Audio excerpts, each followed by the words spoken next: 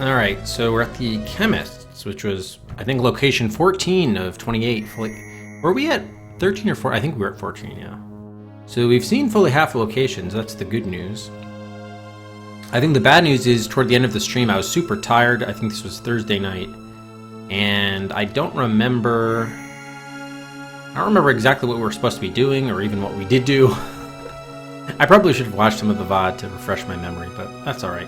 I remember talking to these guys. You know what? We probably should start off by referencing the journal that Watson took, because that could help us.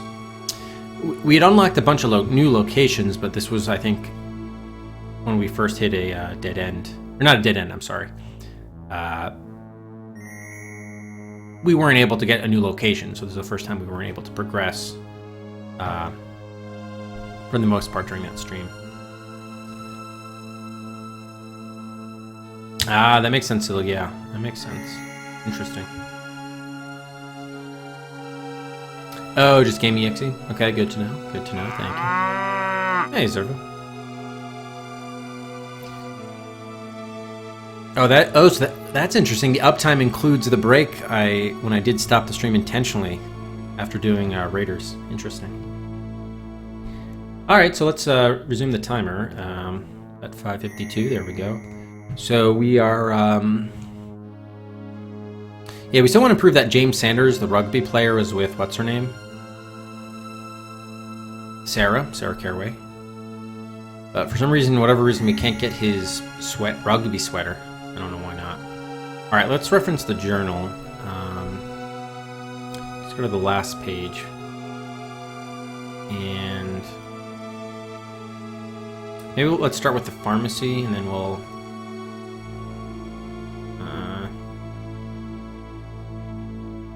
yeah, Richard was the stock boy pharmacy. Yeah, that seemed like a whole thing. All right, so Haddington's and Chemists. I'm not going to read all of this. I'm just going to mostly read it to myself. I might comment in with interesting observations, but obviously it would take too long to read the whole thing out loud. But obviously feel free to read it yourself.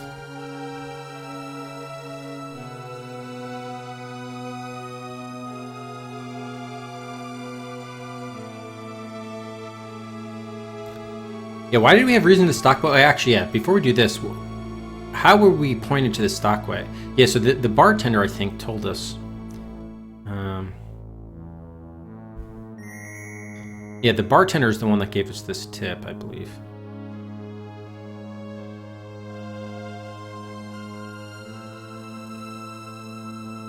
Maybe I can help you. Okay. So we're looking for a young man. He spoke to you or one of your clients recently about Sarah Caraway. The bartender said, Sarah Caraway, that name is familiar. I do remember someone who came around looking for her address. Big fellow he was. I'm dead certain I saw him before. He delivers for the chemist. Okay, so Richard went to the bar, was looking for Sarah Caraway's address. You might ask some of the others if they remember him. And I think I did ask them, but they didn't know. Or they were just too drunk to reply. Hey, how's it going, Mike? So that's interesting. And do we remember how did we as Holmes? How did we know we were looking for a young man? That's the other question.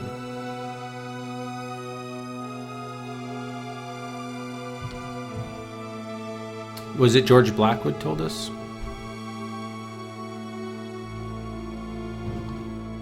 It might have been.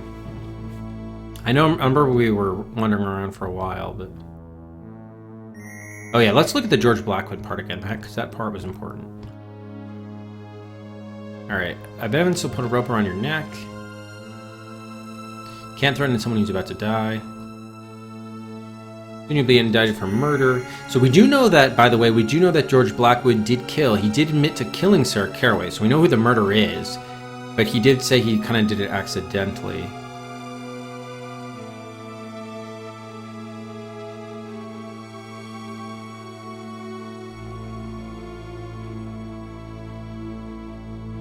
Anything that might save you from the hangman. So he says it was accidental. He was hired to find a letter that she was supposed to be holding. And he doesn't know what's in the letter. So we probably want to find that letter. Do we have that? No, we don't. Okay. So we need to say, Find letter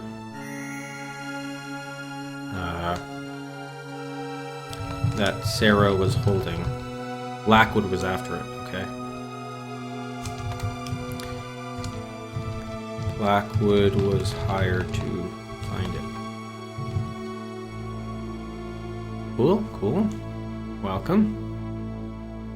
Alright, so he searched her apartment and her dressing room. He didn't find it. So then he said, okay, she must have it herself, but she did not. And then he ended up killing her, accidentally or not.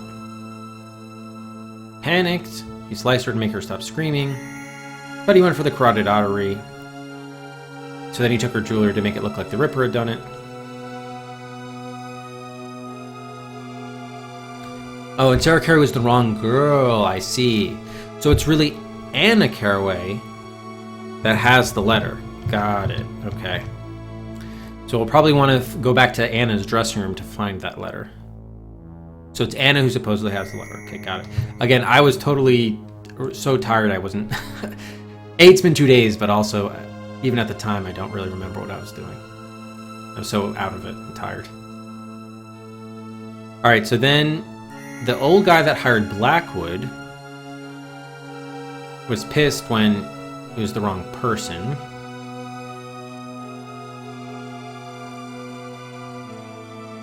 And so they met, and yeah, so we should also discover who hired Blackwood to find the letter. Okay. So that's probably the real villain of the game. Oh, he said his name was Fitzroy. Which is a pseudonym, probably. Why did he hire you?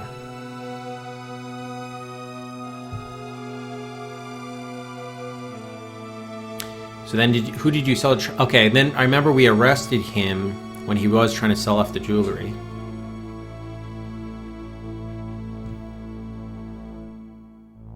And he wouldn't tell us that. So how did we get the lead to find Richard is the question.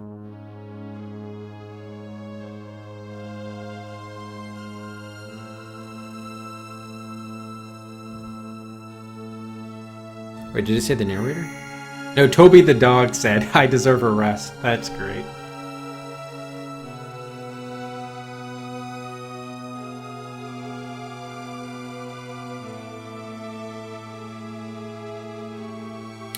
Yeah, I don't remember. Does anyone remember where we got the lead that someone had come to the bar? Oh, I think it was very early on. Okay, hold on. If we search for Moongate, I remember someone did tell us about Moongate, which was the name of the pub. How do we go to the last one? Backward again. Yeah, it was when we first heard about it. Here we go. Okay. Here we go. This is it, I think. So Henry Carruthers, that was the guy who worked at the theater.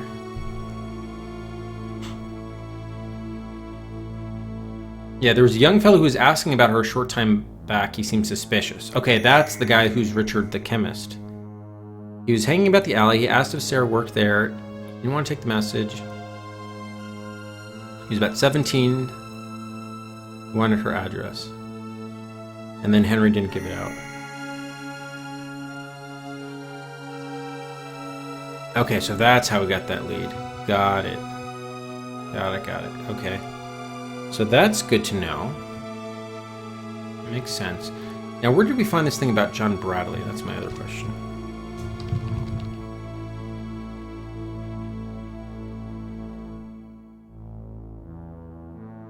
Bradley's tobacco shop.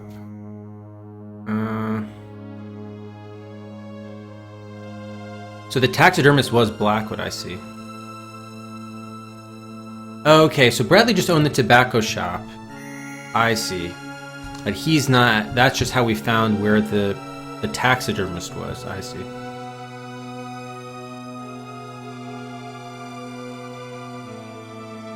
Okay, so John Bradley's not really a person of interest then in this investigation.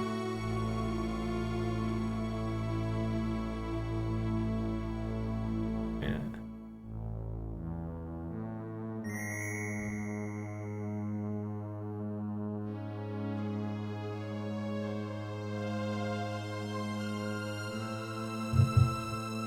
And then we found his cufflink. Where did we find the cufflink? Oh, it was in the barrel outside. That's right. So, I see.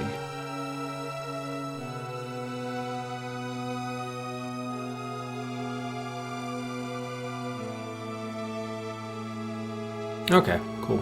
All right, so that helps. Okay, now we actually do need to read about the chemists. So now we know how we got to Richard. How did we? Now the question is, how did we? How did that go?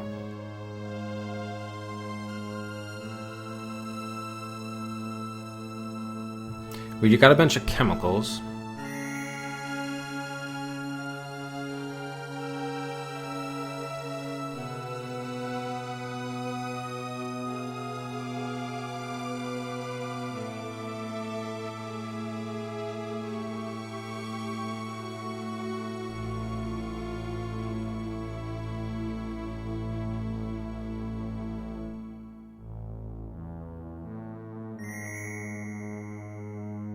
So he wanted to marry her, but he wanted to find her address, though.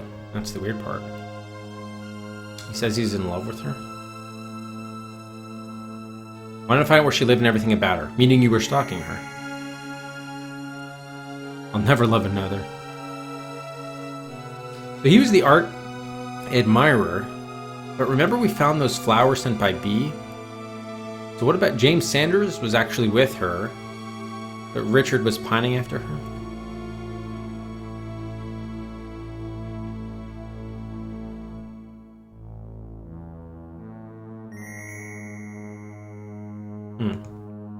Okay, got it. Alright, let's just talk to Richard again then. Hey, Deluna.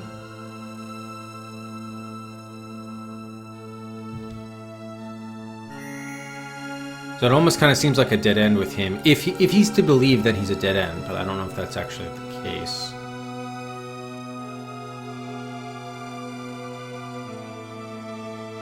Now, look at the description book.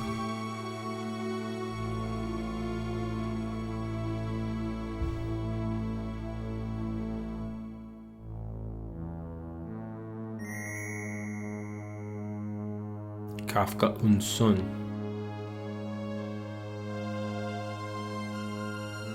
Yeah, there was the white residue. What was up with that? Residue is common bath talc, suffused with essence of bay leaf. I don't know if that's important or not. Can we... And the clapper was removed, so maybe someone snuck in here, broke in there. And they didn't want to be detected. So that's why they removed the bell clapper. This is interesting. It's for decoration.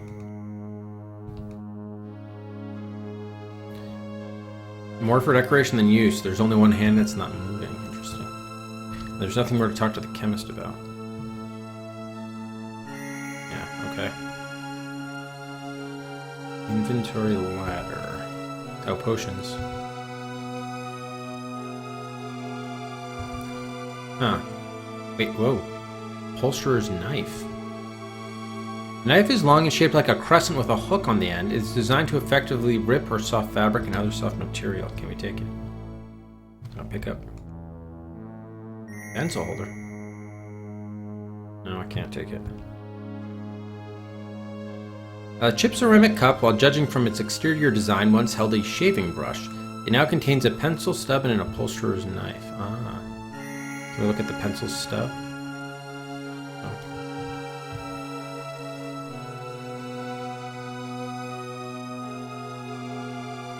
I can't get it. Okay. Is there anything we want to give to the guys? Maybe we wouldn't say anything about the residue. What about the analysis results?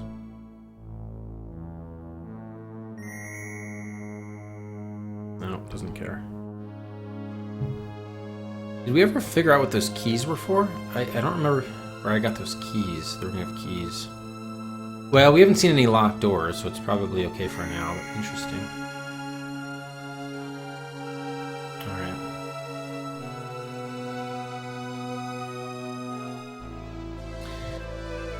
Okay, so we gotta figure out... Yeah, we have to figure out where Anna lives. That's our biggest thing right now. We could also just look at her room again, maybe. Let's go back to the Opera House.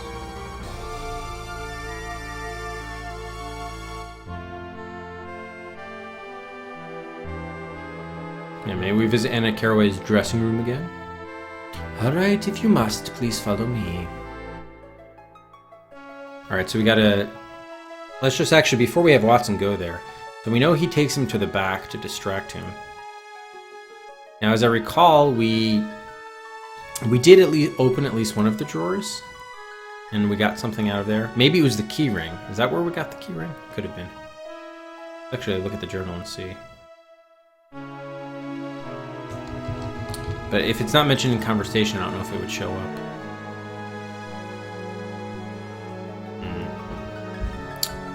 What about just ring?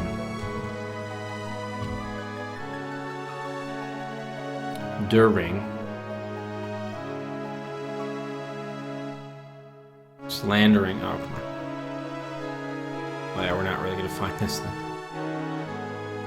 Alright, whatever. Coat rack portraits. Do we think there could be something hidden behind somewhere here? Jewelry box? Did we get that open? I don't remember. I don't think we did.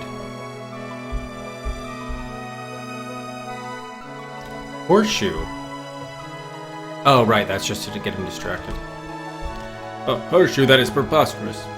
But very important, I assure you, Mr. Epstein.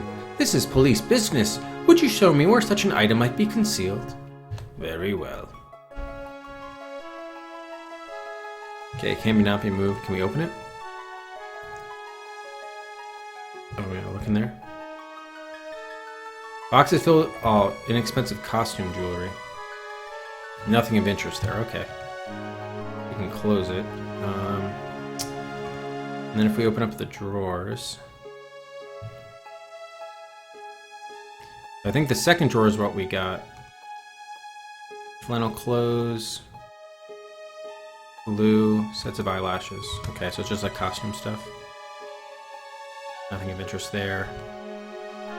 Okay, so we don't want we got everything we needed from the drawers.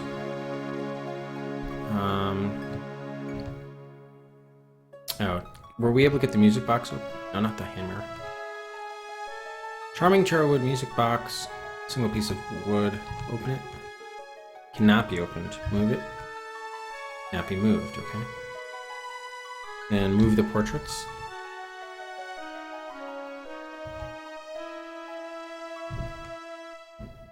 Can we move the coat rack? No. Okay.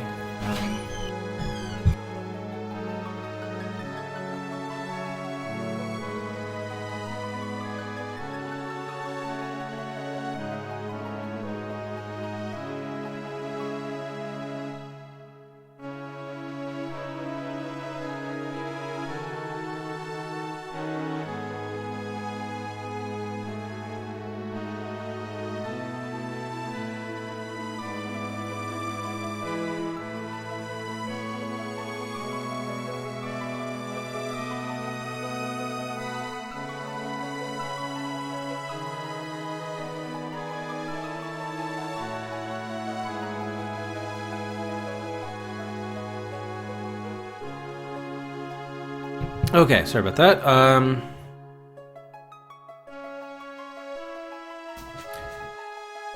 Just trying to think what else we haven't manipulated. Well, the door is the exit.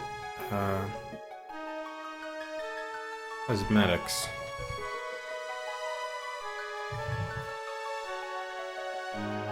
Bottles, unguents, beauty aids. Okay, so you can't pick them up, I guess. Come back immediately.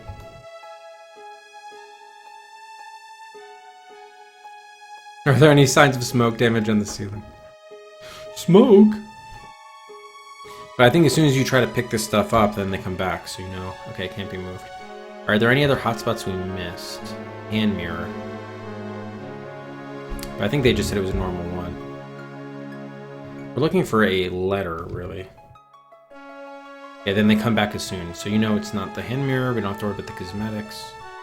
No signs of smoke, Holmes. The marks you saw on the ceiling look like water damage.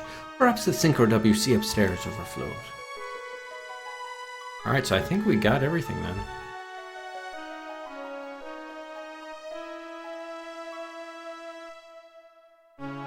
Unless we have to, like, open up the... Well, it said it couldn't be opened.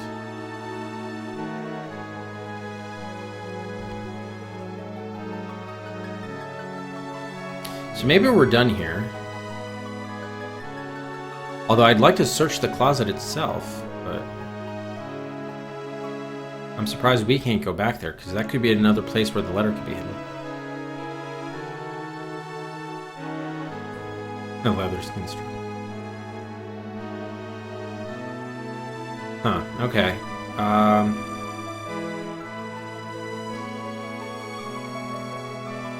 We got the drawers open, so yeah.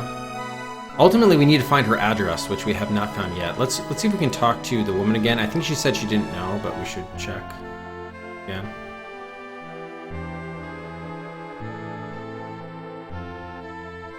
Really need to find, yeah, her address. Oh, and her letter. I had it here, too.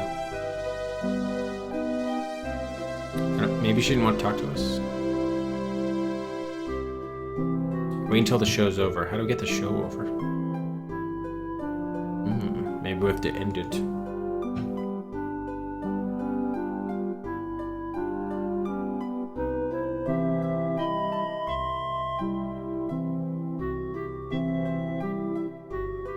Well, that's the past, not the letter we're looking for.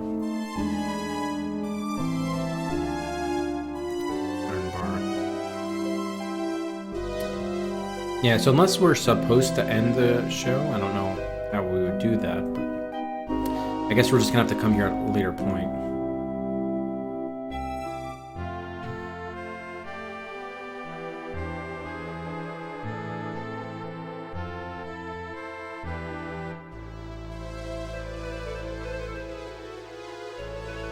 Alright.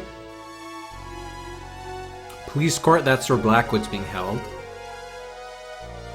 Covent Garden is where the bar is. We still have to maybe do something at the fortune tellers, maybe. Scotland Yard, the perfumery. We already went back to Old Sherman's. The morgue, there's nothing to do. Let's quickly stop at the perfumery. I doubt there is anything there, but we should just... We haven't been there in a long time. Maybe there's something else to ask one of them.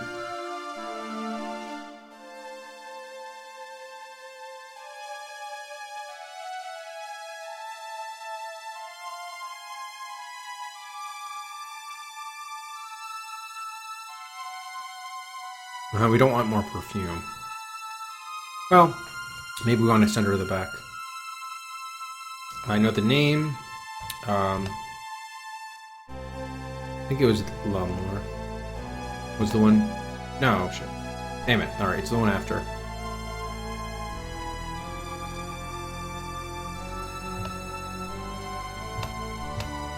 La Côte d'Azur. Okay, she's gonna go in the back. Talk to the cleaning girl. Anything new? Would you recommend a perfume for me? I'm sure my mistress would be...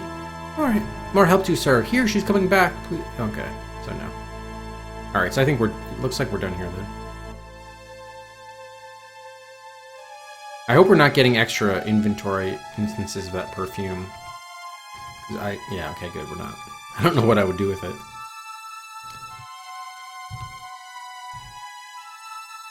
Nothing of interest here.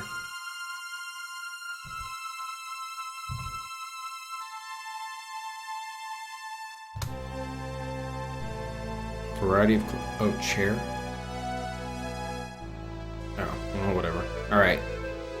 We still need to get evidence of Sanders' involvement.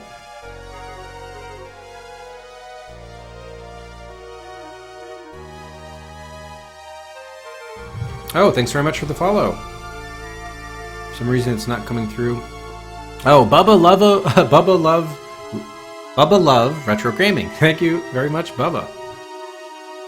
Welcome to the Dust Adventure Quest, Bubba. I felt we'd just go back here just to see if there's something in the dressing room that we may have missed.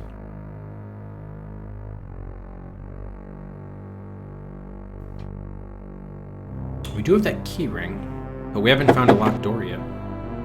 Well, aside from this one, but that doesn't use the key ring, that uses this key, I believe.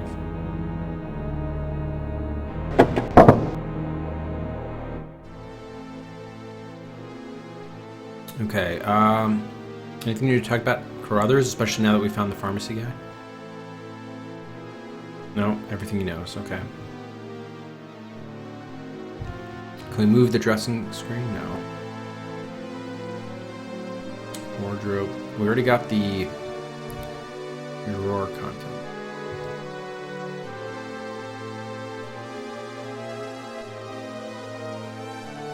Hey, Materin. Okay, so those are uninteresting. And those are uninteresting too. Okay, so we're done with the chest of drawers.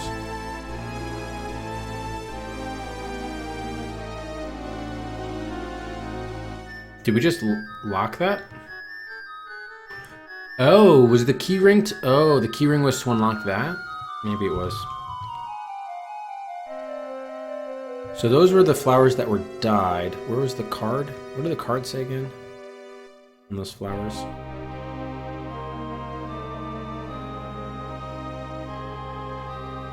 Here, this was it.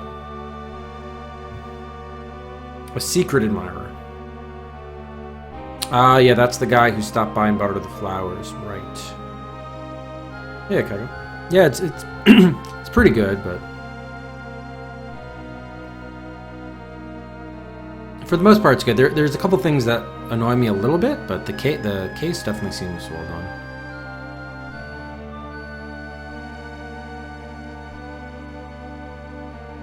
I'm not sure if there's just a bunch of useless inventory, but like the use-give, like the actual using of the items is kind of annoying. But aside from that minor quibble, I'm liking everything else. I am wondering whether some of these puzzles have multiple solutions. Like, for example, to get the bartender's information, the lead on the chemistry address. I'm wondering if that is... you could get that either by doing what we did, which is say, hey, we know about you and your dishonorable discharge or whatever. Or you can beat him at darts. But either way, it would work. So this was the James Sanders. How do we... Maybe we need to get his hair or something? But I think I tried using stuff on there and it didn't really work.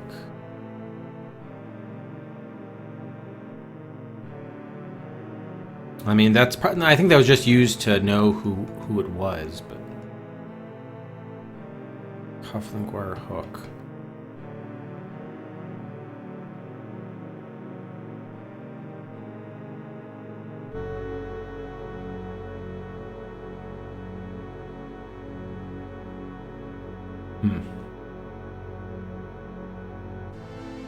Right.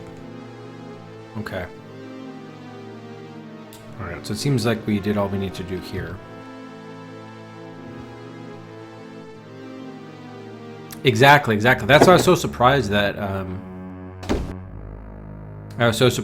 the darts were part of the game. Which, by the way, incidentally, the Robert Downey Jr. movies in which like there were action sequences, just to me is like totally, why would you do a Sherlock Holmes movie and then Sherlock Holmes is like an action fighter? It's completely counter to the character of Sherlock Holmes.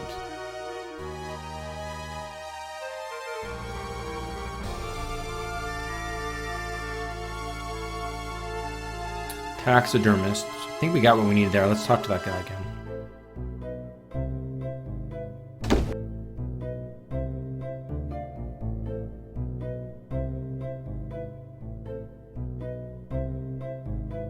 Apparently not.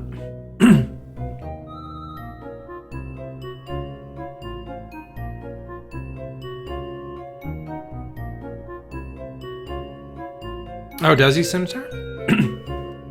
That's not how he solves cases, though. This seems odd.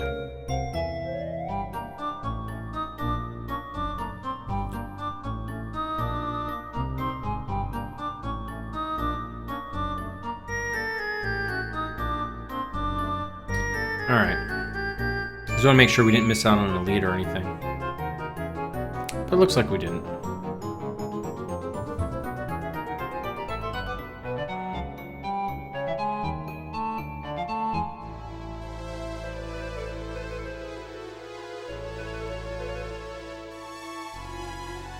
I think we just need to find out her address, but we can't do anything while the that show's still in progress. That's the problem.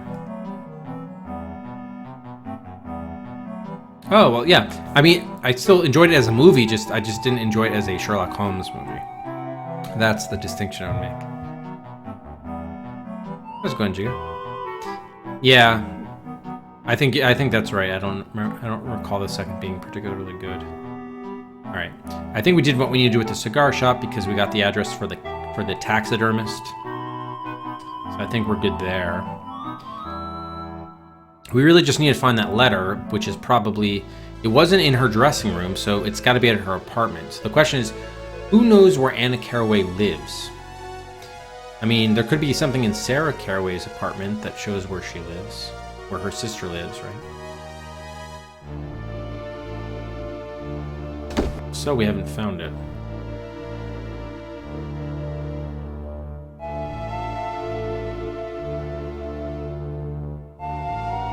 Oh, it's already open.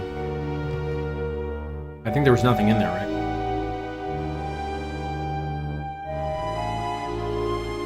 Just some money. Can we use the wire hook to, like, dislodge it?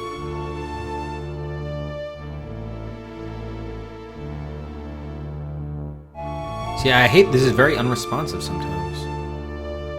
Can't do that. And there was the teapot that...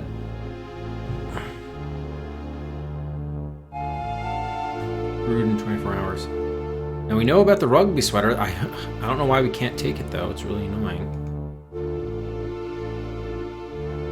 Can we open up the dresser? Cannot be opened. Not move the sweater. And we cannot open the door. We already got the thing from the umbrella.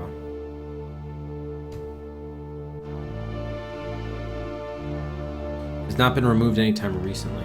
Can we target the bar itself or no? Cannot.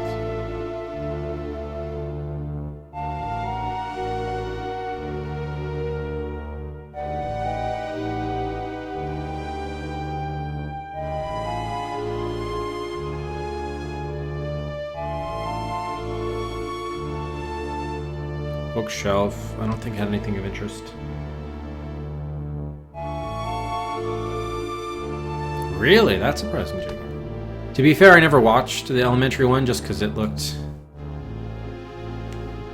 I don't know, it didn't look great. But I did enjoy the BBC series, but yeah, I don't know. I guess to be fair, I never did see elementary.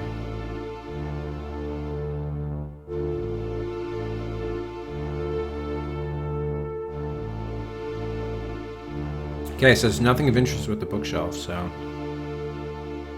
And we can't get the teapot. Oh, we can close it, though. Well, maybe we have to... Do we have to put something in the tea?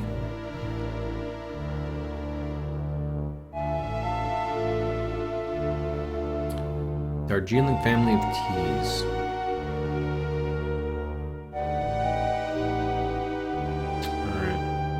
Unless we have to unbar the door open. We haven't found any sort of address book.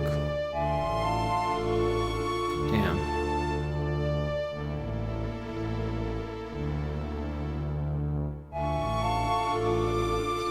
See, the weird thing is, like, you can't get... Characters don't really comment on items if you try to give it to them, so I haven't really been trying that anymore. But I do wonder if that's a mechanic that we are expected to use. Actually, let's count how many we've unlocked. So that's 6, 7, 8. Wait a minute. 4, we're 2 there, okay. 7, 8, 9, 10, 11, 12, 13, and then... Okay, that makes 14. Alright, so yeah. 14 is the correct number. I think we've been most places now in this run, or this stream. I guess maybe we have something that proves James Sanders is part of had relations with her. The problem is, like, we know it's the sweater, but they don't allow us to pick up the sweater. But maybe I'm supposed to give something else.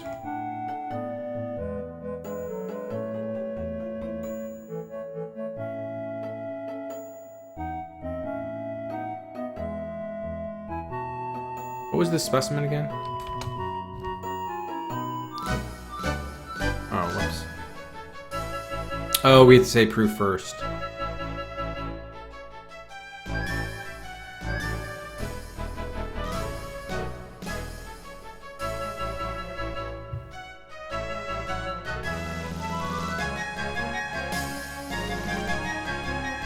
Oh, okay.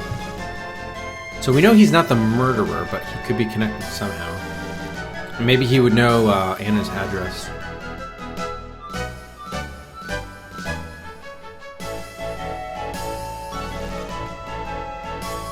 Red paint.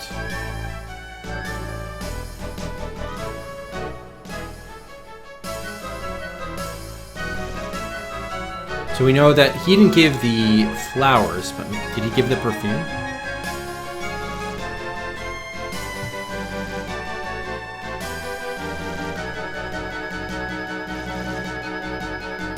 Oh, yes, he did.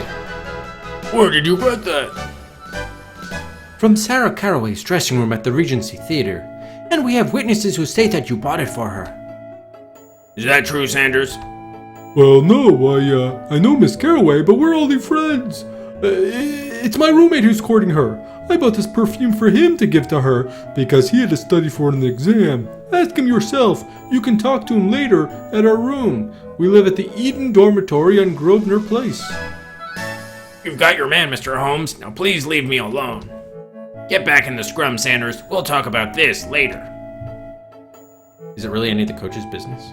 Alright, there we go. Finally. Okay, we made some progress there. So at least we should have unlocked a new location. Anything more to... Oh, we can't talk to the coach anymore, so we're done with him. So what was the deal with the water boy and the other guy?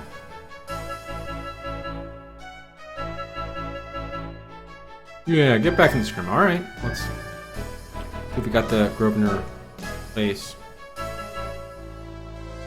Yeah, there it is. Eden Dormitory.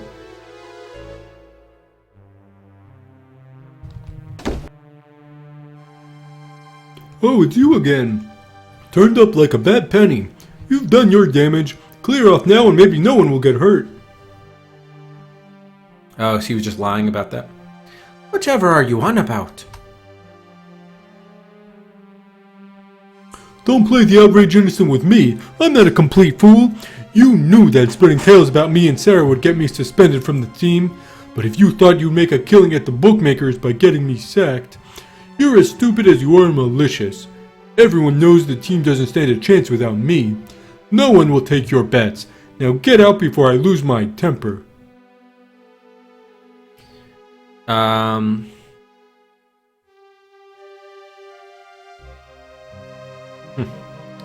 let's just start with the first one. I assume that it is our melancholy duty, Mr. Sanders, to be the bearers of bad news about Sarah. Would you oust us before you've heard it? I've had enough trouble today, and you're the cause of it. I have no use for anything you have to say to me. Now get out. I assure you that you have misinterpreted the facts. We are working with the police on a criminal case. Your own trouble, while regrettable, is merely coincidental to this matter. I may have broken the rules of the team, but I've broken no law. You won't get me with that. Now get out. Mr. Sanders, your lady friend Sarah Caraway is dead. And you're daft as well as malicious, I see. Get out before I throw you out. So are we actually going to have to show him, like, some actual stuff, I guess? We are working with Scotland Yard investigating Sarah's death. You must believe that so you can help us find her murderer. Well, we actually already did find the murderer. So we're doing this a little bit late. I don't believe you. Why should I? You've only done me harm. Sarah's not dead. She can't be dead. You can't convince me that she is. It happened early yesterday, Mr. Sanders. I'm sorry. Perhaps, if I had proof, an official death certificate, or... But no, I saw her 2 days ago. I don't know what your game is. I want you to get out of here now. Oh wow, he actually did kick us out. Back we go. Alright, let's actually take a look around before we talk to him again. We got a collection of flasks. An uncommonly clean and versatile group of implements suitable for performing a variety of chemical experiments. Amidst the assortment of lab equipment are flasks containing numerous toxic substances such as prussic acid, arsenic, a number of vegetable alkaloids, bisulfate, and oil of vitriol. Didn't we see arsenic was the compound that was applied to the knife? That could be important. G.L. Fotheringay Phipps recently published a definitive 4-volume study of alkaloids entitled An Inquiry into Strikos, Toxifera, and Curare.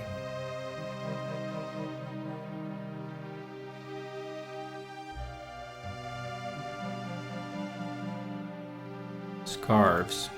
A half dozen or so emblematic school scarves. After a hard-fought and well-played sporting contest, boys often exchange their own scarves for the scarves of their opponents as a mark of respect. Yeah, it's kind of like in soccer or football giving the trading jerseys at the end of a match. Hey, Matt. An impressive and tasteful selection of sporting awards graced this rough-hewn trophy shelf. The trophies appeared of recent vintage, and the name James Sanders is engraved on each one. The size and condition of the jersey suggests a gigantic man who was repulsed by neither grass, mud, or blood. Its position makes it seem a kind of shrine either to Rugger or to the person who wore it. This antique and splintered specimen appears to have some value to the person who hung it in its place of honor. The inscription, 132 not out, 16 of May, 72, has been etched into the business end of the bat with what looks to have been a white-hot fireplace poker. Poker, poker, poker.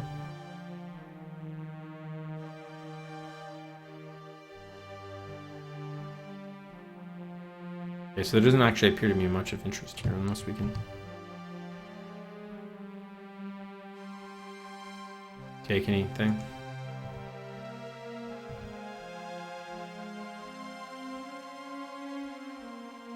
Pick up James Sanders.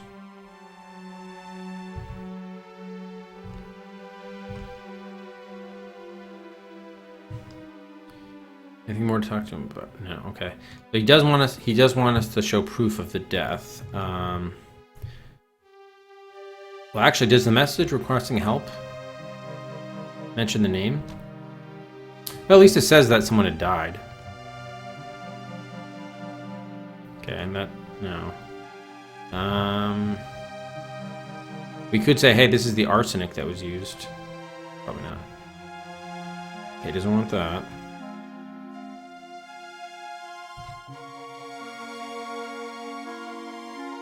Elements that show her death. This was the...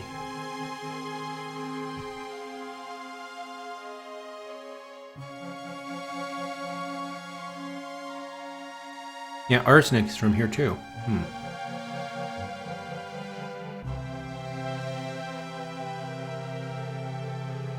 I guess we can say this is the murder weapon. Give, man. No?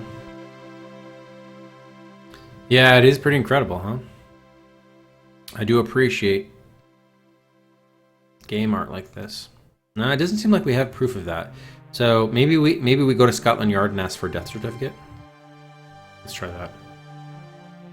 Actually, let's talk to Dr. Watson while we're here. Yeah, the interface is kind of annoying, to be honest. Munching on blackberries, actually.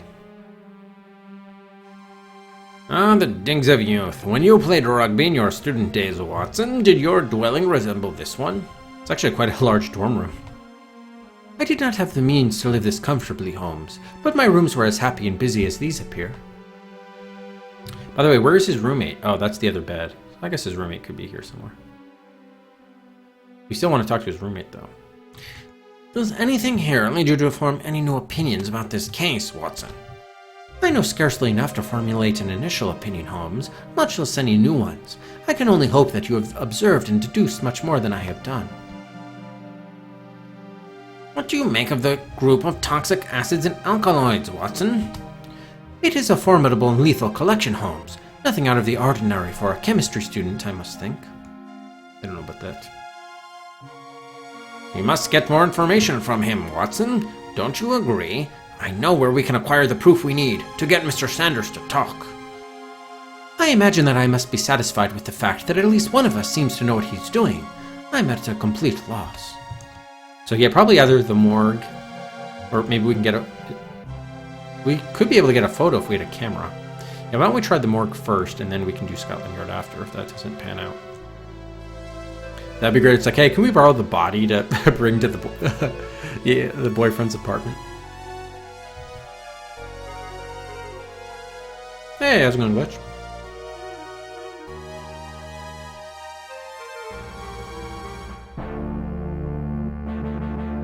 Oh, there's a death certificate. Was this here before? Probably you had to unlock it. The death certificate for Sarah Caraway, signed and sealed by the medical examiner. Can we just take it? Be on our way? Hey, welcome back, zombie. That is an official document to which the seal of the City of London has been affixed. I'm sorry, Mr. Holmes, but I cannot allow you to take it. Body snatcher, indeed. Exactly, Diecat, exactly. I would like to look at Sarah Caraway's death certificate. Is it available? Yes, Mr. Holmes, I just finished filling it out. It's there on the body. May I take a copy of it with me? Certainly not, Mr. Holmes. That is an official document to which the seal of the City of London has been affixed. As for a copy, that would be highly irregular. I don't believe I could sign such a document in my official capacity. In any case, there are no governmental copyists employed here. So maybe we talked with Gregson about this? Oh, it's you, Holmes. Inspector?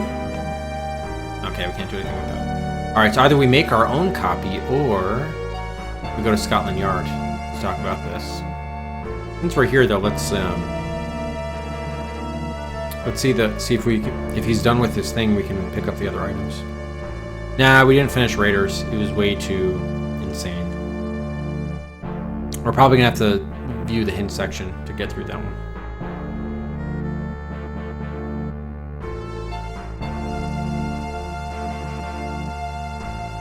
He's not done. Alright.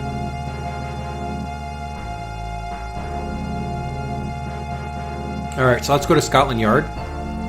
We'll try to get authorization to get the death certificate. Three-headed monkey.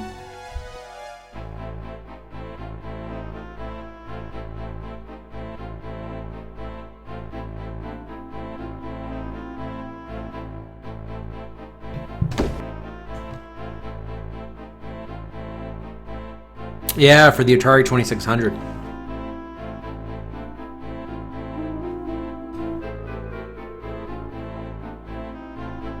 We did beat Chuck Norris Super Kicks last night, though.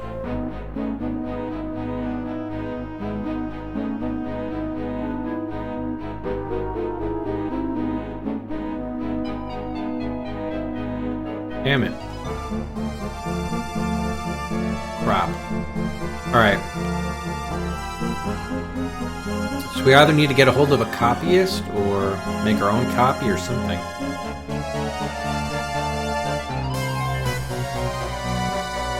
I don't know why the volume is jumping all over the place.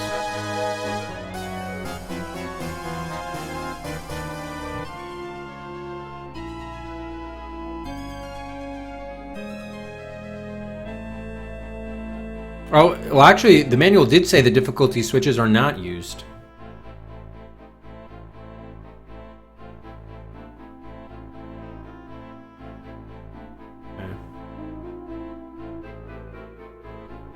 So how are we going to get that death certificate? Either we got to distract him or get her to steal it, or we have to make our own copy. Kind of a silly situation, isn't it? Maybe one of these chemicals does something.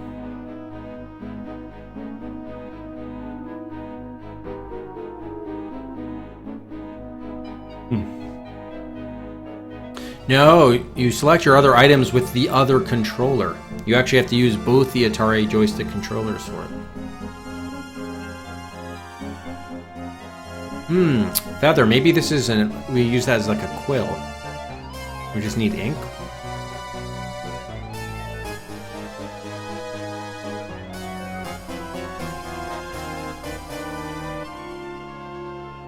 Huh.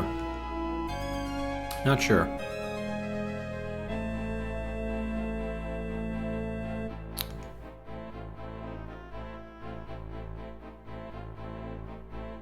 Actually.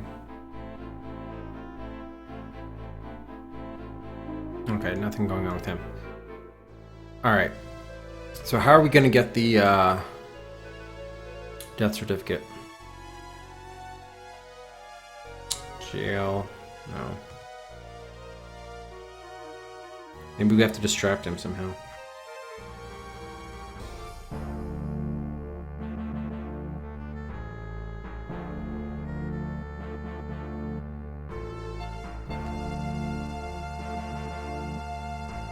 Maybe we like switch the bodies or something?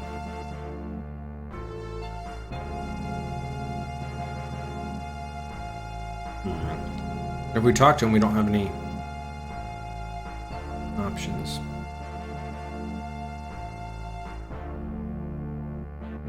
Oh, you know what? Maybe we're not supposed to take those other items. Maybe we like create a mess with one of them or something. Hang on, can we, in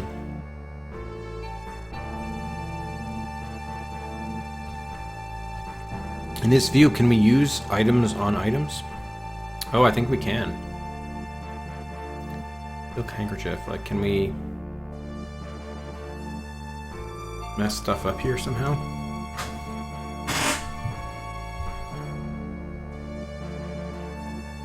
And how would we do that? Facial powder. Can't do that.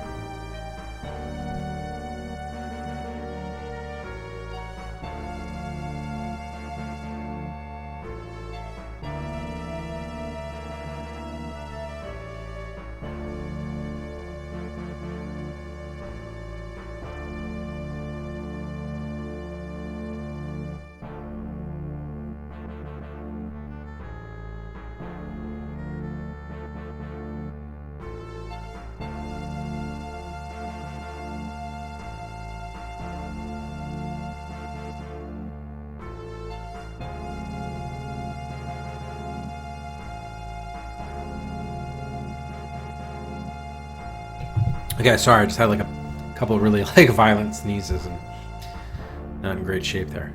Alright, I'm not sure whether these matter or not at the moment. Yeah.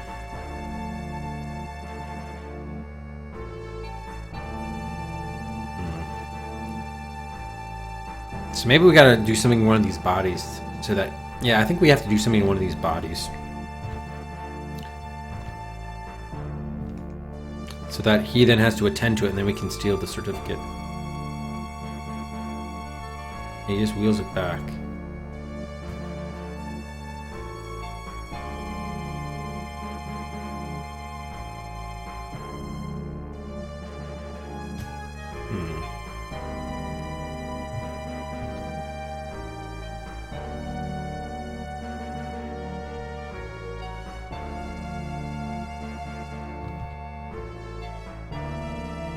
Cut up the bodies. Damn it. We can't move these bodies, huh? Or talk to them. Damn.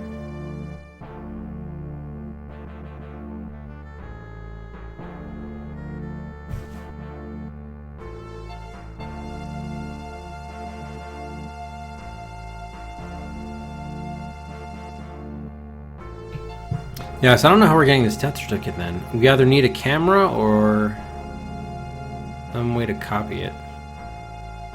Or we just need to steal this from under his nose. Let's tie him up. Yeah.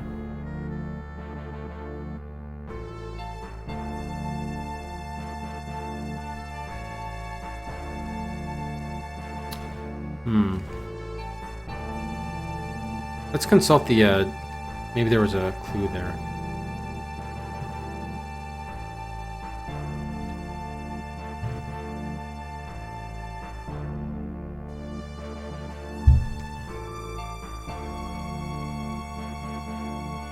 Official document, Seal of London. Copy would be irregular. So he can't sign it. Someone else maybe could. Damn. Well, Gregson is kind of useless.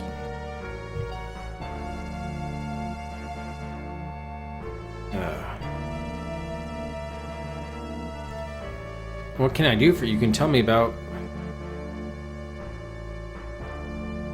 Why can't I ask him about the death certificate?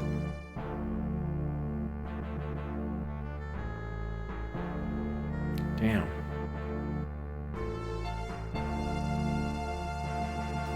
Trying to distract him, but... Watson's not helping us out here. You'd think we'd have to do something with the dead bodies, but... Let's throw this dart. Desecrate the dead. Yeah, part of the problem is there's no indication that you select that you've actually clicked on the item there. Damn. I guess we need a camera or authorization from somebody. More likely authorization.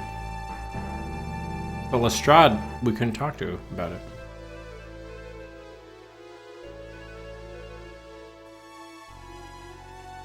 Alright, so we proved James.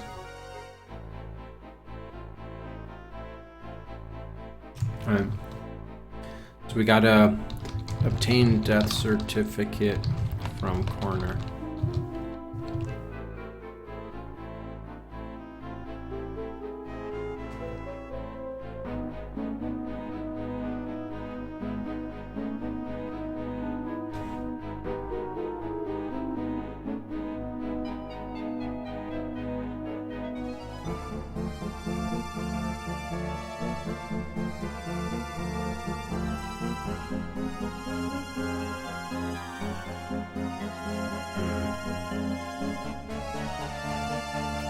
Alright, so we're not getting anything more from him. Let's go on the floor.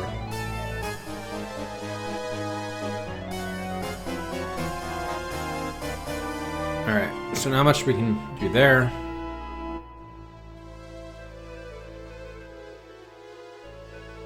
Is there anywhere that sells cameras?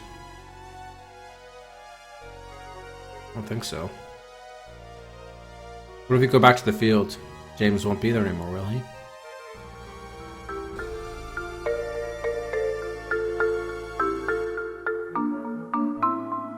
Team's still practicing without him.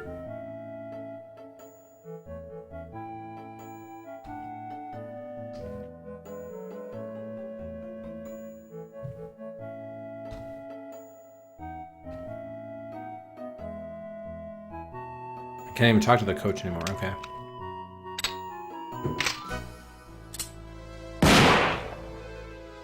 Maybe we can enlist the help of the kid? Wiggins? 69, dudes! Oh wait, that's not where I wanted to go. Oh, is that the 69th gun for Shannara?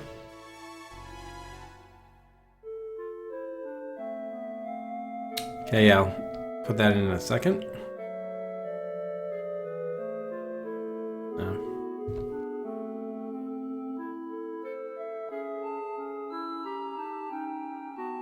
What's a gyroscope? Hang on, let's look up what a gyroscope is. Device consisting of a wheel or disc mounted, so that can spin rapidly about an axis that is itself free to alter in direction. Oh, so it measures Or maintains orientation and angular velocity.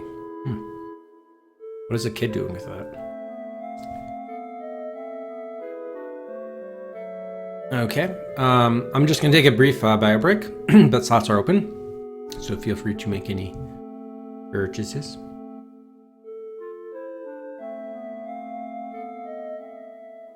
Be right back.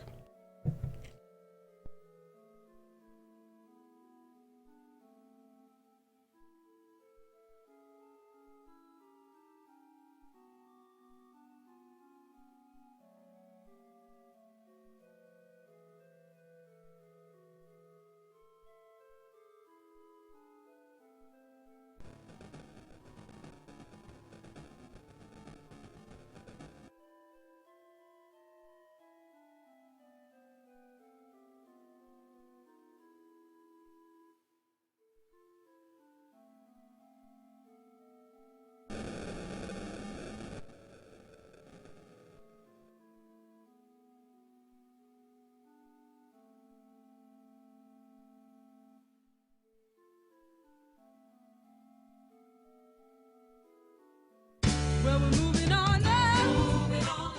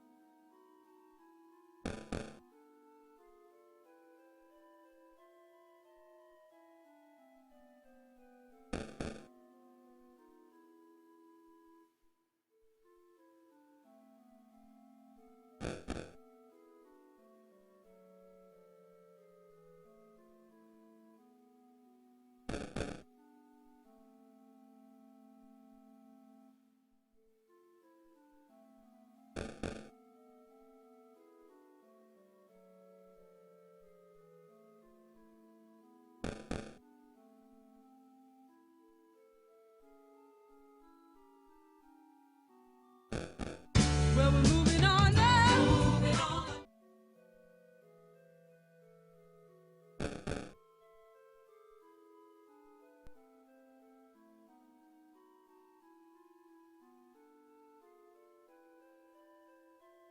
Well, we're moving on now. Moving on.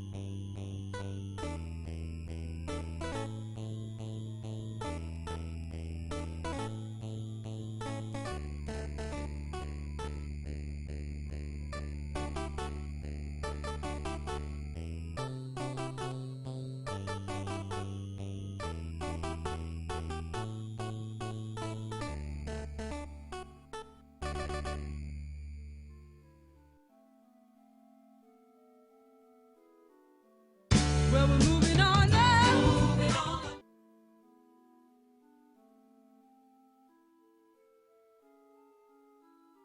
Well, we're moving on now.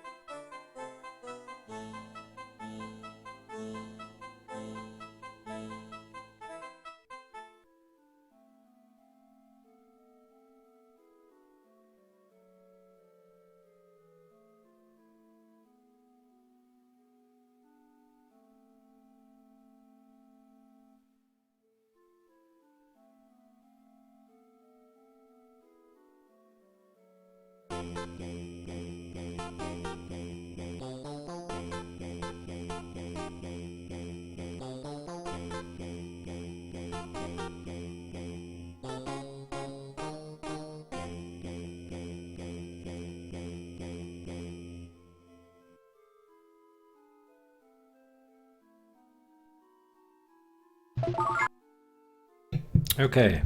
So I actually managed to eat my lunch too, so that was productive. All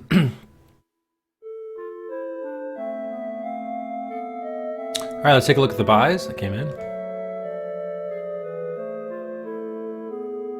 Yeah, glitch those 3 guns for Shannara. Indeed, they get up. I think it's up to 69. Inaza, 3 for Bloodnet. Oh, look at this. He'll now move ahead, fully ahead of Are You Afraid of the Dark? I think Matt came back later, so Are You Afraid of the Dark does Well, we're moving on now. head up there to V1, but Bloodnet did leap ahead of all those snakes. Megabyte, 1 for Realms of the Haunting. And Rufus, what are you doing there? Up to V15 ahead of Dylan Dog. Critical, 2 for Bad Mojo. Ahead of Varicella and Star Trek Next Generation Final Unity to V9. Talonin, Veil of Darkness. Veil of Darkness. Ahead of Mario's Time Machine to V23.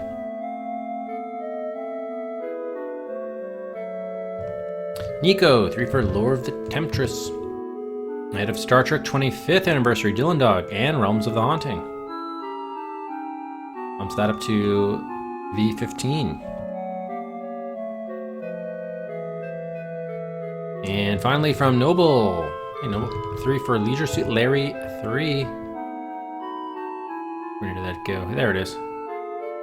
2 for Leisure Suit Larry 3. Moves out of Inca and Rex Nebular up to R4. Okay, cool. Thank you, everybody. What did I have for lunch? I had beets, blackberries, salmon with some spinach. Spinach green, like fresh spinach greens. Hey, how's it going, RGM? Veil of Darkness. Alright, so that'll be available again in another hour. Make more buys. Yeah, good. Rufus did relocate. I always have to be careful with moving or wheeling around here because sometimes he like puts his like leg right by the, you know, the chair wheel, and really don't want to. You have to be very careful not to hurt him by rolling over him or whatever. All right. So let's close this and just make sure that looks good. Okay, cool. All right. Let's resume the timer. Oh, we haven't saved, by the way. Yeah, we probably should save. Post James. Well, not really post James Sanders. We're not saving at his dorm, but we'll just call it that because that's the most recent thing that we have done. We're trying to find a way to get that. Oh, look at this. Jonas, I need a back issue of the Times. Yesterday's early edition. It was the one which named the young woman who was murdered behind the Regency Theater. Aha, okay, so we don't need the death certificate. We could just show him, hey, it was in the paper. And then he'll believe that she is indeed dead. My apologies, Mr. Holmes. I'm afraid that edition sold out completely, and later editions as well. I've no leftovers lately. Most folks are following the public investigation into this Ripper business. And then yesterday the sporting fancy was in a frenzy for any news from the cricket matches in Melbourne. Spoffer for this bowling, you know. They'll have some issues at the office in Fleet Street, I'll wager. Thank you, Jonas. I'll take your advice. Oh, so do we have... does that unlock the newspaper offices for us? Let's see. Ah, okay, so yeah, you know, Glitch, you know.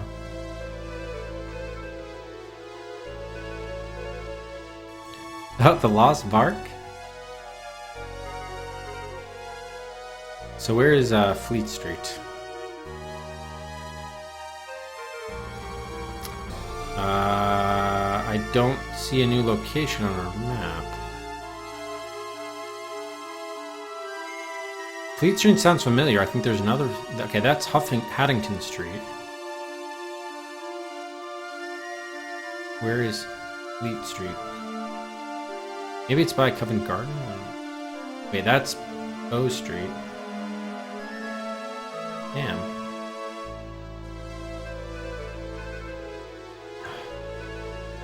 Could be in the out. I don't know. Let's just quickly check Covent Garden because there were a few different places there, but...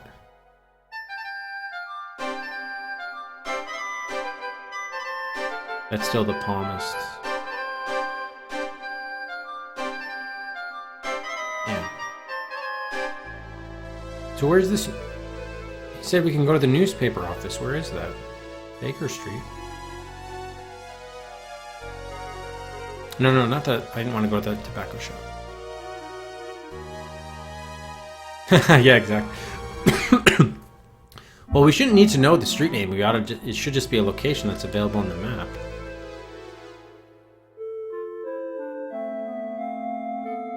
I don't know why it seems to suggest that, oh, we should go there. Yeah, he's not going to say anything.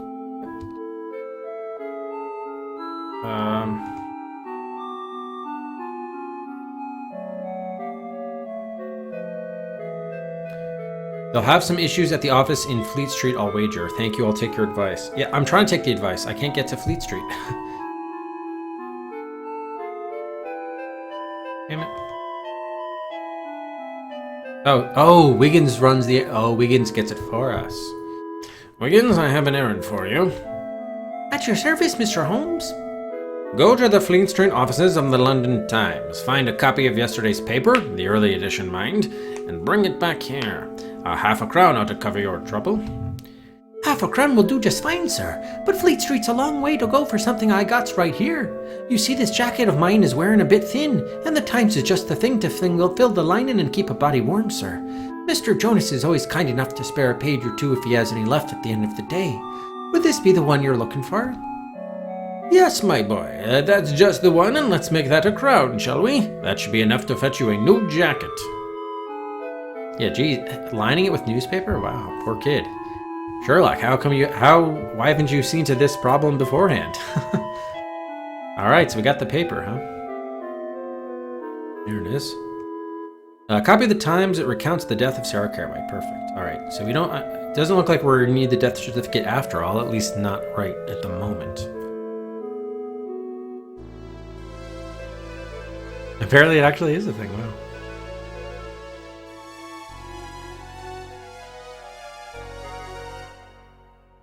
Okay, now we can show this to him.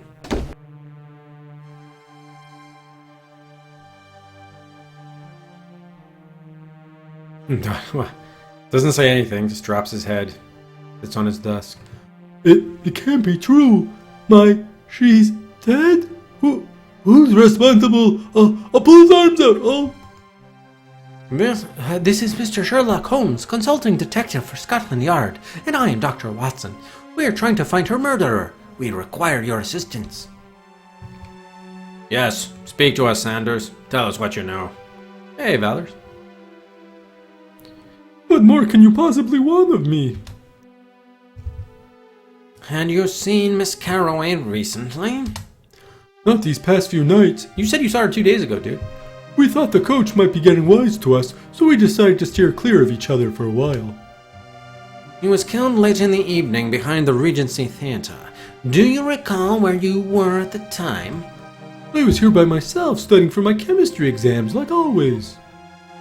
Was your roommate here to vouch for you?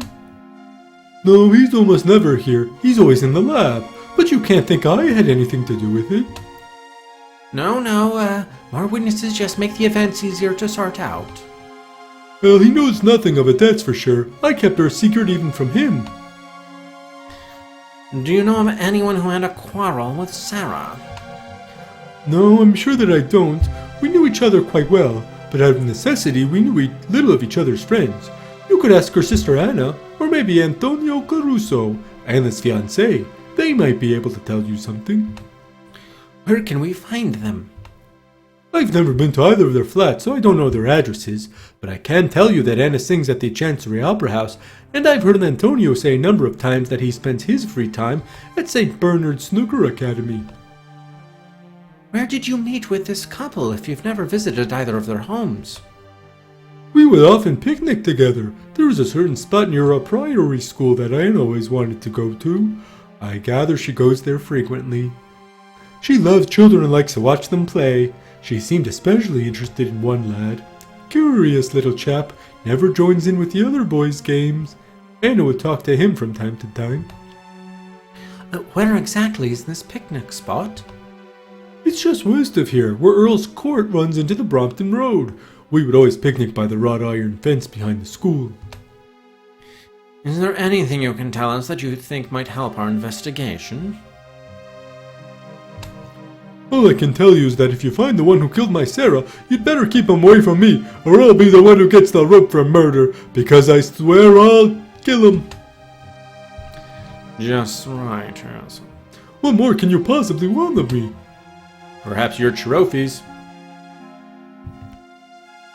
I'll steal your rugby jersey too, your scarves, your cricket bat. We'll do everything to make your life a nightmare, living hell. Alright, so that seemed productive. Is he scratching his leg?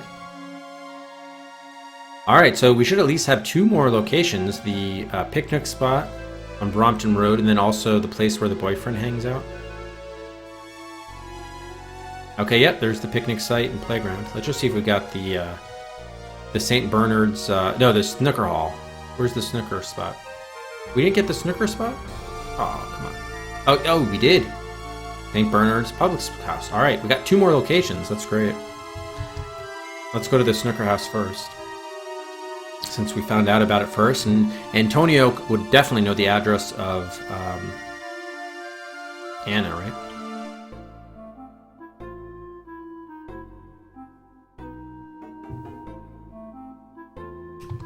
Pool hall. Or snooker hall. Now, this is a new location. Oh, okay. Alright, we got Jock Mahoney, Nobby Charlton, Turkey Carpet, Spectator, Picture, Small Shelf, Eggs of Beer, Barman, not the publican, Shelves of Glasses. What was that? Thought I saw something else. Oh, something. Movable portion of the bar. Oh, let's see, get behind the bar. Oh, exit. Dr. Watson, fireplace, etc. Alright, let's start looking around. Oak and cedar logs burn hotly. They rest on an iron rack. Oh, I can talk to him, can I? Look, chum, you have to wet your tan just like everyone else. This man's casual dress would perfectly suit a dustman from Wimbledon. His gnarled ham-like hands and the deep scars on his rough-hewn face suggest that he, however, has another more dangerous line of work. He sports a bowler hat, which rests on his ears. Are we gonna have to do like a snooker minigame now? Beat these guys in snooker? Let's look at Jock Mahoney.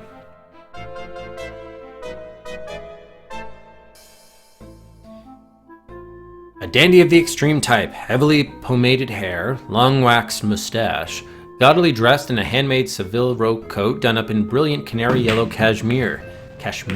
He talks loudly and affects on an ostentatiously large, solid gold signet ring on the pinky of his cue hand. Unexpectedly, a single gold wedding band adorns his bridge hand. Interesting. What's the deal with this turkey carpet? Though the deep velvety pile of this once sumptuous floor covering has been worn to a nub, and its rich glowing colors have been dimmed by age and the mud from a million pairs of boots, it gives the room a small, faded claim to gentility. An East End sharper, his predatory eyes and pinched face give him the look of a stuffed rat. He smokes incessantly and follows the dandy's every move and gesture with a mixture of obsequiousness and fear. A tin of cheap lilac-scented talc and a supply of cue chalk have been set on the shelf for the convenience of the players. A cheap oil reproduction of Winder's famous portrait of George Brian Beau Brummel, patron saint of dandies, fops, and other men of leisure, who earn their living by their wits rather than by their labors. 2 kegs of good British beer.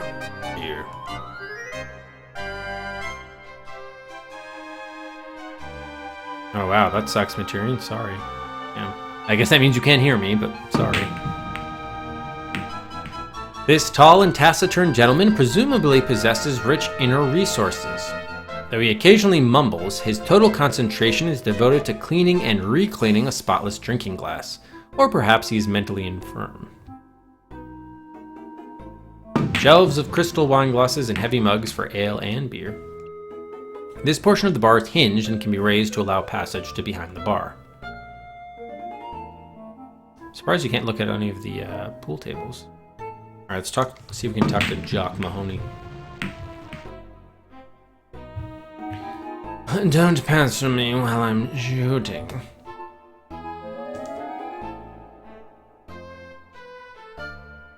I'm looking to have a discreet word with a man named Caruso. Antonio Caruso. For a price, I can furnish some useful information. A guinea and I'll set you to rights. Well, I don't care about the money because I have unlimited supply of that. You drive a hard bargain, sir. I hope your information has value. There's a smart chap. What I know is that you should talk to Nobby, the bloke what's wearing the billycock on his head. He'd be the one to tell you what you want to know. Ah, okay. I have it on good authority that any chap with an hour to kill can master this game. Is that true? Go ahead and try. If you've got 10 pounds you're dying to lose, take Jock on. Fair enough. Okay, let's talk to the barman.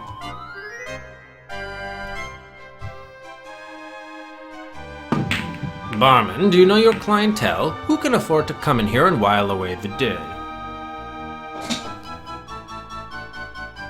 We cater to gentlemen of leisure, sir. Men of means and great refinement who take pleasure in the joys of intelligent conversation in a game of skill.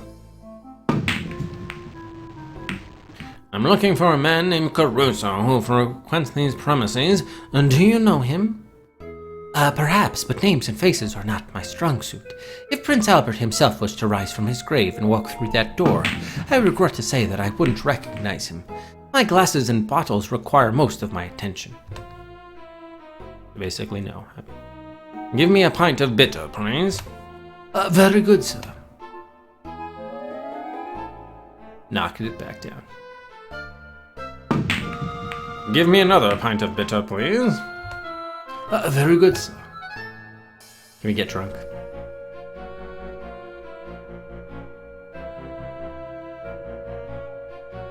It wasn't ghosted. Excuse me, Holmes, but don't you think you should be concentrating on the case at hand?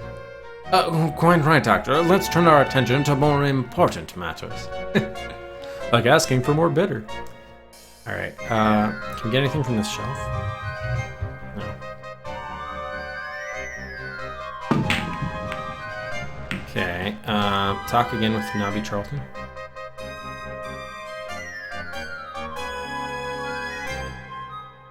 Step aside, will you, mate? I'm trying to make a living here. Nobby Charlton? Sorry, chum, I can't talk right now. I'm told that when a man named Antonio Caruso plays here, he dominates the tables. Is that true? If you want to know about the man, say so. I'll tell you all I know for a price. Say a sovereign? That's a bit strong, but I'm in a hurry. Here you are. Right, you get what you pay for. Ask the chap standing by the billiard table. He can help you find Antonio. That gentleman just told us you know the whereabouts of Antonio Caruso. I'll bet you paid him for that nugget. More fool you. You might as well flush your money down the loo. I've never been to Antonio's house. Now you paid us both, and what do you have to show for it? I know where Antonio lives, but I'm not going to tell you. I don't grass on my friends, especially to kappas and toffee-nosed gits like you. Not even for money. Money can't buy everything. We'll have to try a different tack, Watson. Let's talk again to Jock, then. We're paying out all this money. But we have unlimited supply, so, well. Bugger off, mate, I'm trying to concentrate. Look here, mate, you're gonna have to wait until I'm done. Just give me a minute to line up my next shot, will you, Gov? Have you changed your mind about speaking with me? No, I haven't, but I may change my mind about throwing you out myself. Now leave us be. Picky bugger. Damn it. Maybe I can pull the carpet out from under him. Perhaps, because he's kind of standing on it?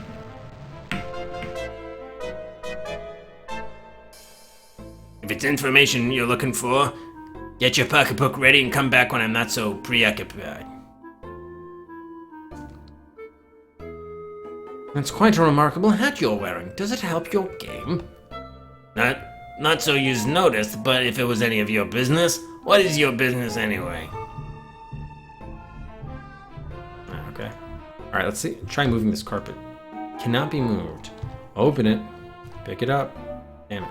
Kind of almost looks like this is a special section too. Oh. Alright, so if money is not going to work, how can we... Let's use force. Brute force. You can leash them up. Hold them with a knife. I don't have any like pool cues or anything, so... I can't join in on the game. Let's talk to Dr. Watson.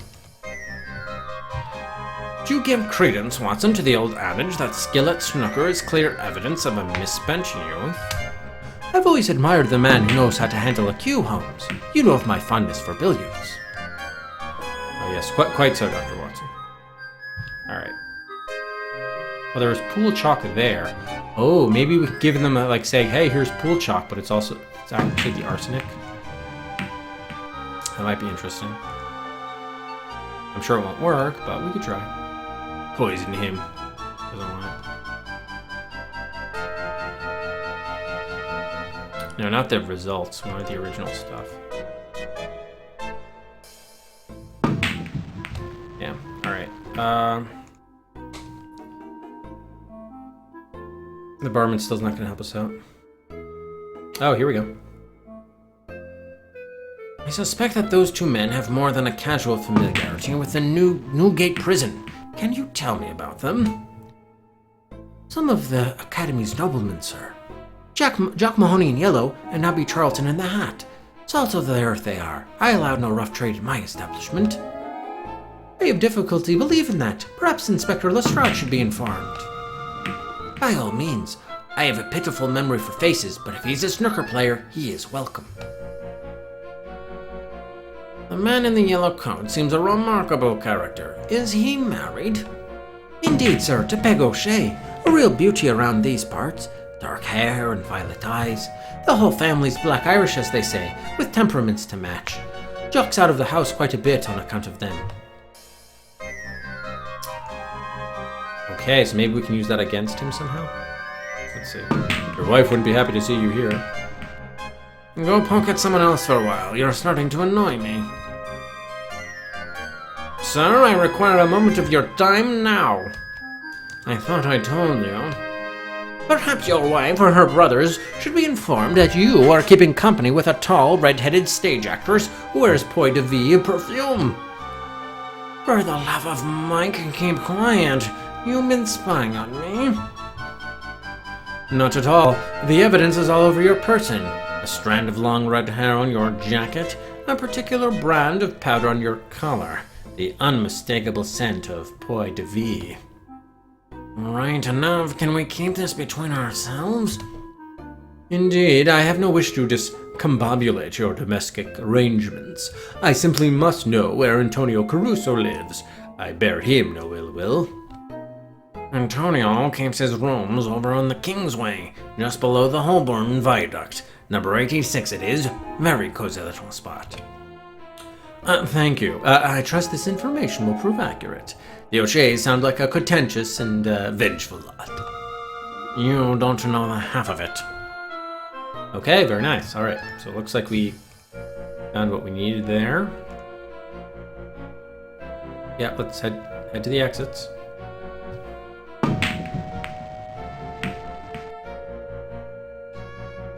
How do we actually go there? Ah, here it is. Antonio Caruso's flat. Very nice. Location 17.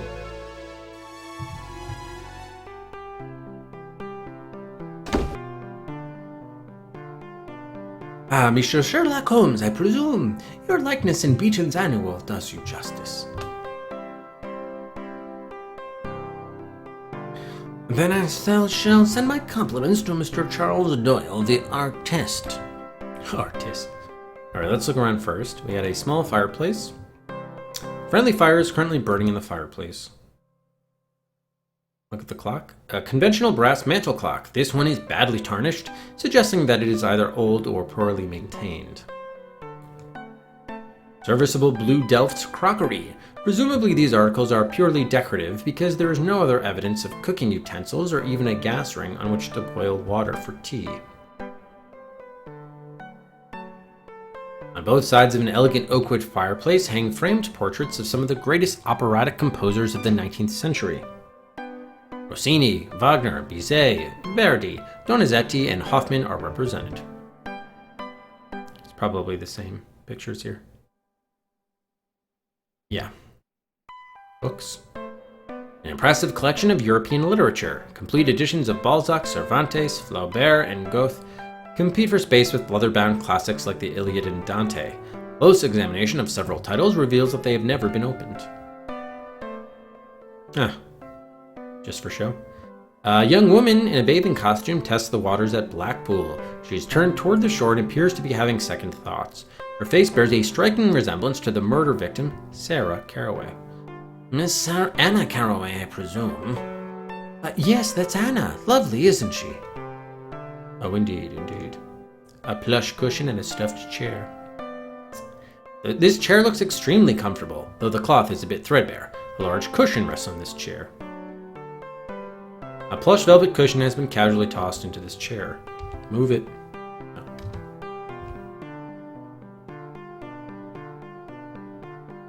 Nothing of interest under the cushion.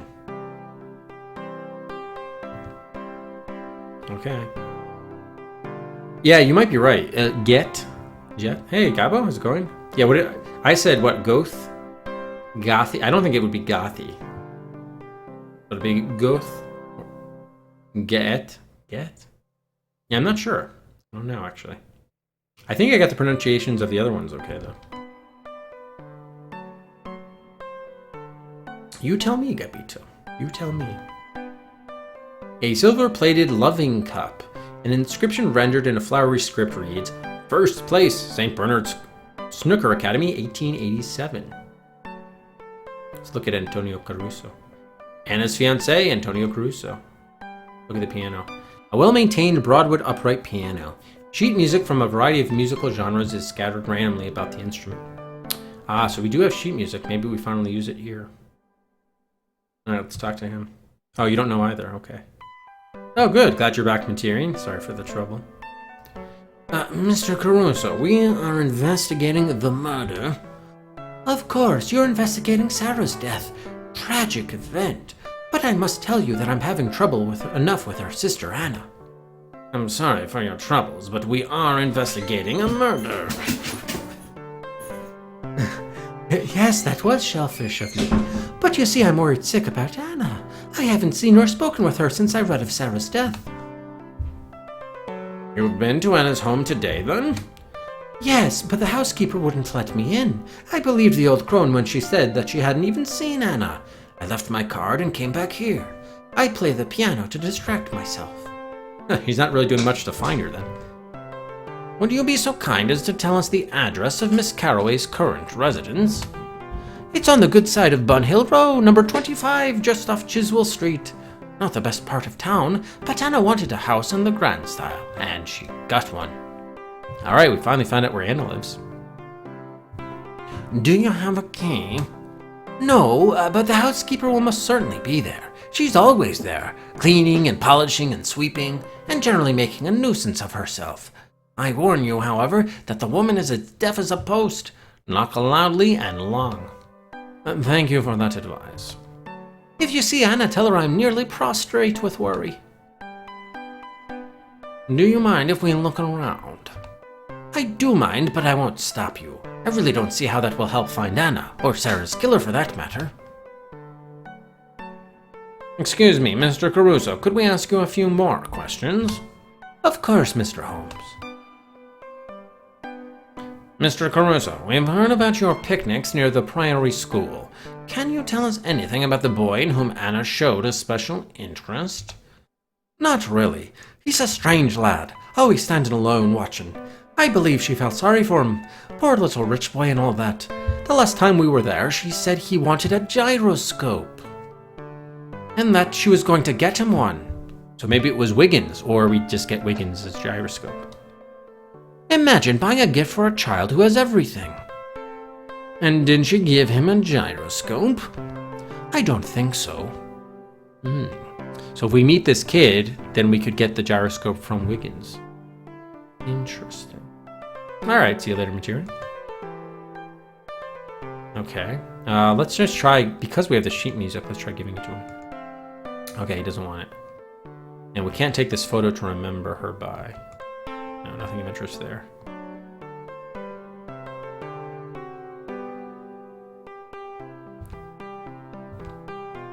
Just try moving everything here. Oh, you can move the books.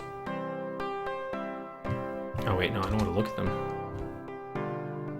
Alright, because, let's see. How do you pronounce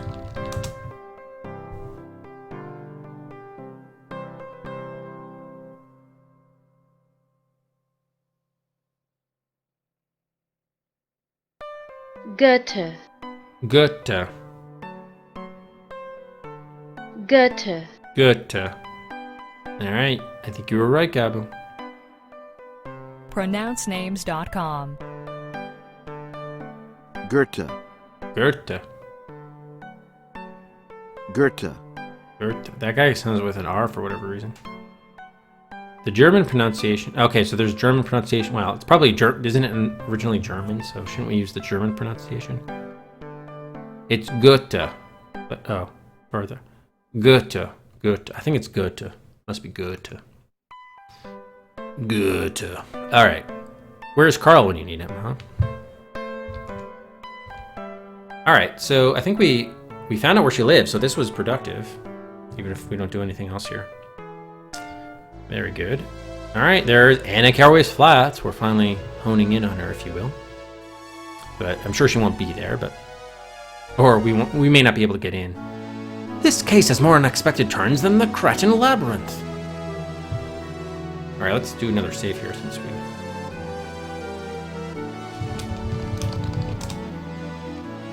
So we did find her address, but now we have to find her letter. I think we have another to-do item about that, though. We didn't need to get the certificate. Yeah, we need to find the letter. Okay. Goethe. Goethe. Sounds like S.C. Johnson, a family company. That's funny. Oh, thank you, Valors. Thank you. All right, so we have a house, a brick townhouse of the type made popular in the last century by Horace Fisher.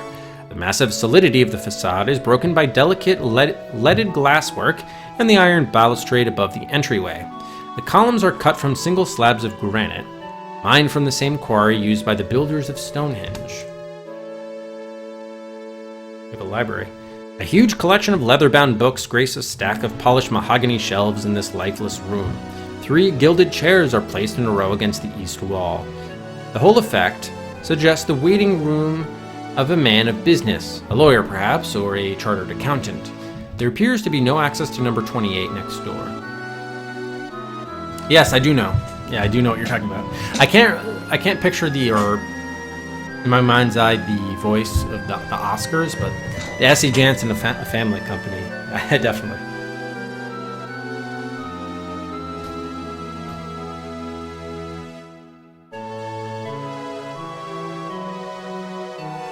A beautifully designed rosewood door. Its top 2 panels are done in elegant leaded glass. The Italian influence pattern continues the theme established in the windows which surround the door. Oh, can we open the door? The door is locked. And they said you have to ring loud and hard. Oh, there's a bell pull. A highly polished brass bell pull which cleverly doubles as a doorknob. Pulling the doorknob rather than turning it rings a bell probably below stairs.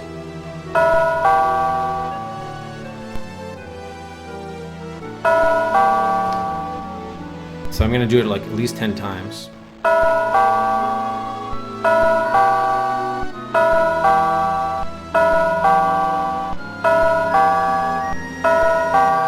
3 more times.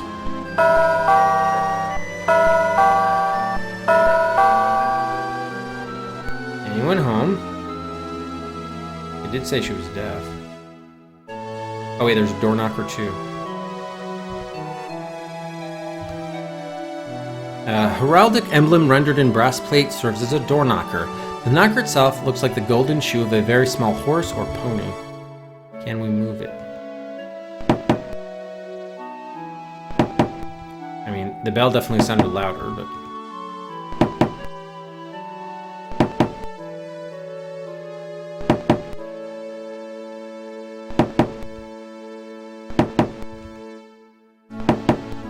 We're gonna have to find some other way to get in there.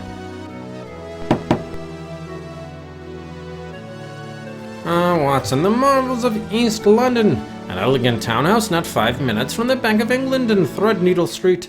The city never ceases to amaze. This is what I believe the Americans call a serendipity, Holmes. That's their way of describing an unexpected pleasure. I am indeed surprised to see such a lovely home in Shoreditch.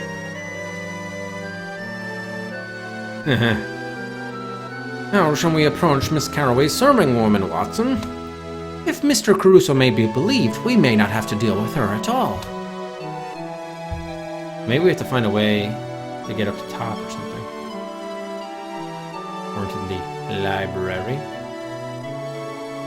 Cannot be opened. Oh, that leaves. Oh, by the way, wasn't that I think that was 18, right? I think it was. Sorry, I didn't update this. And I gotta give you Cedric's, because that was location 18. We'll double back there. Why don't we first go, though, remember we got access to the picnic site and playground. So this will actually be location 19. Which will be good to check off as well.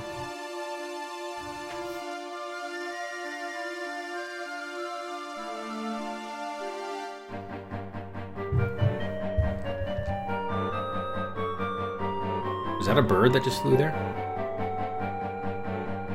Looks like it. Okay, it's nothing of an interest. We have boys throwing a ball. Two older boys toss a battered cricket ball back and forth. It is likely that cricket bats are not allowed on the school grounds. Many headmasters regard the game as common and therefore unsuitable for the young charges. Jeez.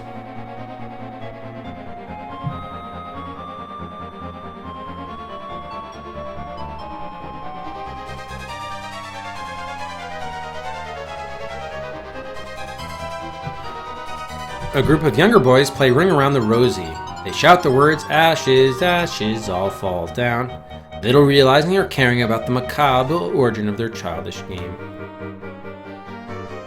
There's a spinning boy. Acting from sheer youthful exuberance, or perhaps as a result of a bet or dare, the boy twirls and giggles simultaneously, drunk with dizziness and breathless with excitement. And by the way, to get access to Anna's flat. The boy appears to be under 10 years of age and has a small frame. He is dressed expensively, though he has treated his clothes and cap with more than casual neglect. That's probably the kid we want to talk to that wants the gyroscope. There's the Priory School. The elegant and classic marble portico of the rear of the school serves as a protected walkway for the sons of the privileged and wealthy upper class.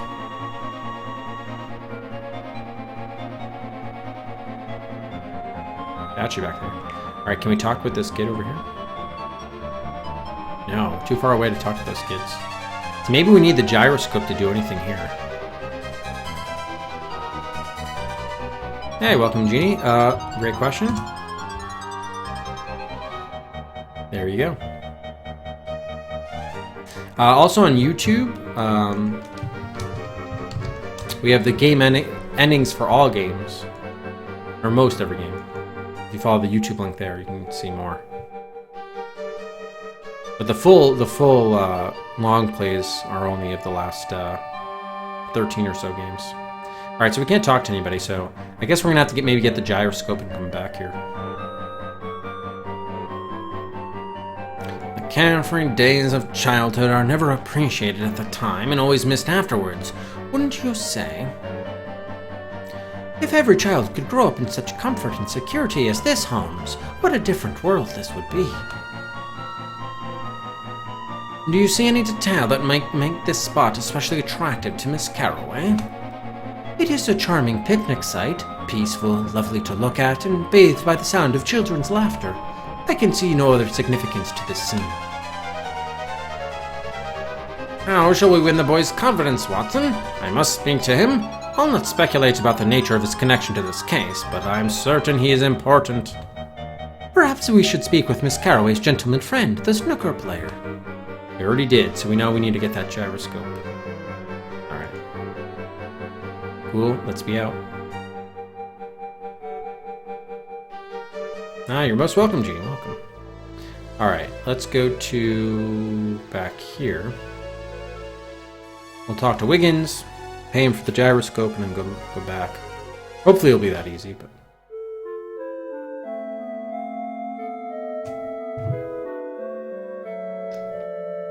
Wiggins, my boy, I need to use your gyroscope for a short while. That can be arranged, Mr. Holmes, if the price is right. You're sharp, Wiggins, I've always said so, but I would merely like to borrow it. Rent it, you mean, for money? All right, you will be compensated. Let's say $1. It's most precious to me, sir. Dr. Watson himself gave it to me last Christmas. Very well, I know when I'm bested. I'll buy it from you for ½ crown. Sold! I hopes you enjoyed it as much as I done, sir. All right, very good. So we got the gyroscope. Now it's back to the park. Picnic ground. Playground.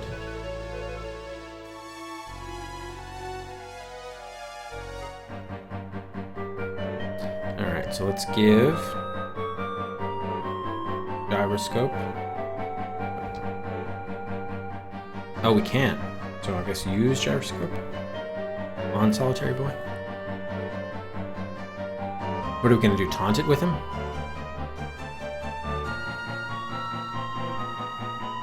Done. You there, boy! Might I have a word with you? I'm under instructions not to speak to strangers, sir. But I do have good manners. Good day, gentlemen. What is your name, lad? My name is Paul, sir. Nice gyro. Hello, Paul. I'm Sherlock Holmes, and this is Dr. Watson. What is your family name? My father has warned me never to reveal it to strangers. He's very important in the city and has quite a temper. Might I see the gyro? Paul, how well did you know Anna Carraway? Very well indeed. Are you chums of hers? She was my nanny when I was little. Could I look at the gyro? Do you know where Anna is now? Maybe. I think I have to go now. Is that an English gyro or is it foreign? Neither. It's mine. Homemade.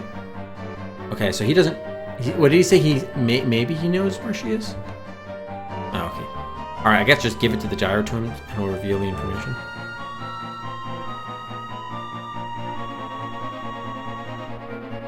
Do you like gyroscopes, then? Very much. I have one of my own at home, but Father wouldn't allow me to bring it to school. Do you know how it works? It's all about inertia and centrifugal force, and whatnot. It's the motion you see, that's what makes them beautiful. Quite so, Doctor.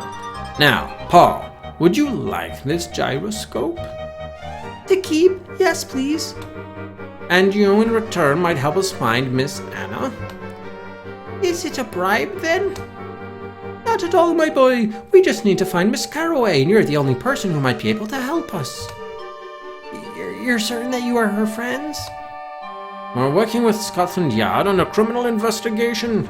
We are trying to keep her from harm, but we haven't been able to find her. In that case, I'll help all I can. I wouldn't want Anna to come to harm. She has a new house in East London somewhere. Someday she's gonna take me there. She sings in the opera, whatever that is. Her sister Sarah is a stage actress, and I think Anna has a boyfriend. Looks like a foreigner, who wears nice clothes. That's all. I hope you find Anna. I have to go now. God damn it, he told us nothing new. We knew all of that. Maybe we can take his cap? Oh, I have to go stand over here. Paul has left his cap hanging on the metal fence. Its battered condition reveals that this is certainly not the first time he has so casually discarded it. Oh, not pick up Paul, pick up the cap. Yoink. Oh, we can't even talk to him again. Jeez. Paul is lost in thought and pays little heed to anyone around him.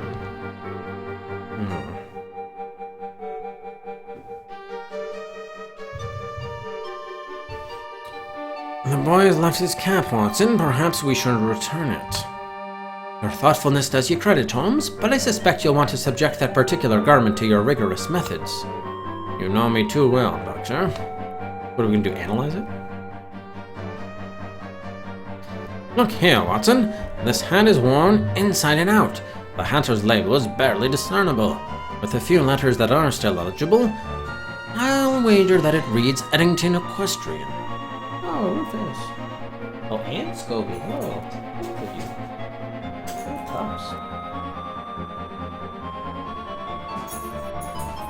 Maybe that's a new location. Very likely, Holmes. Eddington's is a high-toned shop for the fox hunting and riding crowd, and other people with much more money than sense. It's down by the embankment, not too far from the Rotten Row. All right, so probably we can give probably we can give it back. Let's see, or not. Use hat on Paul. You can't do that. All right, sorry, Paul. All right, yeah, there we go. Enningen's Equestrian Shop. That'll be location number 20. Gentlemen, you may review the premises at your leisure, but do not touch anything. Direct any questions or concerns to me. Alright, let's save here at the Equestrian Shop. Oh, wait, are we out of slots? No, we're not.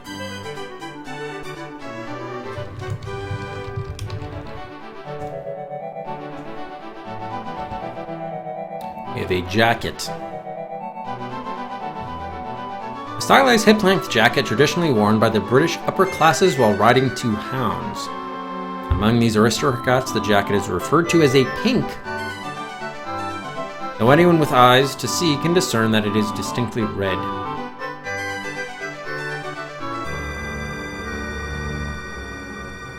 An antique gold loving cup of the type popular in the last century. This one is inscribed Viscount Riddlesdale, 3rd Earl of Waverley, Best Master of the Hunt, Dorset, 1776. Presumably his family has some relation to the shop, or perhaps the Riddlesdale clan came upon hard times and sold the trophy for cash at some North County jumble. A matched set of riding saddles made of exquisitely tanned and highly polished Spanish leather are decorated with brass fittings. The glowing patina of the seat seems to provide an independent source of light. Two apparently wealthy and definitely idle young men admired the saddles. It is to be sincerely hoped that their judgment of riding tack is better than their taste in clothing. These are the sort of men who never speak to strangers whose social class is unknown to them. This foyer leads back out to the street.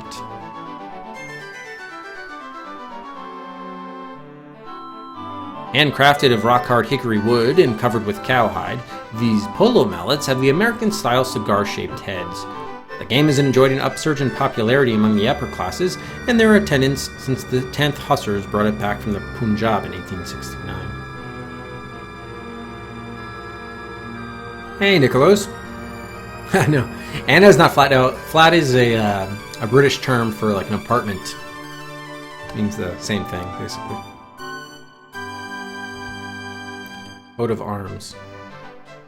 These framed emblems use many of the standard conventions of European heraldry, but an expert eye can detect that these particular coats of arms are the invention of some manufacturer and not representative of any known heraldic tradition or family.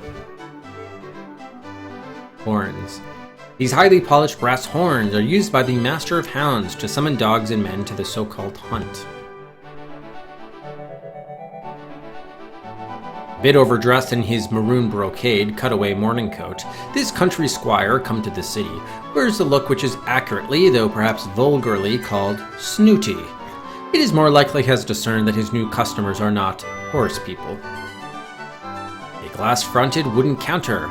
Its spacious shelves are littered with bridle bits, spurs, and other horsey merchandise.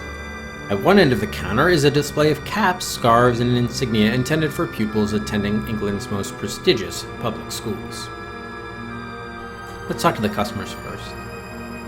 You might as well try conversing with the furniture for all the attention these two twits will pay you. I found this cap, which I believe was purchased in your establishment. Perhaps you can tell me to whom you sold it so I could return it.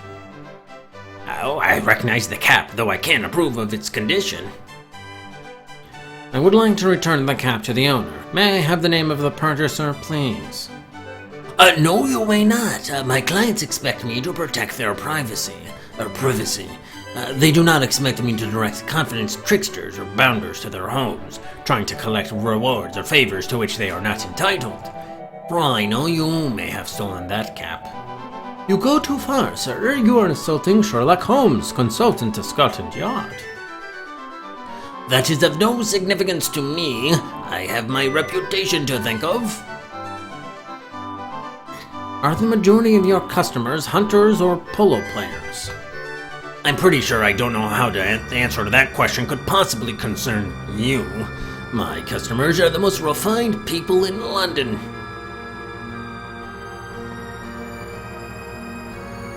Ah, that's it. Alright, let's see if we can pick up any of this stuff.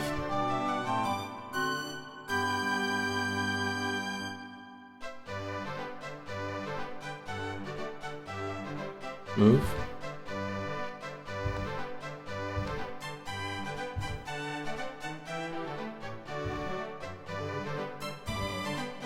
Can we open the trophy case?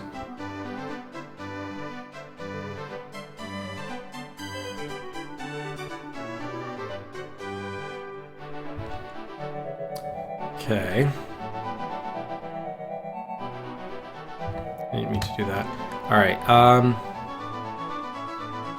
interesting. So we kind of hit a bit of a brick wall with this. Let's talk to Watson. Does this gentleman seem to you to have taken on the haughty characteristics of the clientele he serves? Indeed, though perhaps he is disagreeable by nature rather than by training. Can you think of a way to overcome this gentleman's reluctance to assist us, Watson? Given his manner, there is very little that I would scruple at.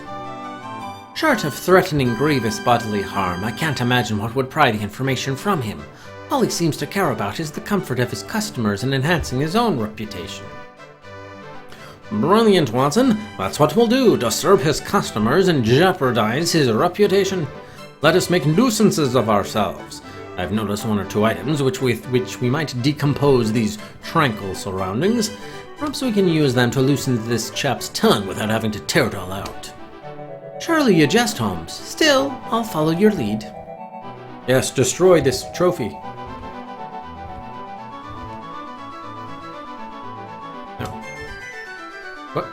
Oh shit, something happened. I suspect these customers won't be back. Now that they're gone, I'm feeling almost uncontrollable urge to test every polo mallet in the shop. Watson, bring down those mallets, will you? Now, sir, do you feel you could let the name of the cap's purchaser pass your lips, or shall the doctor and I play a few checkers? This is extortion, but I will tell you, Lord Bromwell bought that cap for his son Paul. Now please leave. We were given the name Bromwell before, weren't we? Thank you, my man. Have a nice day. Doctor, let us not overstay our welcome. Wait, so we moved the coat of arms and then somehow those guys left? Shit. Alright, sorry guys, I missed what... I don't suppose it was in the journal, was it?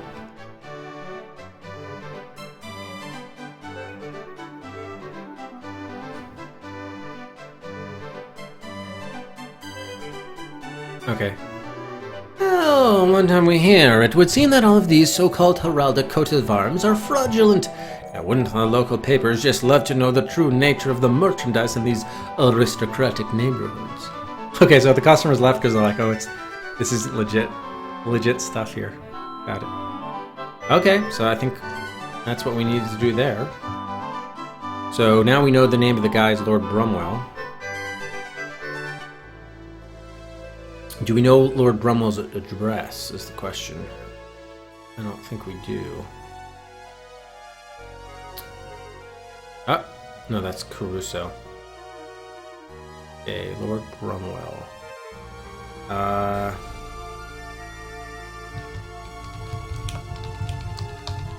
Because he said that she was his nanny, but I don't know if it doesn't... Oh, here we go. Oh, Lord Bromwell's mansion. Perfect. Alright, so that's number 21. Location 21. Oops, 21. Alright, let's look around. We have the Thames. The once noble river, now polluted by the impoverished effluvia of 4 million souls and fouled by the leavings of 1,000 industries and workhouses, flows placidly by. A steam-driven light cargo hauler. A huge and mostly unoccupied pile of marble and granite, typical of this... Oh, nice sound effect there. Typical of the style of the ancient aristocracy. I was about to say aristocratic. The surrounding neighborhood is no longer much in favor with London's elite, but there have been Bromwells living on the site since the early days of William the Conqueror.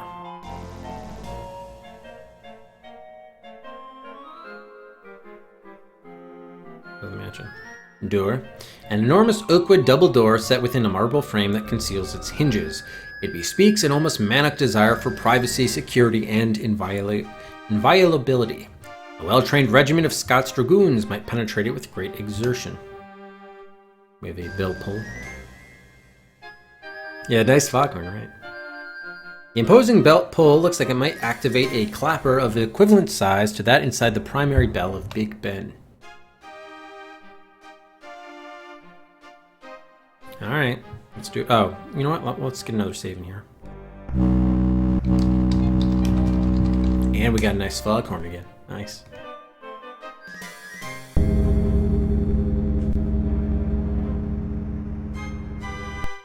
Oh, that's the same guy from before, the Frederick guy, Epstein.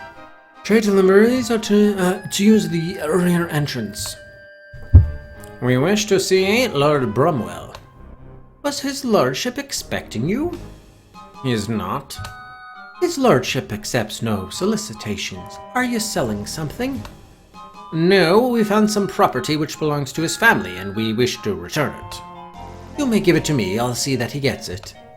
I'm sure you would, but I'd rather give it to him personally. Oh, so there were foghorns. Oh, nice glitch. Some good uses of the foghorns.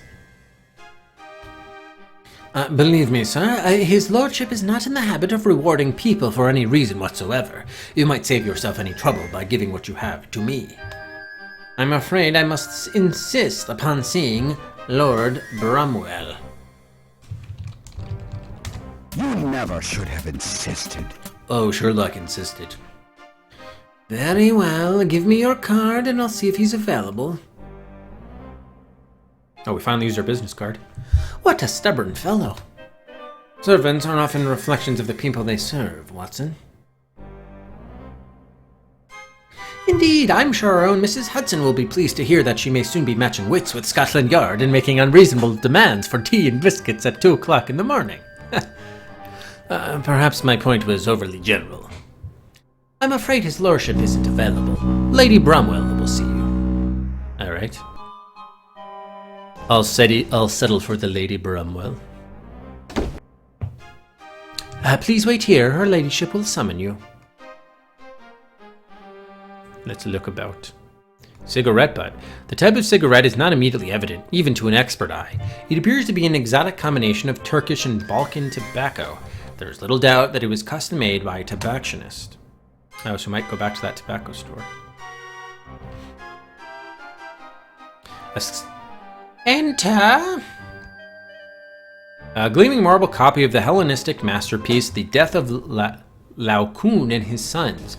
The original sits in the Vatican Museum and is a bit smaller than this one. Oh, that's the statue. Circle window. The foyer is flooded with natural light streaming through this delicate circular window.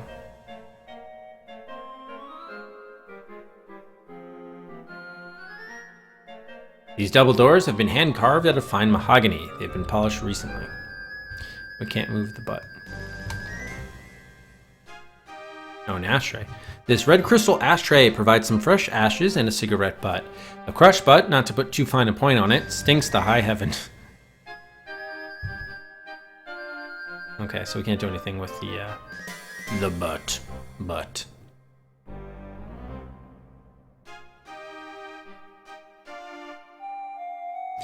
Mr. Holmes, what may I do for you? Permit me to introduce my colleague, Dr. John Watson. Thank you for seeing us. Not at all. My husband is otherwise engaged at the moment. Pettigrew said you had something that belongs to us. I have a cap which I believe belongs to your son, Paul. If it is Paul's, I shall have to reprimand him for losing it. How did you come to have it? It's a rather long story. He's a very pleasant lad. While talking to him, we learned that Miss Anna Carroway was once in your employ. Do you know where she now lives? Well, we know that already, but... Silly and disobedient boy. Lord Bromwell would be most displeased were he to learn that Paul was sharing stories with total strangers. Lady Bromwell, let me assure you of our motives. The doctor and I are investigating the murder of Anna's sister, Sarah Carroway. We were hoping that you might know where Anna, or any other Caraway family members, might be found. I'm sure I do not. I never knew Anna to speak of any of her family. In the end, Anna became unsuitable as a house servant. We had to dismiss her. How was it that you came to retain her? Who referred her to you? I've long since forgotten that, Mr. Holmes. Now, gentlemen, if there is nothing else. Cheeky bitch. 17th century French writing desk continues the French imperial theme of the sumptuously decorated drawing room. A miniaturized Roman copy of the Great Winged Victory, called Nike of Samothrace, which stands at the head of the grand staircase of the Louvre Museum in Paris.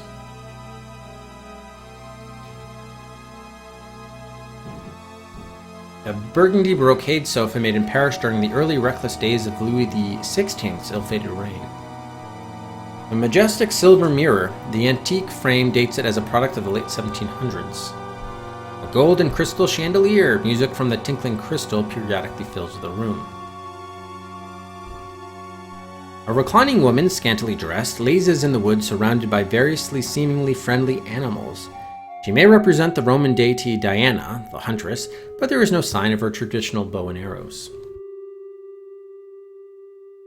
A horrifying portrayal of Jason's final confrontation with the Medusa, the witch whose hair was made of poisonous reptiles. These mythological objects were great favorites with certain unimaginative types in the 17th century. 6-year-old cheese. God bless you, Materia. Good boy, Scobie. A larger-than-life-size portrait of a noble personage, dressed in the clothing typical of the time of King Charles II. This is presumably some honored Bromwell ancestor.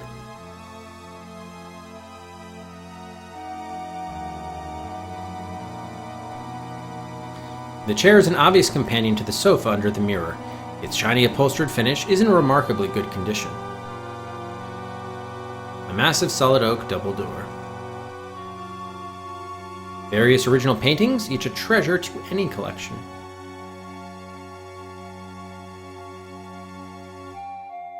Lady of the Manor carries herself stiffly. Her eyes appear troubled, though the rest of her bearing is under control. Hey, Dark. Aww. Tyrion, you're just killing Dark here. Or, sorry, Nox, rather. You're just killing Nox. Alright, let's get another save in here.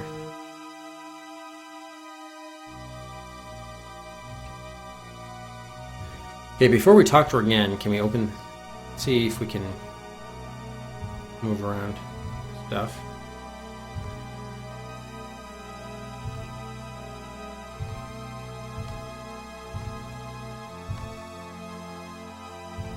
Okay. So, by the way, buys are open. In fact, you know what? Yeah, let's take just a quick break. Since buys are open. And be back in a couple minutes.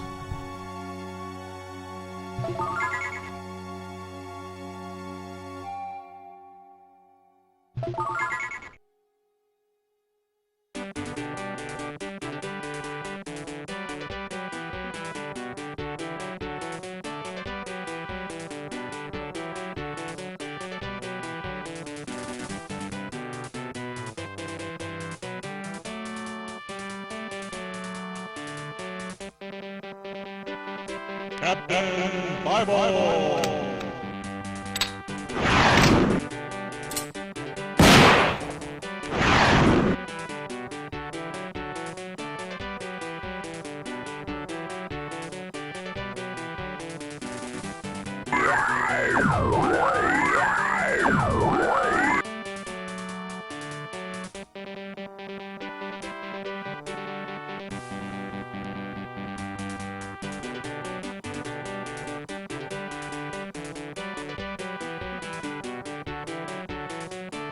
Well, we're moving on now.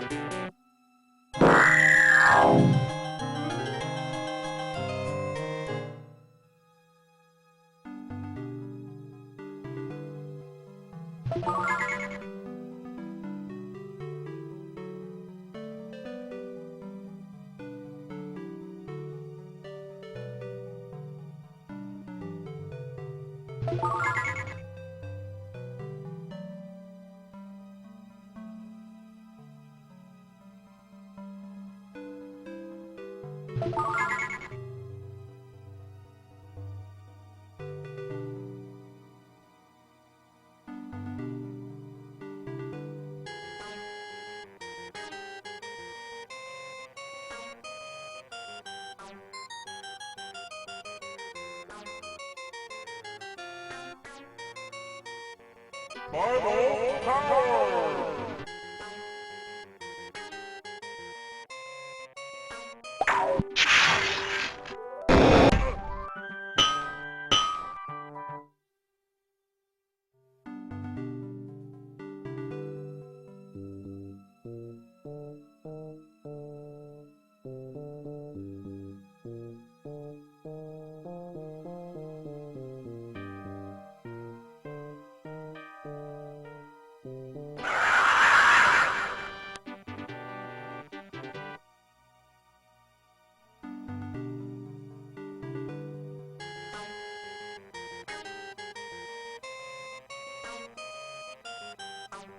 Final power!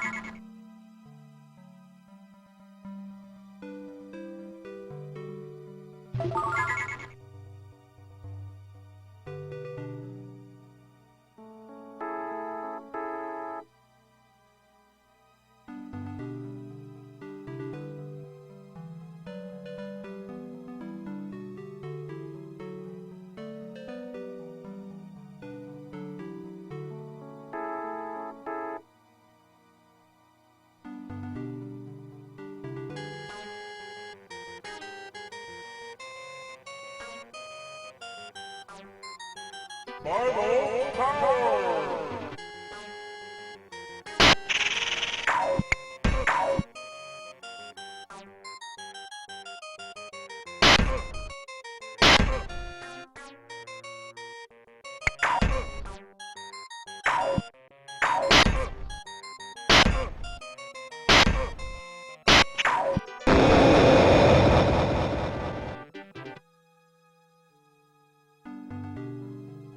It is the near future. In the near future, I am back. Yeah, that looked like an interesting one, didn't it?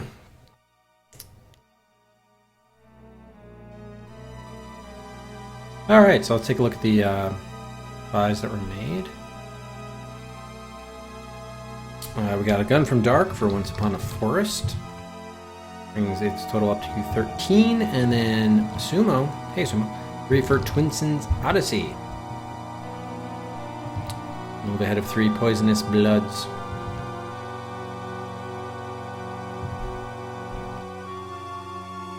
Hangs in there at V3. Okay, thank you both.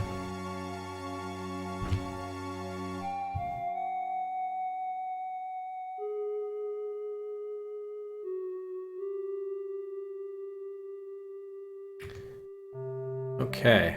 Uh-oh. Frames are dropping. Stream might crash. Let's see. I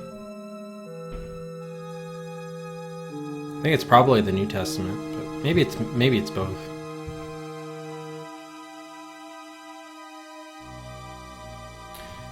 I guess the stream is still online. All right, good. It looked like it was going to crash. Okay, so let's resume. Actually, before we resume, the one thing that I don't know, the game doesn't seem, for as good as the story is, I feel it's more like an interactive novel. Like, I don't really feel like I'm actively playing this so much because there's very little in the way of puzzle solving. There were like 1 or 2 locations that had that. So our inventory's, for the most part, not really used. So it's mostly just talking to people and deciding where to go next, but it's fairly not 100% linear, but fairly linear, which would be okay. But like, again, there's very little in the way of puzzle solving. It's just like talking and looking at moving things. It's basically, so I don't know. And the rhythm of the game is kind of like this. There are no like ups and downs, so I don't know. I don't really actually feel like I'm doing, I think that review is right. That reviewer that said something like, you're more watching the game than playing it. I feel like that's the case here. It'd be called the Bible, Matt, or actually the Torah. But yeah, just the Bible, because the use of Old and New Testaments is just a Christian term to differentiate the two. But in Judaism, you don't say Old Testament because there isn't a New Testament, right? So it's just the Bible. Torah. Yeah, exactly. So that's why, yeah, I'm not like, I mean, the story I think is interesting and obviously well done, and I guess the Lost Files means that it was a Sherlock story, you know, it wasn't actually an Arthur, maybe it's based on Sherlock Holmes, but it's an original story, and it definitely feels of the Arthur Conan Doyle Sherlock Holmes vintage, so it feels authentic, but just as a game, I'm not really feeling it. Alright, so yeah, let's just resume. I mean, it's fine, but it's just not, I just feel like I'm going through the motions most of the time. Has your butler been with you long? His entire life. He's grown old in this house like the rest of us, though I fail to see how that might concern you. Oh, that's not the worst thing you could say, Matt. You could say far worse than that. If I may, Lady Bromwell, might I ask about the source of that unusual smell? Does Lord Bromwell smoke an exotic brand of tobacco? Indeed not. I suspect my husband's guest brought some noxious cigarette into the house. Now, is there something else in particular that you wanted? If it is convenient, please tell your husband that we may return to speak with him. Perhaps he knows something about Miss Carroway's people. Do not trouble yourselves again, gentlemen. I'm sure he knows even less than I about the unhappy girl's friends and relations. That's as may be, my lady. I would still like to speak to him. Very well, I'll give him your card. Good day. Might we speak to your husband, Lady Bromwell? He's very busy at the moment, as am I. Good day, gentlemen. Okay. Talk to Watson. Watson, has any new revelation struck you that might help us in this affair? Not as yet, Holmes, but I will keep my wits about me. Can we just open this door? It's like, yeah, I don't care if you said he's busy. We're seeing him anyway. I am sorry, but Lord Brumwell is very busy, and I simply cannot allow you to disturb him. Indeed not. Okay. Oh, we still didn't give her the hat back. No, she doesn't even want it back. Alright, fine. What? This looks like it's something, but apparently it's not. Yeah, the desk cannot be opened. Pick up the sofa. Okay. Alright. So I guess we'll come back here.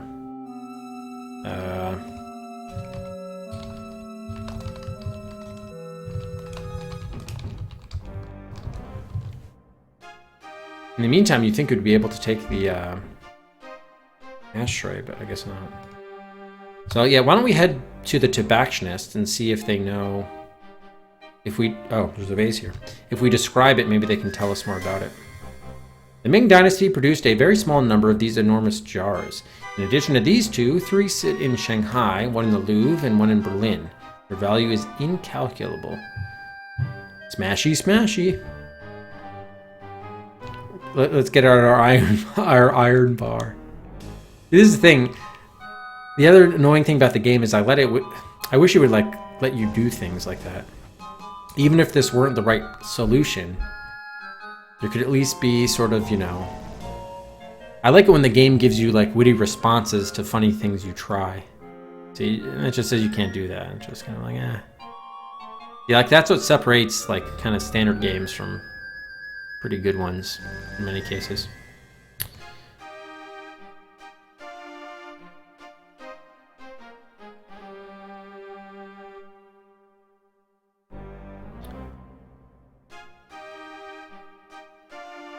Actually, if we talk to him here, does it make any difference or not? An impressive old home, is it not, Watson? There is a fine line between opulence and tasteless ostentation, Holmes. If the facade of this home is any indication of what we may find inside, I suspect the Brumwells have crossed it. This house has been here for centuries, Watson. Let's not judge the current lord, lest we blame him for the excesses of his ancestors. I stand rightly rebuked, Holmes. Thank you for that salutary reminder. Hey, how's it going, Carl? Oh, Carl, we have a question for you. How do you pronounce... Is it Goethe? Goethe? Goethe? Alright, I wanted to go to the tobacconist. Here. How are you, Carl?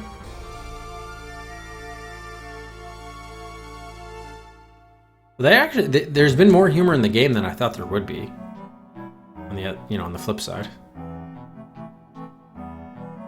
No, wow. So you can't even tell this guy anything about how we saw it. Interesting. Want to identify the cigarette butt? No, thank you. Okay. Goodbye. Good. Okay, should we go back to the...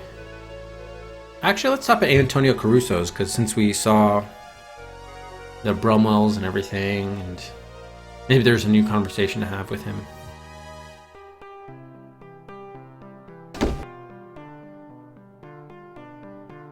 Yeah, just not much interaction. So. Oh, it's you. What do you say?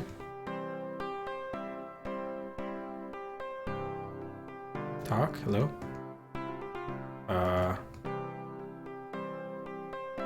Oh, I can't talk to him? Look. He sits and plays the piano. I can't talk to him. Wow. He doesn't want to talk to us anymore. Interesting. Okay.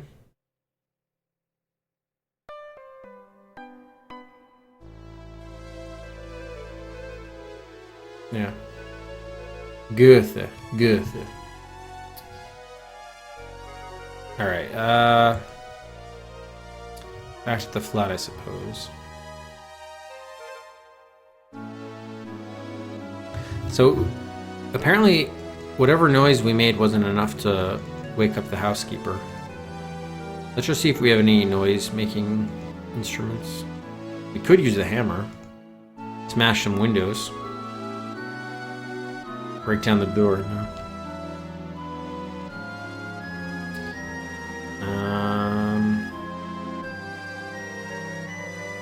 Iron bar. Can't do that. I was looking to make a racket. Well, maybe now that we saw some other things, maybe it would be unlocked now. Who knows?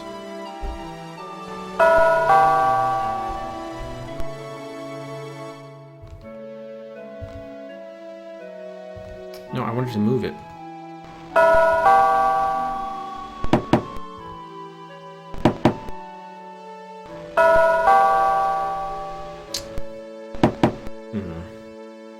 We try to break these windows, but there's no window. It's just house and library. There's no... If we do need to climb into the balcony or go in through the library, like there are no door or windows to target, except for the door we're trying to get through. So, not sure how we do that. Okay. Alright. Avon calling. Yeah, we don't have any umlauts. How unfortunate.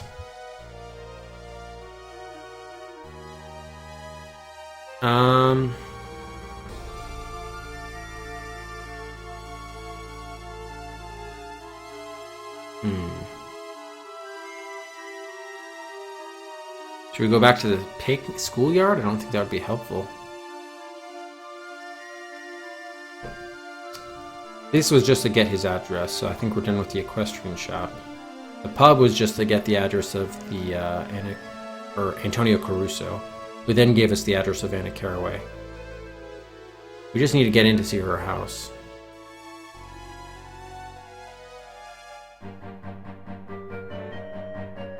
I don't think we can talk to Paul, but just it's worthwhile to confirm.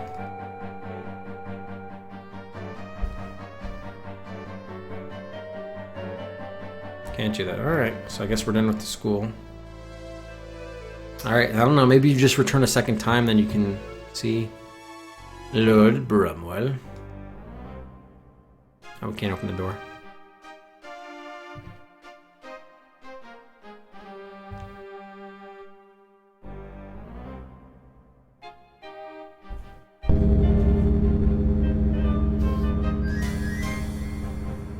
His lordship is still indisposed. Will you speak to Lady Bromwell? Yes, thank you. If you give me your card, Mr. Holmes, I'll find out if her ladyship can see you. His behavior seems to improve upon acquaintance. Lady Bromwell will see you. Please enter. Like, yeah, we left like 3 minutes ago, but we're back. Please wait here. Her ladyship will summon you. I feel like there's something we're supposed to do here, but probably just look at the ashtray. But what do you make of that distinctive odor, Watson? It smells like a mixture of Turkish tobacco and horse manure. I'm surprised the butler hasn't tried to ventilate the manor. This seems to be a promising development, does it not, Watson? Hey.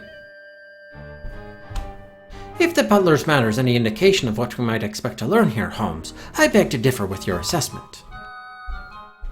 Have the decorations of this fire in any way altered your impression of the Bromwell's taste? Not in the slightest, Holmes. The idea of having a scale model of Laocoon in one's personal entryway is pretentious and proud in the extreme. That's true. I'm really surprised we can't pick this up.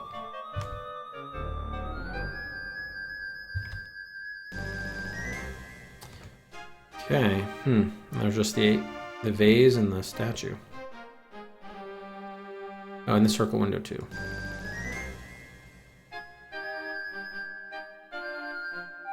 But I guess it's just so you could ask her the tobacco question. Mr. Holmes, what may I do for you? Speak to your husband. Very busy. So either we can't do anything right now, or there's something else we're supposed to do here. We come back later. Marble doorway. Carved in the style of ancient Greece.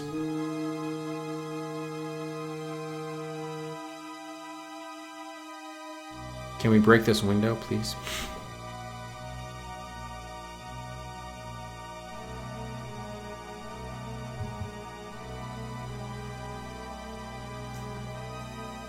No, we cannot. No, we cannot. How's it going, Miria? Alright, there's nothing more to talk to her about. We already tried the hat. She didn't want to do anything there. Let's bring down the chandelier with this rope.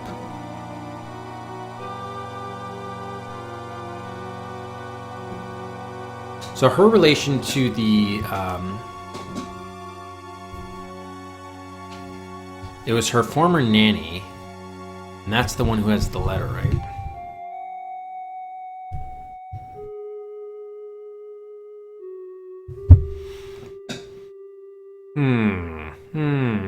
Maybe we should talk to George Blackwood again. I don't know. Or usually when we've been in doubt, we go to,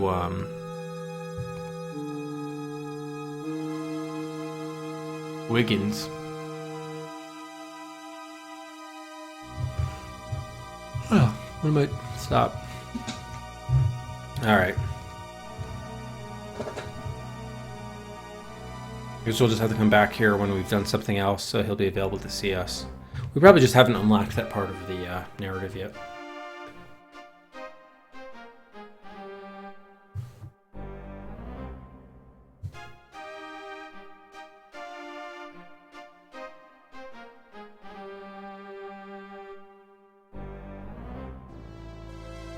Whoa.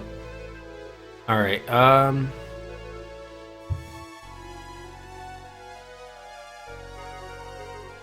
and just briefly check in with James Sanders.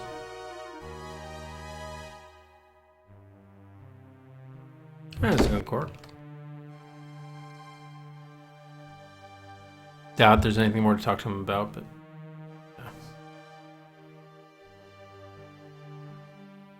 yeah, okay, that's the same thing. Alright, so there's nothing more we can do with him.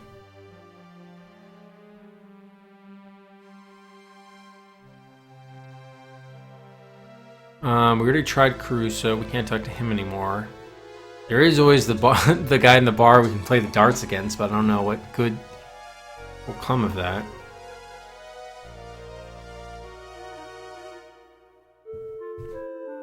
See if Wiggins is up for another mission. Assignment? No.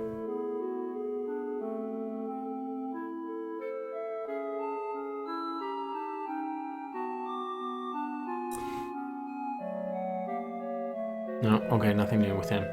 Alright, I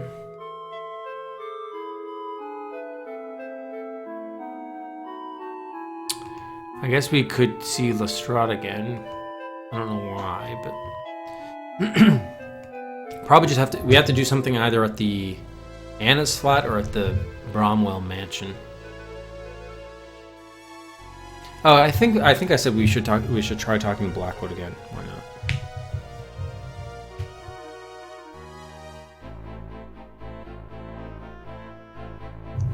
Probably nothing new, but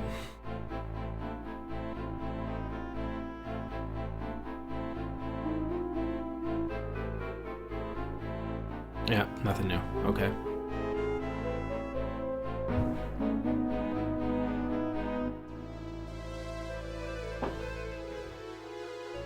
Alright, we'll try Lestrade. If that doesn't work, I think we're going to go back to the house and try... Remember, because he said... We'll consult the journal, because the journal said something about, like... She's near death, so you gotta really... ring loud and long. Maybe I didn't do it enough times.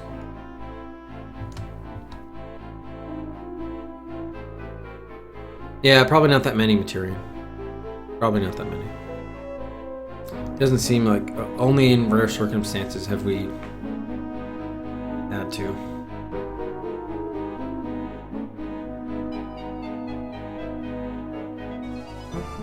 Alright, nothing new with him.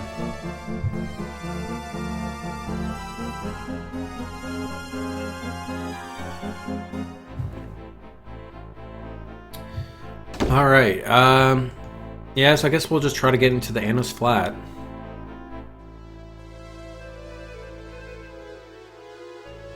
And at Caraway's flat.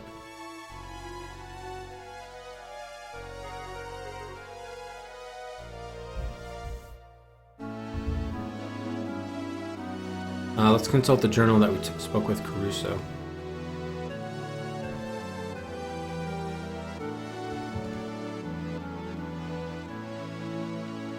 Yeah, what did we say to Caruso? Oh, it's you. I'm sorry. I have nothing more to say. Wow. All right.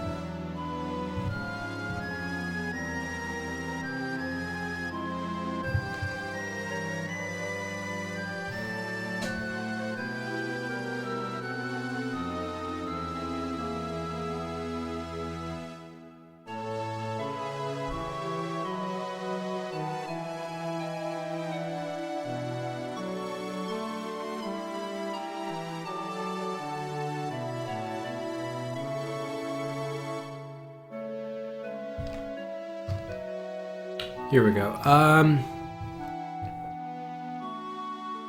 She's deaf as a post, knock loudly and long.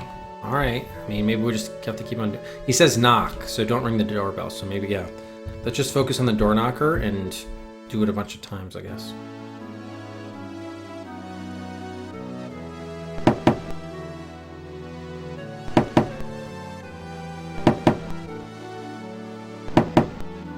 How do we keep the door knocker going?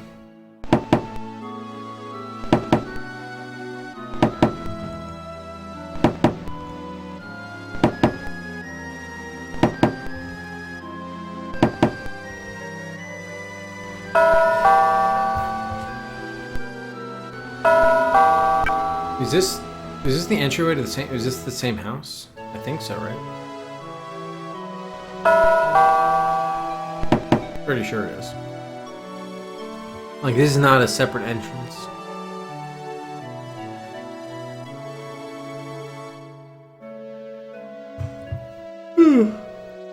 Yeah, that's right. Yeah, I think Silo's right. It's not really... I mean, we did use it a few times, but usually it's like right after you get an item that you're using it. Generally speaking.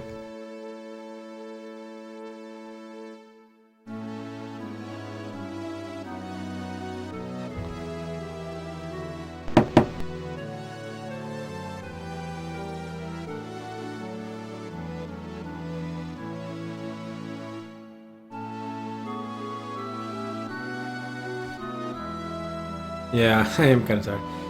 For some reason, I woke up at like 5:15 this morning. I didn't sleep too well.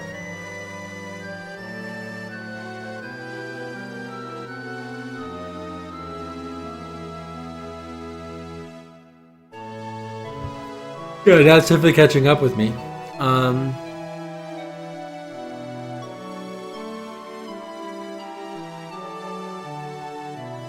Maybe we have to play the sheet music.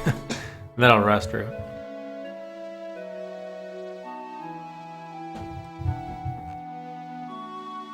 Open the door. The door is locked. Oh, wait a minute. Do those keys we have, do those work? I forgot where we... Oh, didn't we get that from her dressing room? Maybe the keys work. Yeah. I believe the demands of good manners have been satisfied, Watson. If there's anyone inside, they are either incapacitated or they don't wish to see us. In either case, we must enter. Indeed, let us proceed. Yes, okay, that's right. We did have those keys. Nice. I think we got those at her dressing room in the drawers. I think that's where they were from. Watson, what do your powers of deduction tell you about this house? Is it occupied or are we alone? I know that guessing is anathema to you, Holmes, so if you don't mind, I will reserve my opinion until I have some facts. Good puzzle, yeah. A key opens door. I just forgot that we had those. Silver salver. A highly engraved silver plate rendered in Louis XIV's style. And it uses it to hold the calling cards of prominent visitors. And there is a calling card there. There's a card with some printing on it, but it cannot be read from here. Well, pick it up, man. Oh, there are two of them, I think. Yeah.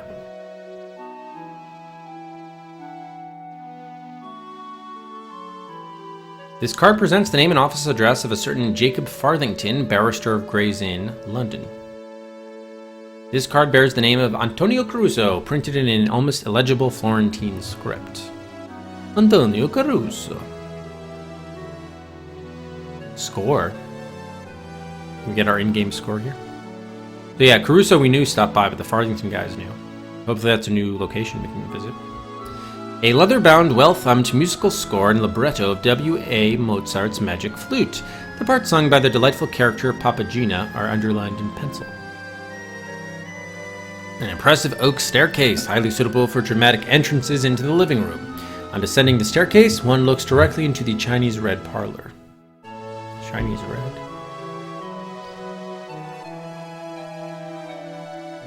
One of two dragon trees, the Dracana Draco, that graces the spacious foyer. They are particularly lush specimens, but appear to have gone without water for longer than a caring horticulturist would allow or recommend. The plant sits in a well-turned ceramic pot glazed in royal blue enamel.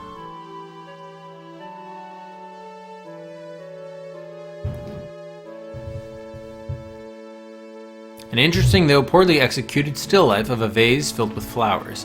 Perhaps the artist suffered from cataracts. Though the colors are stunningly lovely, the subject appears blurred and the forms are not properly delineated. It is signed simply C. Monet. Claude Monet. A beautiful piece of cream-colored linen is stretched and set in a handsome, though plain oak frame. The domestic homily, "Bless this home," is embroidered on it in small gray letters.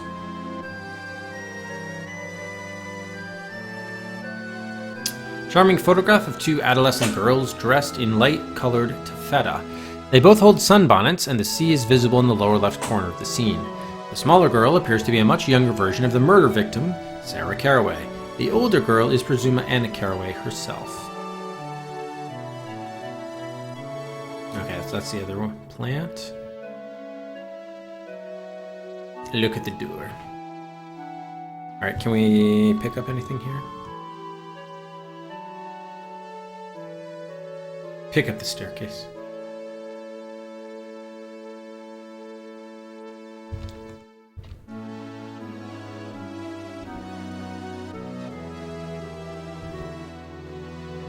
Wow, we can move that plant? Oh no, I just misclicked apparently. Oh, no, we can move it. It's oil. Oh, I never looked at the carpet. A large mauve turkey carpet. What is this turkey carpet they keep on talking about? I've never heard of that. Beautifully made and decorated with an interesting geometric pattern, it serves as the focal point for the living space. Small pile of potting soil. Give me the soil. Wow, we can't pick it up though. So, this is to make someone look bad? Can we move this plant? No. You've emptied all the loose dirt. Oh, now look at it again. No difference there. So if we can't pick up the soil... Okay, we'll have to come back there to see what that's about. Alright, can we walk this way or not? We can. Interesting, eh, Holmes? This decor contradicts the taste indicated by the furnishings of the living room. Perhaps Miss Caraway is possessed of more than one personality. I doubt it, Watson. I suspect this decor reflects the judgment of the house's previous occupant. Remember, Miss Caraway only recently took up residence here. Got a chest. A long cedarwood chest of the type usually found in the bedrooms of respectable houses and used to store bed and bath linens.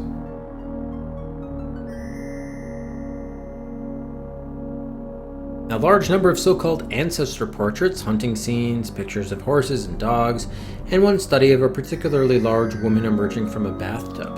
The pictures are conventional, inexpensive, and bear no discernible relation to one another.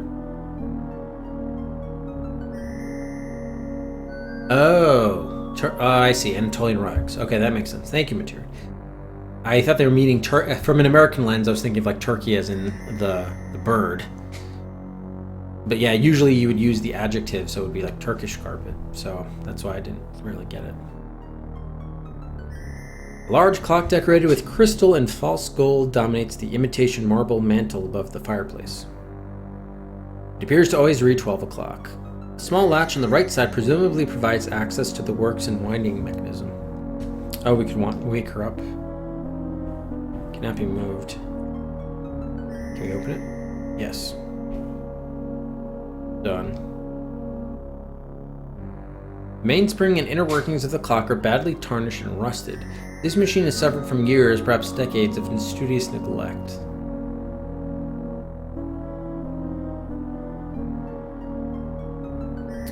Interesting. Then we have a vase. One of a matched pair of porcelain vases, or vases. They are poorly executed imitations of a type associated with the Tang dynasty. The vase is empty. What about the other one? No, also empty. Yep. Did the stream crash? Game over, man. Yeah, it did. Game over. Alright, wait till it comes back.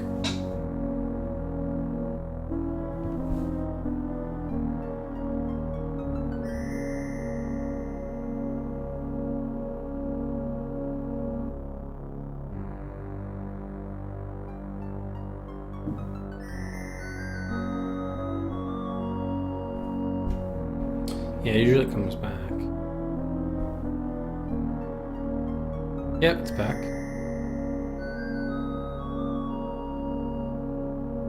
Yeah, it is dropping lots of frames. 2046, to be precise. But I think it's back. Let me refresh. It's live again? Cool, thank you, Glitch.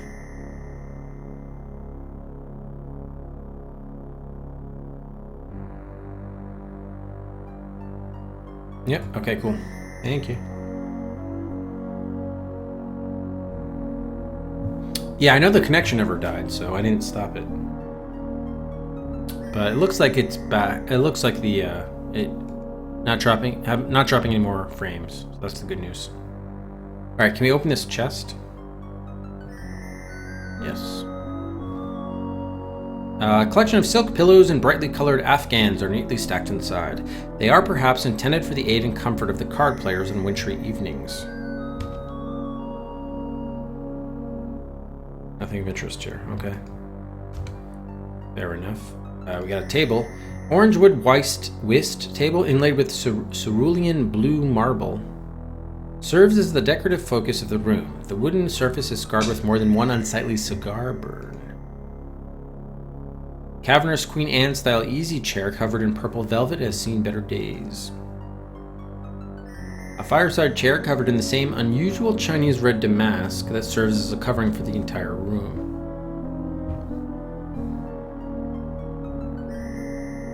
Yeah, those are the same things from before. And I think we just tried, when the stream crashed, we were trying to pick up or move the vases, but I don't think we can do that. We can't move the clock either. Alright. So I guess we'll come back here. Actually, let's talk to Watson. Oh, nice, nice, Glitch. That's a nice coincidence. Most peculiar room, is it not, Watson? Yes, but clean you must admit, Holmes. Very clean. Yeah, any room with a fireplace can't be that clean. The previous occupant must have been a dedicated card player. Why do you say so? Because the entire room is designed and decorated for the comfort of people sitting at the whist table. You're quite right, I'm sure. Oh, I'm sure. Shall we move on, Watson? At your pleasure, Holmes. Okay. Did we talk to him in the central room?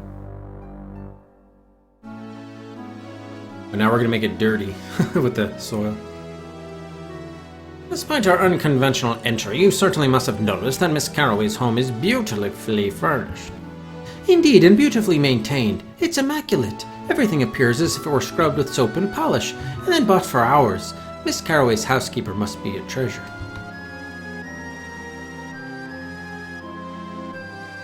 What do you say about the house, Watson? Is it occupied or not?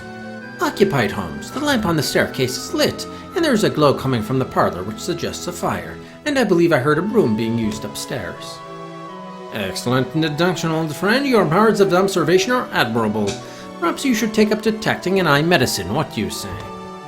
You'll turn my head, Holmes. I say let's examine this house while we can. Shall we peruse the parlor, Watson? By all means, Holmes. You already did that. Okay, let's go upstairs. Actually, can we walk over here?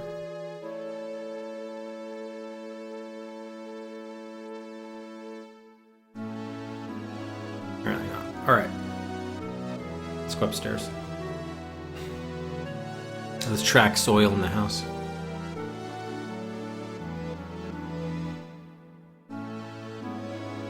Here's the housekeeper, who's deaf. The housekeeper. Good day, madam. No response. Caruso did not exaggerate the woman's condition, Watson. She seems to be extraordinarily hard of hearing. We must speak to her immediately, but I don't want to frighten her. Can't she see us? A brightly colored ceramic bowl filled with Spanish oranges. Valencia oranges? Their delightful aroma competes with the smell of cleaning carbolic and furniture polish, and loses.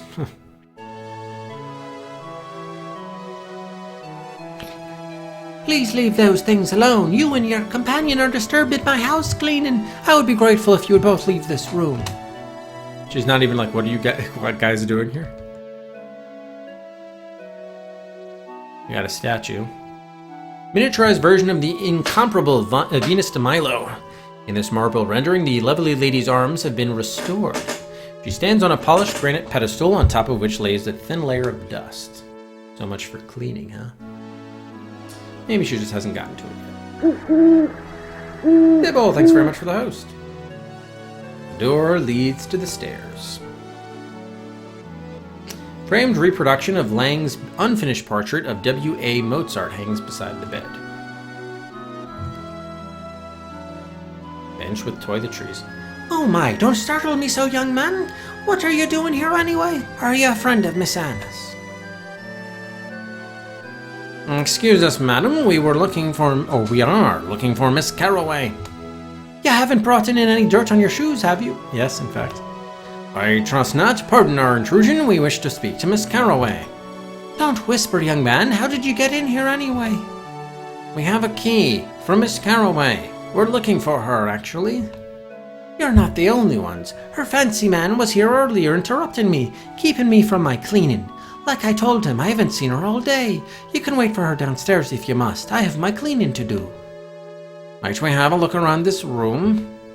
Certainly not. Miss Carroway barely allows me in here. I clean as best I can, but she has strict rules.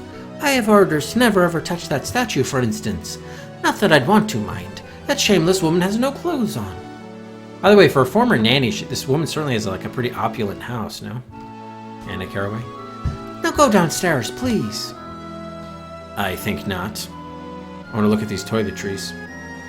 3 brands of distinguished and expensive French eau de cologne sit on the bench at the foot of the table. Excuse me, madam, I'm afraid we've knocked over a plant downstairs. What? Dirt on the floor! Out of my way, May, young man! Oh, that helps us get the toiletries, maybe? Nothing of interest there, okay. Wait, not look, move. Okay, maybe we're supposed to do something with the statue. Secret passage for the win? No? Oh, there's a book underneath the statue, I see. A small leather-bound volume sits inside an indentation carved in the pedestal. Pick it up. Oh, okay.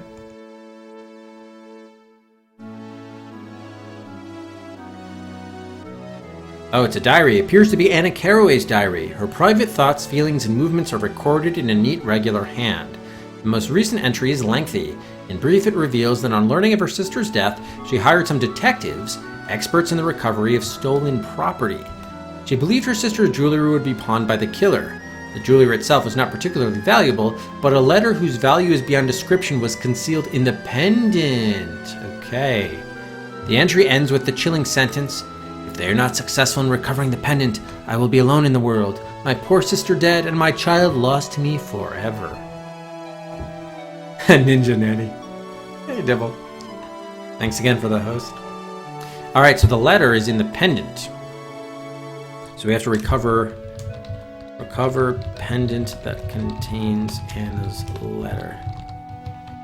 Okay, we did get access to the flat. Alright. Interesting. Take a look at this music box and other things. Silver-plated Swiss music box, designed like a carousel. The top of the carousel appears to be removable.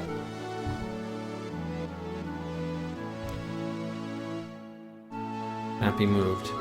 But we can't open it. And it's probably like an alternative place where you would look for whatever. A small ornate drawer in the bottom of the music box. Open it up. No. Drawer. Ooh, what's in there? Plays a tune. A small built-in tray holds the key to the music box and 2 pairs of earrings. Neither pair appears to be particularly valuable. Can we get the key? Nothing of interest here. Alright. And we can't get the thing. Alright, so nothing going on there.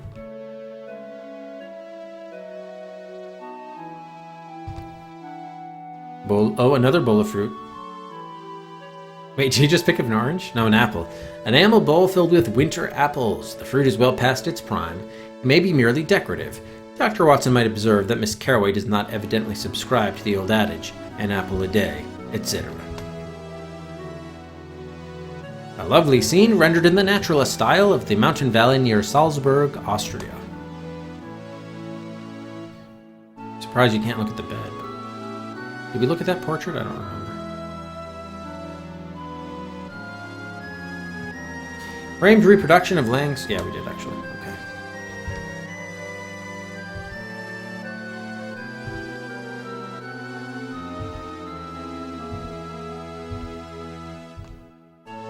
Alright, so I think we're good. Should we move the statue back? Yeah. Alright. Dr. Watson, before we leave. A particularly lovely room, is it not, Watson? Do you see anything of interest? Only Miss Carroway's housekeeper. The woman applies the concentration of a diamond cutter to a job that any child can do. People are strange, Holmes. A most intriguing development, Watson. The pendant is no ordinary bauble. Indeed, Holmes. I had no idea that the pendant was so valuable. What is the price of ivory these days? Ah, Watson, you misunderstand me. Ivory has a limited value, to be sure. But a humble sheet of fool's scalp, depending on what's written upon it, can be more precious than diamonds. Some men might kill it for such a treasure. Come, we've no time to dawdle. Indeed. Alright, so we gotta... Blackwood was the guy who's selling it, right? So we gotta find out who he sold it to, and that was the guy that ran away when we arrested Blackwood.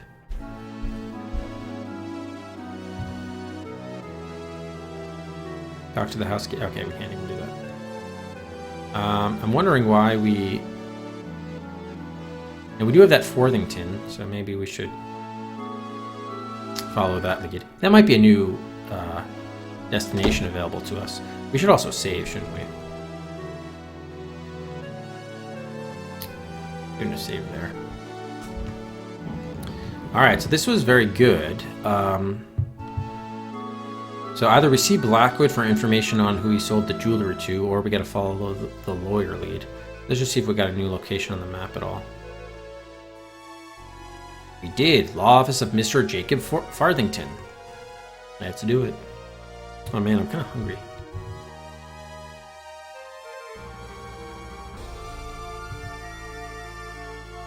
Is that on your keyboard? Nice. Good day, gentlemen. Forgive me for not rising. Please amuse yourselves while I complete this correspondence. There are 1 or 2 artifacts here that might capture your interest. Yes, thank you, Jacob.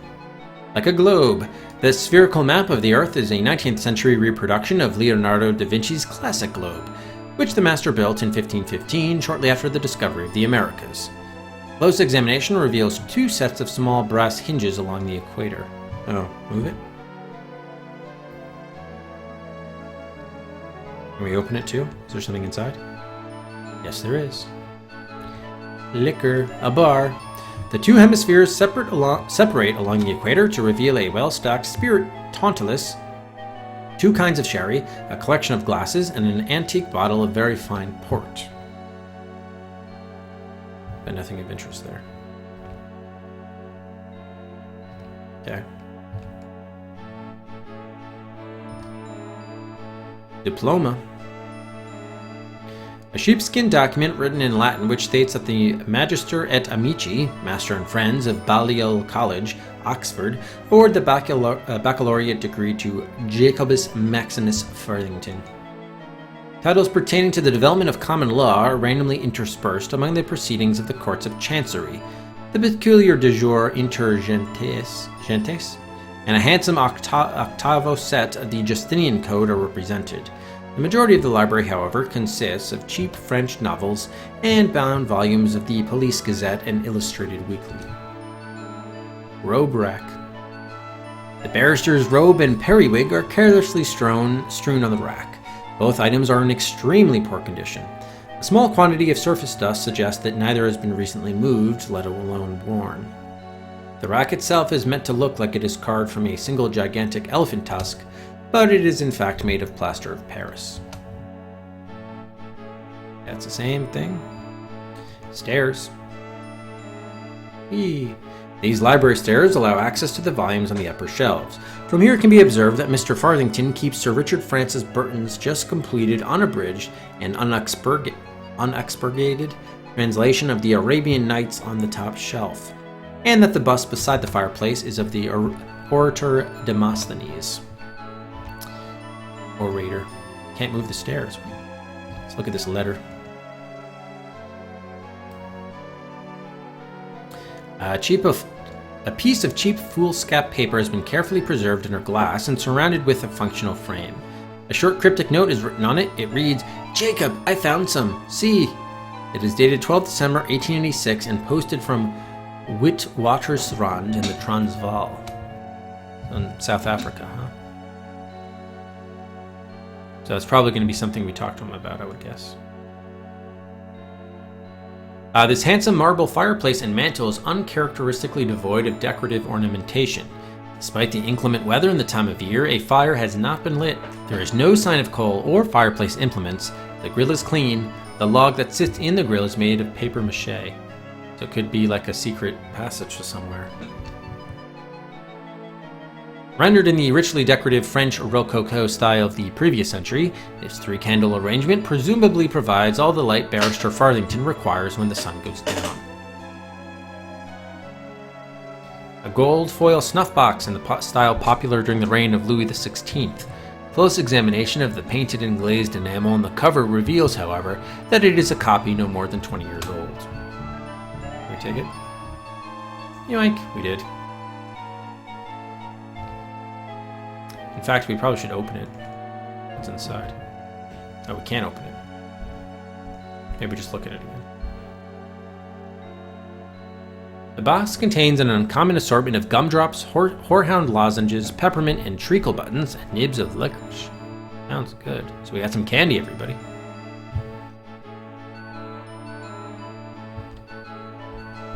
So we can't move the candelabra and it would like open a secret passageway. What about the log? No, nothing. Dustbin. The artful manufacturer intended that this gray ceramic cylinder appear to be fashioned from the foot of an African elephant. The beast's toenails have been painted pink. Perhaps it is meant to be a coal scuttle rather than a dustbin. Since both coal dust and paper refuse are completely absent, it is not possible to determine which.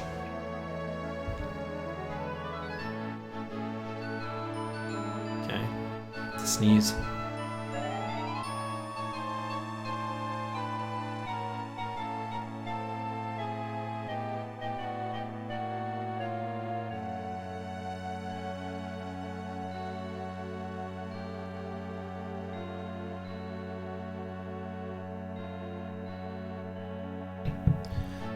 I don't think the game you can buy a digital copy as much anymore, but Trump's Fresh Poop, thanks very much for the follow. Welcome to the DOS Adventure Quest. So you'll have to consult your internet sources. This low vantage point does not afford an adequate view of the bust to identify it with certainty. Okay, so we better go on the stairs again then.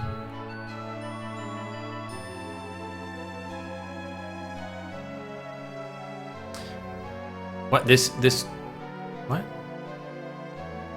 Wow. So I can't do it with certainty even there. Can we move the stairs more off of them? Cannot be moved, damn. funerary urns. Match set of Royal Egyptian canopic jars from the reign of Amenhotep the First. I thought it was Amenhotep. With the detailed depictions of which of the deceased viscera were inside them. A capacious easy chair covered in purple wool brocade. On the arms and back, the nap is fading from the fabric. The seat cushion is severely compressed, and the carpet in front of the chair is worn thin. A freestanding marble ashtray and a chromium plate base. It is filled almost to overflowing with ashes, spent matches, and the ends of small Dutch-styled cheroots. A rickety oak veneer credenza of modern manufacture serves as the barrister's desk. It seems poorly suited for the purpose. Farthington's jumble of papers, briefs, and letters are scattered about its surface, and a reasonably hefty volume would cause it to collapse. Wow.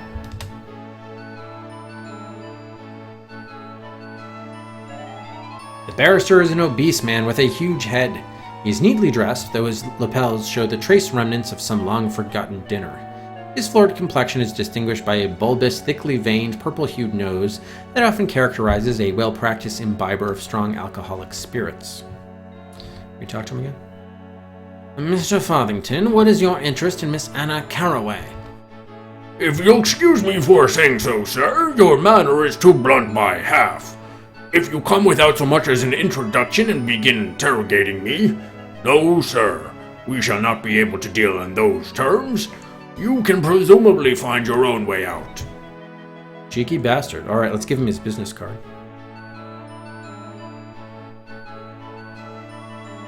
Oh, thank you. Okay. Use? No, I can't do that. Alright. Talk to him again. Forgive me, my name is Holmes and this is Dr. Watson. We're investigating the murder of Sarah Carroway. At Anna Carroway's home, we found your calling card. Have you seen her? With the exception of one time last week, not since she was in nappies. I beg your pardon? Might I know the status of your inquiries? We have some suggested leads, though the murder is still at large.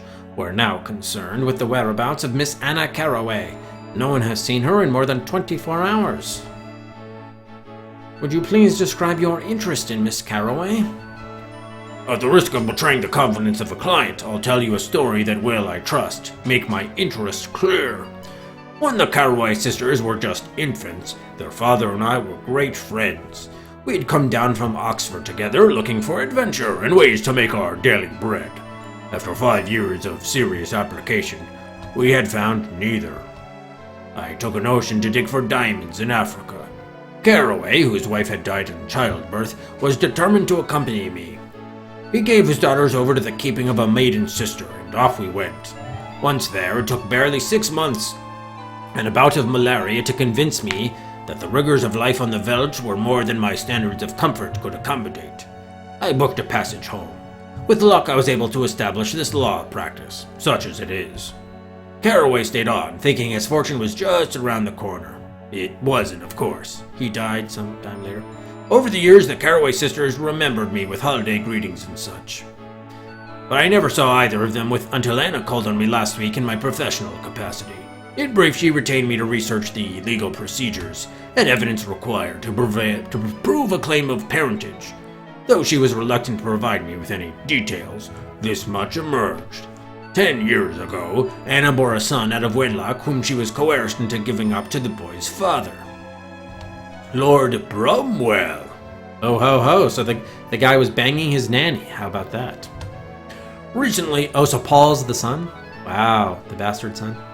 Recently, she acquired some evidence that she believed would, in the hands of the proper authorities, legally reunite her with her son. She understood that she would certainly risk old Bromwell's ill will were she to expose this evidence, but she discounted the risk. She left, promising to come again 2 days ago. But I frankly wonder, gentlemen, if she underestimated her position. I fear her disappearance may have a sinister cause, and you have said nothing to allay my fear. She never came. I called at her office. Something. Okay, we're gonna have to consult the journal since we missed some of the dialogue there. I regret to inform you, sir, that Anna's disappearance is more than a wretched coincidence. I suspected as much. This is a serious and tragic muddle if I'm any judge, and I am. Urgency must be our watchword, gentlemen. Urgency indeed, extreme urgency. Do you have anything more to tell us, sir? Regrettably, no, but I have an idea. Might I engage your considerable powers, Mr. Holmes, to assist me in finding Anna Carroway before any further misfortune transpires? When you have unraveled this tangled skein, bring Anna to me, and we shall both have a reason to be grateful. Very well, Mr. Farthington, I will do my best. For now, then, our business is concluded. If my office holds no more interest for you, please see yourselves out.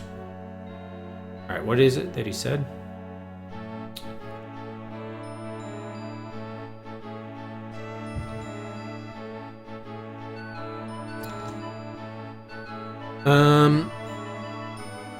So she got some evidence for parentage. She understood that she would most certainly risk old Bromwell's ill will were she to expose the evidence, but she discounted the risk. She left promising to come again 2 days ago, but she never came. I called her at home to offer my condolences for the death of her sister, and she was mysteriously absent. Got it.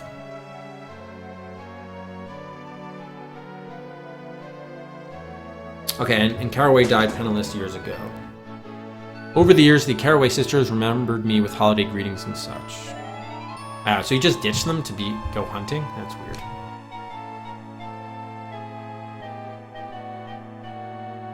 Alright, let's talk to Watson. Watson, the enormous variety of human predilections in matters of taste and decoration is a continual source of delight and curiosity to me. This certainly is an extraordinary room. I've never seen a barrister's chambers done up in this singular manner. Okay. Move the robe rack.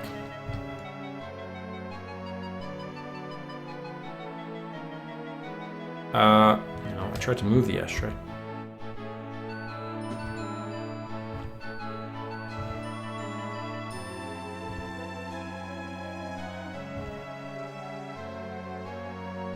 I'm really surprised I can't move these stairs.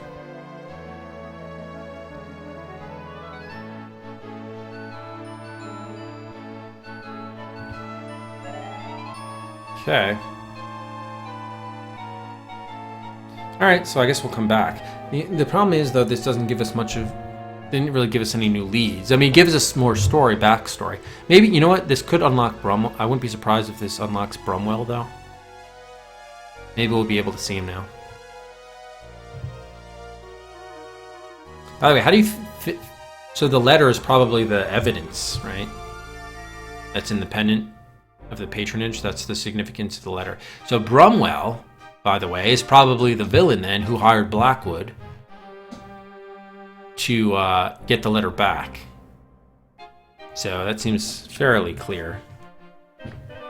And he called himself Fitzroy, and he hired an upper-class dude to do his dirty work. So let's see if we can get him to see him or not.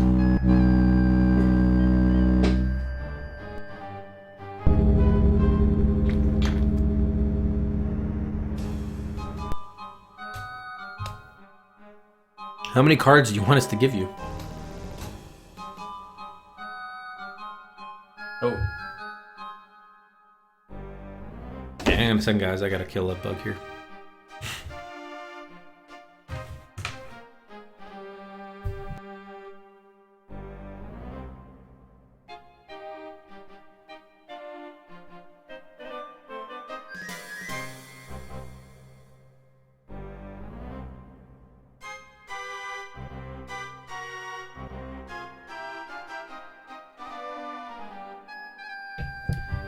Yeah, that was a pretty nasty bug, too.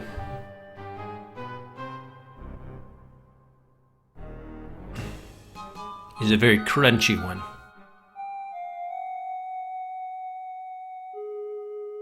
Damn it, he's still busy? Fuck. And we can't even talk to her about the, Oh, we did get the snuff box. I'm not sure if that'll help, though. We can't even talk to her about the stuff we know. Would you like some candies? Alright, so we're gonna have to come back here later then. He's not gonna let us in, right?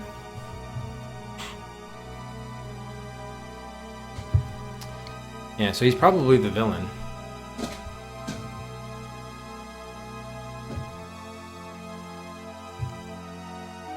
Okay.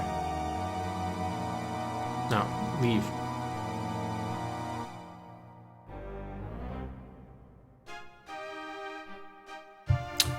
Alright, so we still have 6 new locations to unearth.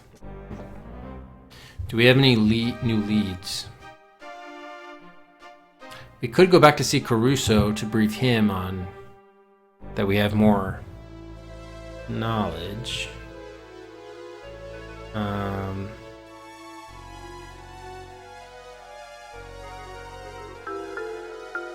There was something in that parlor. We didn't do anything in that parlor. I feel like we should have done something in that parlor of Anna's flat. So we might go back there. That would make sense. Maybe she's being held captive in that room that we couldn't see. He has nothing more to say, meaning we can't talk to him. We can't even show him the diary? No, you can't interact with him at all. Bizarre.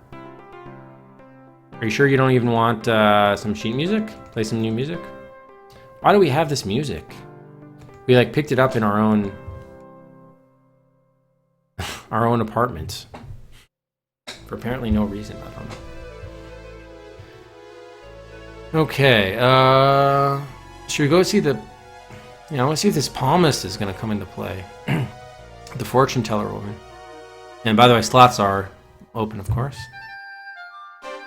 Sure, there's nothing new with the flower girl, but we'll confirm. Yeah, nothing. Alright, yep, go.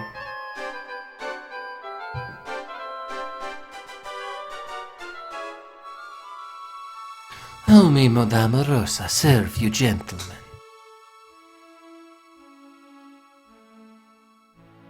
Good day, madam. I'm looking for someone.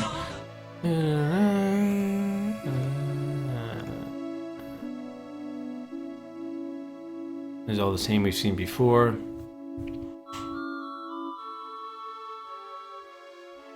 I thought I saw...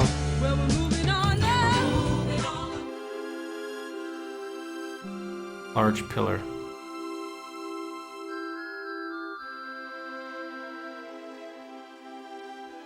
Large candle. Large wooden bookcase. Heavy column. Large candle. I thought I saw Strongbox, but maybe I'm wrong. I haven't seen it since, and I only saw it for just a moment, so...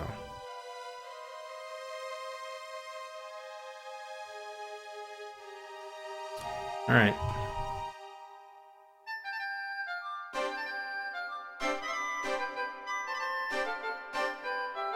Yeah, the art is very good. Absolutely very good. Hey, how's it going, Rex? Mantis?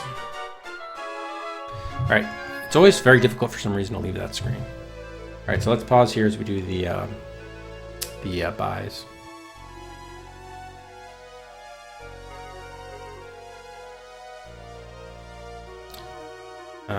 We have from Miria 2 slots for Chin, 2 in the Middle Kingdom, moves ahead of Metropolis, and also 1 Poisonous Blood.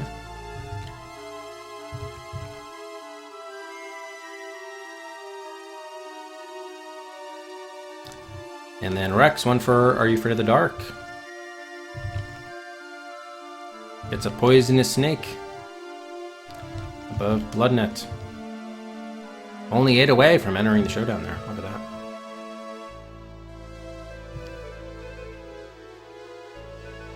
Okay, I'm going to stretch my legs briefly. I don't know how much. Maybe we can do another half hour, maybe hour. We'll just take another brief break here to stretch my legs. Be right back. It is the near future. Several unforeseen nuclear disasters have led the Earth into a new phase of evolution. These unprecedented events have caused Earth's solar orbit to diminish. The Earth now encircles the Sun at a greatly reduced distance. In just 4 years, global temperatures have risen by an average of 24%. Burning deserts of relentless heat and radiation now cover 30% of the landmass, and they are slowly increasing.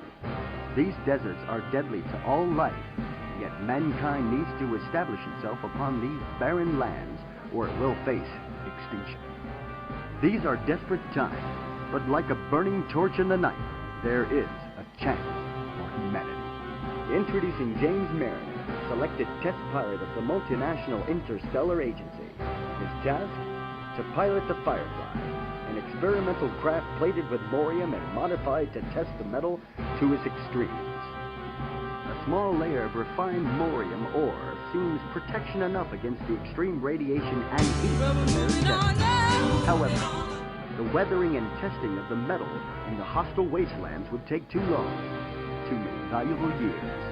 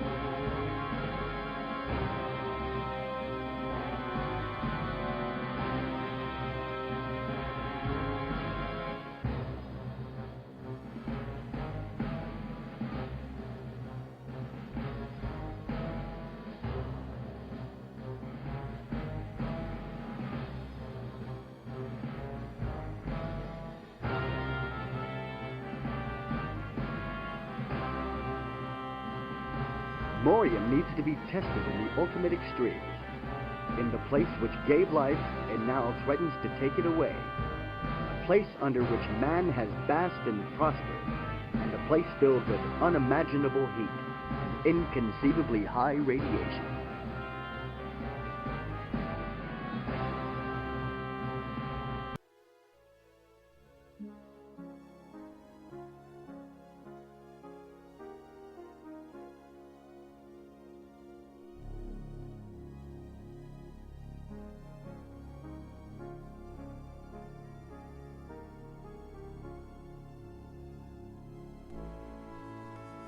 Well, we're moving on now.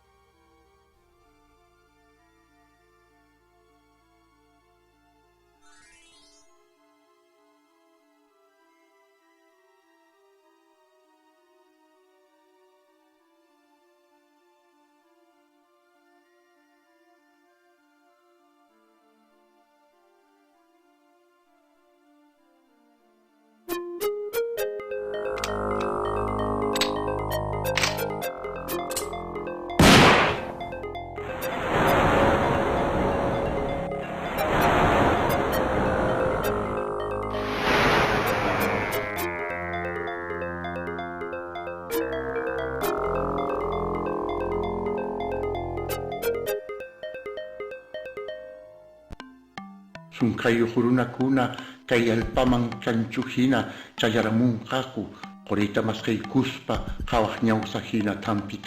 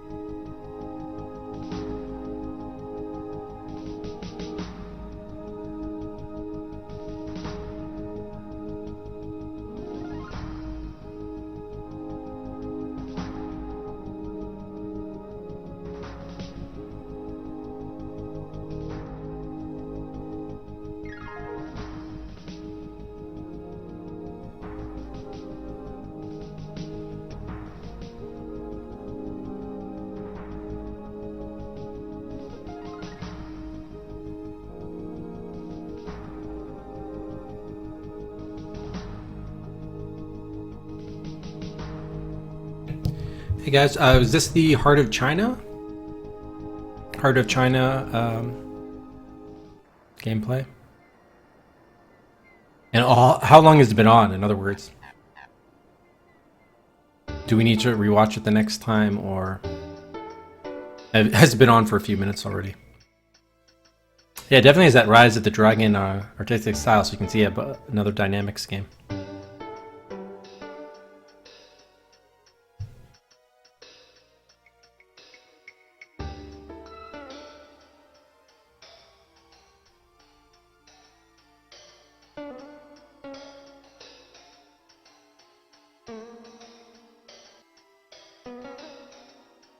Alright, I guess I'll just kill it. Okay, so yeah, you saw it for a while. Alright, cool. Thank you. Alright, did we have any more buys? We did. And I call another one for Taking of Beverly Hills. Moves ahead of Deja Vu into the top 60 at V60. And then we had Matt McGrath with another one for Are You Afraid of the Dark? 2 snake lead now over Bloodnet, 7 away from entering the showdown.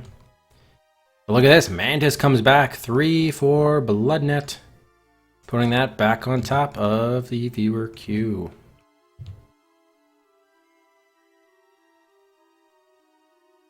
And then Talonin, gun for Shannara, that gives it 70. Very strong chance that Shannara is game number 132. Very strong chance there, indeed.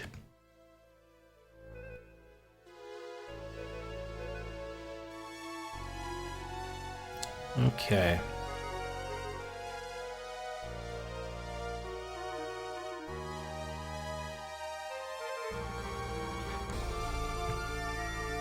Yeah, my hope is, again, you know, we'll do another half hour and change now.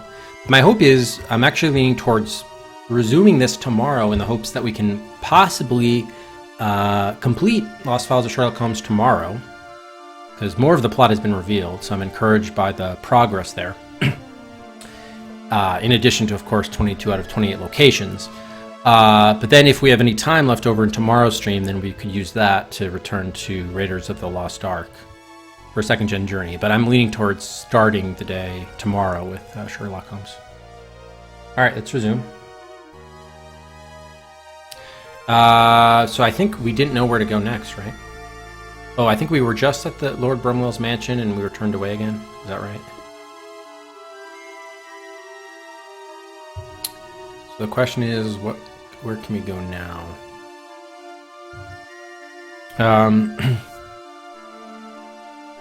We basically need to find that pendant, right? Now, I think they recovered this charm bracelet at the morgue, but I don't think that was the actual bracelet. Maybe, should we check in with Lestrade? Is there any use in telling Lestrade what we know? Probably not, but we can just confirm. So we have found out a lot. I don't know if it's worth briefing him on it. I guess he doesn't really care. Hey, Kev. Any notification today, or are you talking about after Raiders, which we played this morning?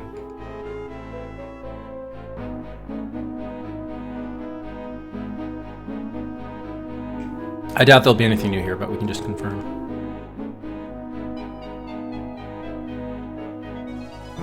Oh, you did watch Raiders? Oh yeah, so at the end of Raiders I said I was just going to be... I had like literally a 3 or 4 minute break in the stream just to set up Sherlock, and then we resumed right away. Oh, yeah, sorry about that, okay. Yeah, for some reason, I think the stream has to be dead for a certain period of time for Twitch to then trigger the email notification again. I should have done the Discord notification, so that's on me. I'm sorry about that.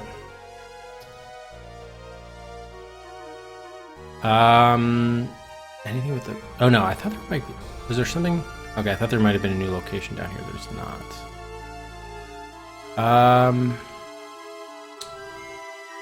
Nah. Can take another spin to the snooker hall, pool hall. But we need to get that pendant. Oh, we probably should talk to Blackwood again. Yeah, that's what we should do. We should talk to Blackwood. But Since we're here, let's talk to these guys.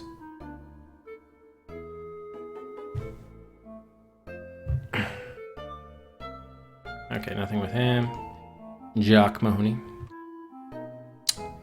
Yeah, I'm not looking forward to getting back to Raiders, but whatever. We'll just do the hints. Again, I'm not as concerned about... For me, it's better... you know, it's more just about experiencing the games, and I'm not going to be as much about, you know, beating them without assistance.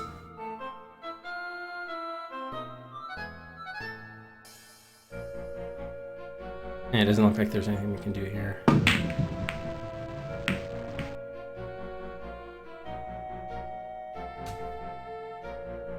Can we open the kegs? They cannot be opened. Alright, so I think we should go to, yeah. Since we know a little bit more, let's see if we can, oh, expensive wax candle. Candle shines very brightly, so brightly as to indicate some kind of additive to the wax. The plot thickens. It's expensive wax. Can I please, no. I just want to get out in the street. God damn it. There, you have to click up there. You can't click in the exit, because they'll just look at the exit. Alright, yeah, I want to see if we could press Blackwood for any information, because remember, he obviously knows who he sold the pendant to, so he's our best lead for finding out where it went. Use our pass.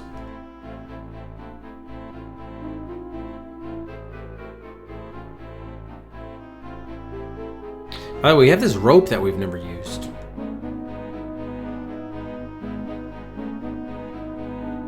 Aha! We do have something new we can talk to him about. It would seem, Mr. Blackwood, that you recovered the letter you were hired for after all. Oh, did he remove it from the pendant? What do you mean by that, Mr. Holmes? Anna had given the letter to Sarah for safekeeping. It was hidden in the pendant you took from her the night you murdered her. Now, if you expect any leniency at all, you will reveal the whereabouts of your fence. Ironic, isn't it, Holmes? I do my job and get the rope for it. Well, it won't do me any good where I'm going. Talk to a party named of Jameson. He has a pawn shop on the other side of the river. A perfect front for his line of work. He and I have had a few business dealings over the years. He's a clever brute and pretty well connected. Well, thank you, Blackwood. You have anything more to tell us, Mr. Blackwood? I have coughed up everything I know. I hope you can save me from swinging. Truth to tell, Blackwood, I doubt it. But you knew that, didn't you? You may feel better with a clear conscience. I, unfortunately, do not. Alright. Excellent. So, that should get us, the pawn shop should be location 23. Across the river, he said. Yep, there it is. Jameson's buying and selling. So this was the guy who sold the jewelry to. The pendant. And whether he has the letter too, that much I don't know. Oh wait, I meant files.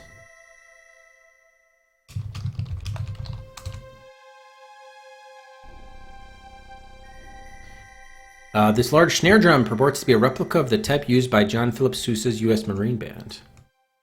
A stunning green safety bicycle manufactured at the James Starley Works in Coventry. Smartly equipped with the revolutionary Dunlop pneumatic tires, it promises to make all other types of velocipedes obsolete. This is the Thomas A. Edison model of phonograph, popular in the previous decade. This machine plays only tinfoil records, which have recently been eclipsed by the Berliner grooved discs. With its worn ebony tuning pegs and an artificially aged walnut veneer, this cello instrument is masquerading as a handcrafted 18th century Italian violoncello. In point of fact, the instrument was produced in a Cheapside factory sometime in the last decade. These powers of observation. The shop's glass-covered display counter holds coins, rings, pendants, bracelets, freestanding gems, and other easily concealable portable items. A charming papier-mâché figure fitted with a painted china head, the doll wears the traditional cap of a Dutch dairymaid. A small oil lamp suitable as a reading or nightlight. Its base is made of Delft china in the typical blue and white floral pattern.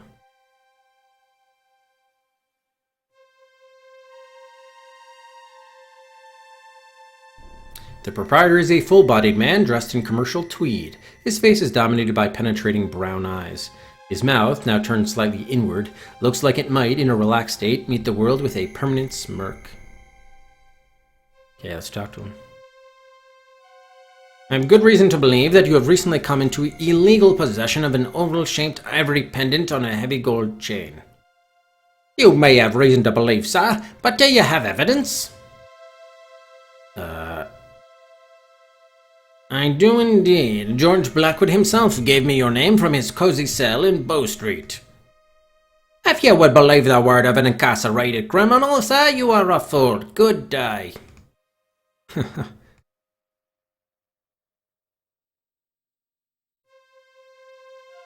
Indeed I do. I saw you at the Surrey Commercial Docks receiving the pendant from George Blackwood. I doubt that. If you have no business to conduct, don't let me detain you.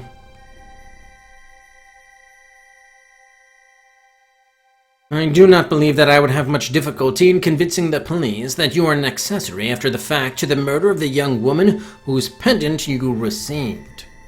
Murder? Now let's not be hasty. I recall the pendant. I didn't know it was stolen. I can't determine the true provenance of every item in the shop. I can't guarantee the legitimacy of every transaction. I'm a man of business. I rely on the good faith of my... Save it for Inspector Lestrade, Mr. Jameson. Where is the pendant? I sold it, almost right after I got hold of it.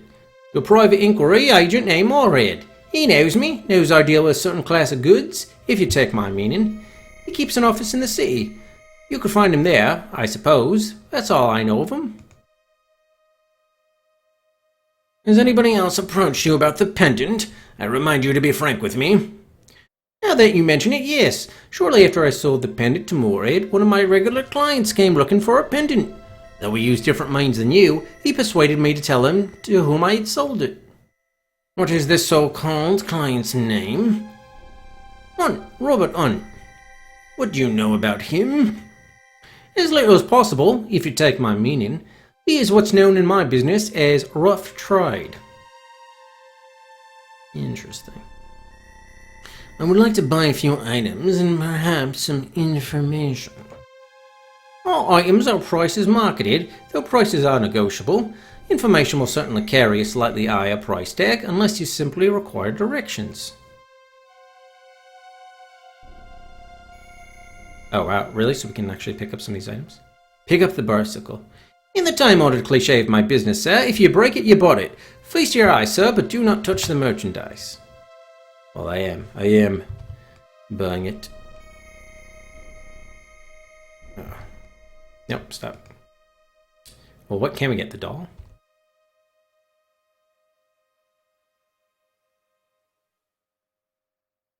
A lamp? Well, how am I supposed to buy this if I can't? No, stop. Move. This object cannot be moved. Open the drum.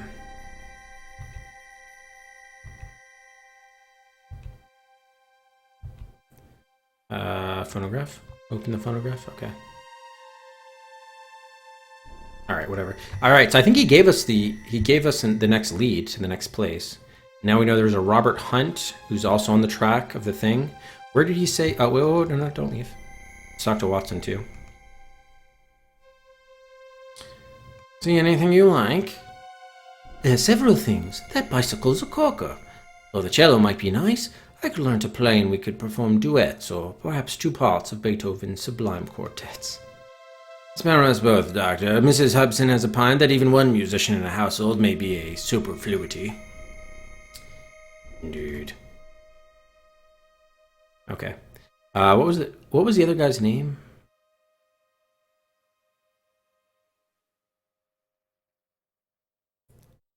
So Hunt was the guy. Yeah, Moorhead. To an agent. Okay, office in the city, Moorhead. And then Hunt went after Moorhead. Alright. Sounds good. Let's be off.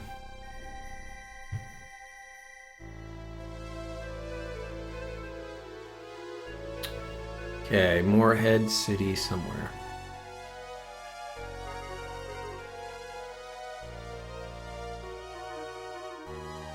Oh, we didn't get the ad. Oh, here it is. Moorhead and Gardner Detective Agency. Oh, no. Oh, that might be maybe that's the detective that Anna Carraway hired. Interesting. But he might say, oh, well, the letter was no longer in the pendant or something like that. All right, this is location 24. Making some good progress here.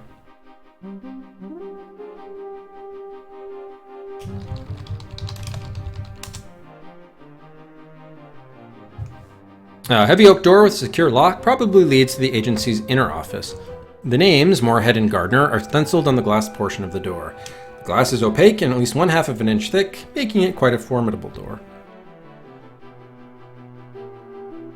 A framed photo taken from the Aberdeen Illustrated Gazette. The picture shows a stern-faced provincial constable and carries the caption, Officer Gardner foils burglary attempt.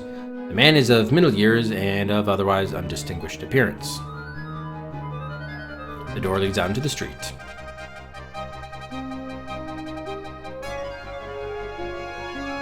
Philo Remington's name is written across the top of this old typewriting machine. Presumably it was once a useful office tool, but now that many of its keys are broken and there is no ink ribbon in evidence, it is no more than a very heavy paperweight. Perhaps it possesses sentimental value.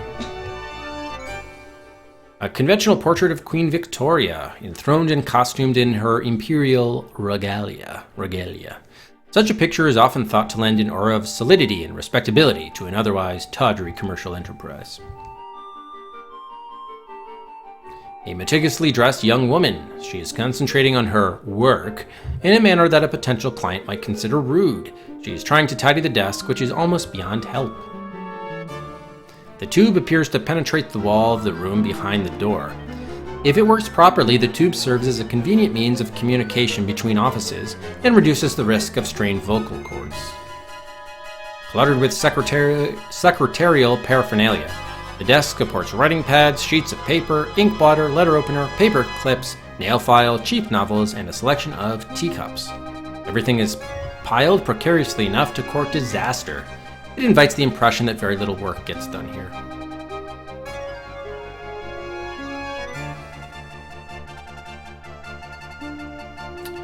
Okay, let's talk to her. My name is Sherlock Holmes, and this is my colleague, Dr. Watson. We wish to speak with one of the principals, preferably Mr. Moorhead. I'm Violet Granger, confidential assistant to the gentleman. Mr. Moorhead, there's a Mr. Sherlock Holmes here to see you. Mr. Moorhead, hello? He must have stepped out while I was on my tea break. Ah, yes, here's a note. Back in an hour or two, HM. You can leave your card if you like. Damn. Might we speak to Mr. Gardner, then? No, Mr. Gardner hasn't been in today, which is most aggravating if you'd like to know. Why are you perturbed with Mr. Gardner, if I may ask? Because I'm bursting with curiosity, that's why. A client who must remain nameless, you understand, summoned him to a midnight rendezvous at the zoo in Regent's Park. I saw the telegram. There was some nonsense about bringing her jewellery. But I know what she was about, and so did Mr. Gardner. He left here with a smile on his face. Mr. Moorhead and I had quite a laugh about it. Mr. Gardner's a bachelor, you know. He has... Was that client Miss Anna Carraway? However did you know that? Oh, we know things. Miss Granger, we are assisting the police in an investigation of a criminal matter. May we examine Mr. Moorhead's office? Certainly not. Even if I could give you my permission, you couldn't get in. Mr. Moorhead always locks the door when he leaves, and he says you couldn't break into that office with a hammer. Is that an invitation? we do have a hammer. Okay, it is securely locked. Let's use our hammer, though. Oh, you can't do that, damn it. Alright, anything else to talk to her about? Okay, now. Alright, talk to Watson.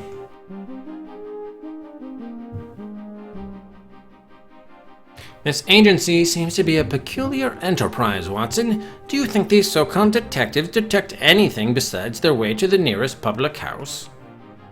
Such sarcasm does not become you, Holmes. I'm sure there are a number of tasks for which these gentlemen's particular skills are more than adequate. And yeah, just a challenge. I wonder, Watson, does it seem to you likely that our Miss Carroway would choose such a remote spot as the Zoological Gardens for an evening assignation? So yeah, maybe they accosted the detective there. Interesting. After they took away Carroway, they took out the detective, Gardner. In all honesty, Holmes, there is not much about this entire affair that I would characterize as likely. Why not an appointment at the zoo? Hopefully we've unlocked a new location. Why, indeed. Point taken, Watson. Perhaps we should visit Regent's Park ourselves. Indeed. Do you have any ideas that will further our investigation, Watson? I'm sorry, Holmes. My imagination is as empty as my wallet. Why is your wallet empty? All right, let's just try moving shit around right now. Move the cluttered desk.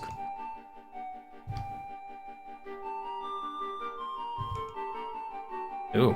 Oh wait, no, that was a look. Shit. Move the desk. Pick up the pneumatic tube. Okay. All right, fine. Let's head to the Regent's Park Zoo. He never pays him. Well, doesn't he have his own medical practice, though? Here we go. The London Zoological Gardens. 25. Location 25. Wow, we might even beat this today at the rate this is going. Don't want to get ahead of ourselves, because there could still be a lot of backtracking, but the game doesn't involve too much backtracking, it seems. Alright. The zoo gates. Touch nothing, sir. This is the site of a criminal investigation. I was just looking. An enormous wrought iron gate serves as a portal to the zoo grounds. No one of the current generation has ever seen this gate closed, let alone locked. Aha. So yeah, there was some malfeasance that took place here. This officer stands at the gate, alert for any problems that might require his intervention.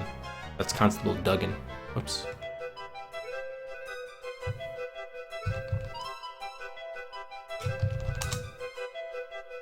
Talk to him. Good morning, Constable. I've never known one of Inspector Gregson's men to draw zoo duty. It's you, Mr. Holmes. There's been a spot of trouble here, but we'll have it well in hand. We're limited in access to the zoo until we complete our investigation. Yeah, exactly, Dimblick. What has happened? Well, confidential like, a man has been killed under mysterious circumstances, if you take my meaning. Alright, so Gardner was indeed offed, it seems like. And then he was sort of entrapped here.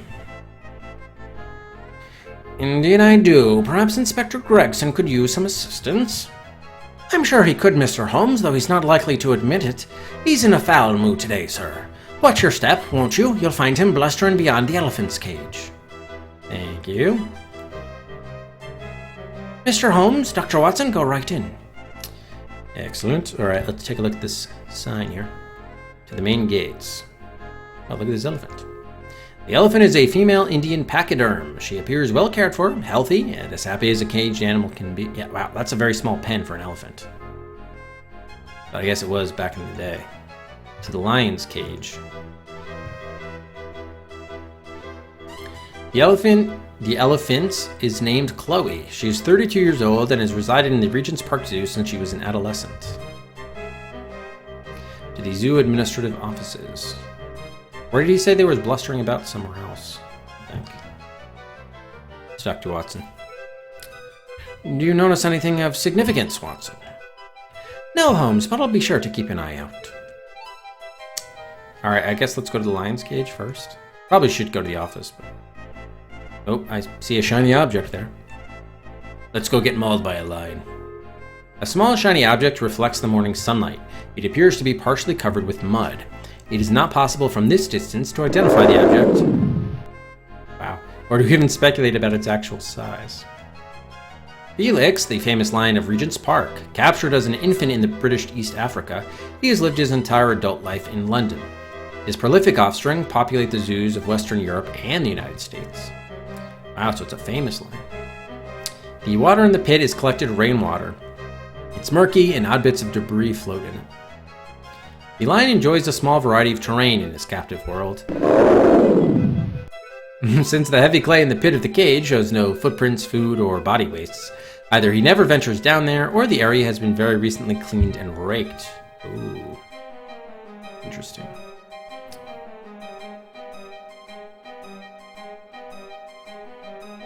Okay. Can we pick this object up? I don't think that would be a good idea, Holmes. That lion seems rather large and ferocious. Damn it. Alright, so... Can we, I've been wanting to use that rope for a while. Maybe we could attach the rope to something else. Or we also have that hook, but I don't think the hook is long enough to reach the shiny object. Can't do that. Okay, what about this rope? Maybe that would be a start.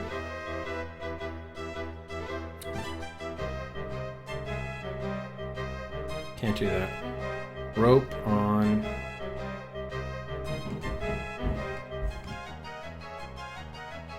I don't think you can use it on other items.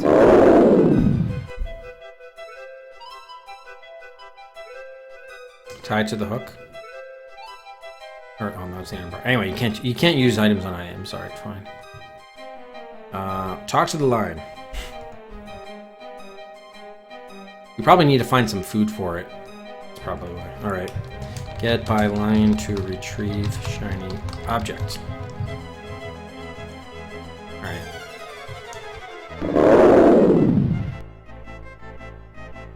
The normal beast at rest, eh, Watson? I'm told that such an animal is at rest no less than 22 hours of every day. Well, his present kingdom is pathetically small. There is not much in his surroundings to command his attention. And little could do command ours, I should say. Don't be over hasty, Watson. Remember that careful observation is the foundation of good detective work. Do you see that glittering object, Watson? What do you suppose it is? A piece of quartzite? Or some foil? Even if it's a gold sovereign, Holmes, the line is welcome to it. Oh, I disagree. I want that shiny object. Alright, well, why don't we come back? We probably need to pick up an item in the area. Like food. Alright, let's go to the administrative offices. You can eat Watson. Oh, shit, here's the body.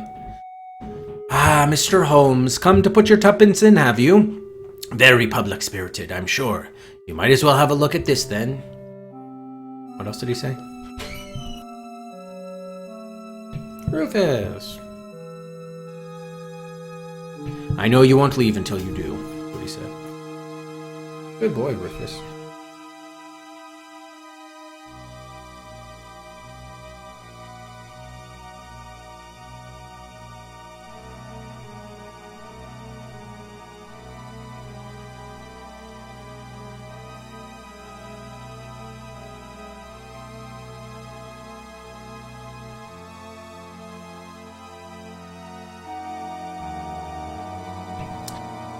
Alright, so we got well, let's look at the corpse overall first. Elephant is lights. The body of a middle-aged man lies in the characteristic pose of death. The head is turned to the side and one knee is slightly drawn up. His black hair is matted by dried blood where his skull has been severely crushed. His clothes are very dirty, though they are of decent quality.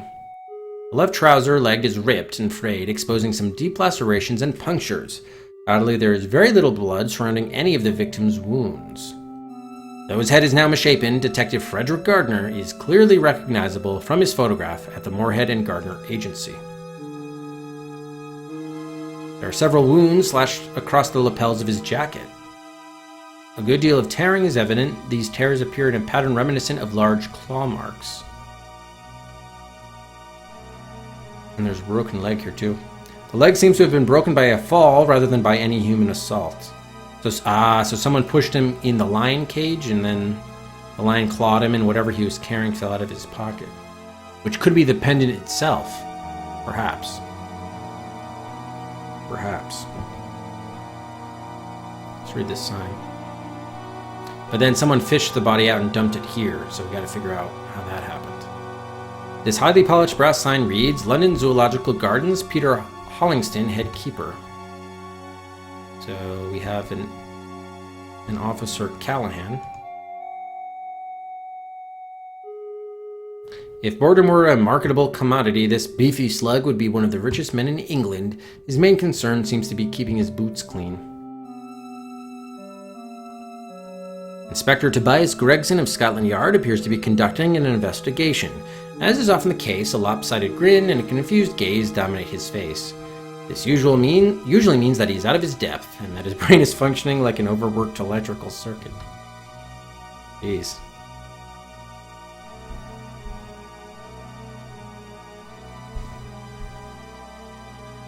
Oh, and I would never feed Rufus. The door leads to one of the Zoological Gardens administrative offices. Or was there any part of the body we didn't see? Seems like we got all three. Anything in the bushes? Over here? No? Alright, let's talk to Gregson. Well, I never feed Rufus to a lion. Good morning, Inspector. What do we have here? Deceased John Doe, stiff as the proverbial upper lip. 8 hours at least from a crushing blow to the head. His pockets have been emptied. Robbery, I imagine. Where was he killed, Inspector, and why have you moved the body? Ah, Mr. Holmes, you always proceed immediately to the crux of the matter. I just told the lads that this body's been moved, but how did you know? Given his head wound, there ought to be more blood on the ground where he fell. What? Yes, exactly my thought. He was certainly not done in here, then? Correct. It was somewhere damp and dirty, and he was moved by a small person. Oh yeah? Next you'll be telling me what he had for his last tea. Given time, perhaps, I can tell you now that he was an inquiry agent by profession, a dark-eyed, left-handed bachelor, an ex-policeman, and a very foolish fellow. He was murdered by a hired killer. Mr. Holmes, you exhaust my goodwill and try my patience when you talk like that. You surely do. Do I look like an idiot? You don't know all those things, you can't. You're just trying to show me up. Perhaps you had better move along. Remember, interference in police matters is a criminal offense. You lately said that you never received interest in cases, Gregson. I'm sure even you can see that such a remark was at best premature. Too much pride is not a good thing, Inspector. Good day. What can you tell me about how he was killed? Why would we ask that after we just showed him up? Oh, shit, what did he say? I'm sure you'll have opinions of your own about that. You usually do. Have you discovered anything else, Inspector? Nothing I can tell an amateur. Ouch. Talk to Officer Callahan. Constable, have you noticed anything that might help Inspector Gregson see this case more clearly? I ain't seen nothing interesting except that elephant when I came in here. Somehow that response does not surprise me. Yeah, let's talk to Watson. I refuse to believe that a crime conceived and executed in haste can leave no clue behind it, Watson. I agree, Holmes. I'm sure the zoo has more to teach us. Let us continue. By the way, how did you know that Gardner was moved by a small person? And why did you not tell Gregson who Gardner was? The answer to your first question is that the heels of Gardner's shoes and the cuffs of his trousers were encrusted with mud. He was dragged a fair distance. A large man would have picked up the corpse to move him. As for your second question, Doctor, I'm not in the business of supplying the deficiencies of the police. Yikes. Have you noticed anything of significance here, Watson? Nothing you have not remarked yourself, Holmes. Can we move the corpse? No. Alright, let's try going in here. Maybe we can find food inside the building.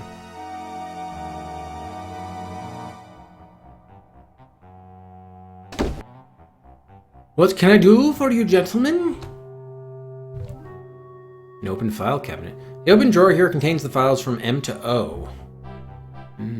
Moorhead? They've been shuffled through recently.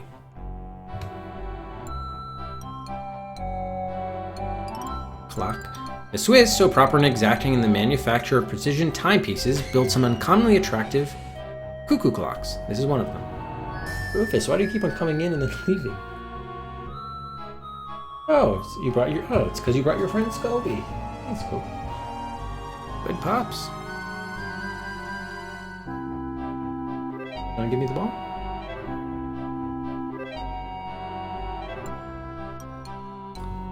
Wow, there's nothing over here, okay. Binoculars. This is an expensive pair of powerful magnifying binoculars. It's one of the type favored by ardent birdwatchers, ship captains, and spies. Tiger? That looks like a zebra. The beast who supplied this skin, although it is massive, must have been one of the largest and most beautiful species ever to prowl the jungles of Bengal. Shouldn't that be orange? I guess it could be a white tiger, but those wouldn't be in Bengal. The stuffed Snow White wandering albatross had a wing span of over 8 feet. A vial of India ink has been tipped over. It seems someone was in a hurry as the spill was not bottled up.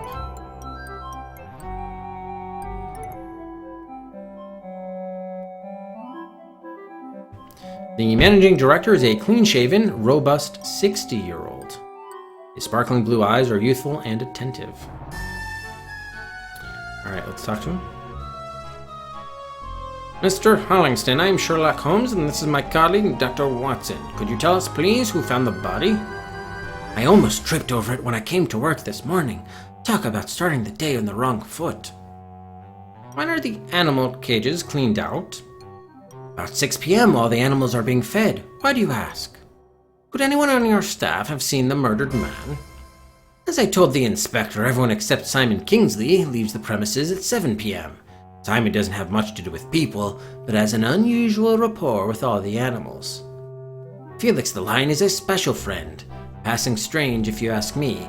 There it is, to each his own. Since Simon didn't sound the alarm, I assume he saw nothing. May we have Mr. Kingsley's address? There are 1 or 2 points I would like him to clear up for me. Of course, he lives alone in a flat in St. John's Wood. The address is 241 Grove End Road, just opposite Lord's. I should say that Inspector Gregson seemed quite uninterested in Simon. Somehow that doesn't surprise me. Is there anything else you can tell us concerning this regrettable incident, Mr. Hollingston? No, I'm afraid you've exhausted my meager store of information. Interesting. Okay. Watson? Does it seem to you appropriate, Watson, that the zoo's managing director, a man entrusted with the well-being of his charges, is so enamored of dead animals?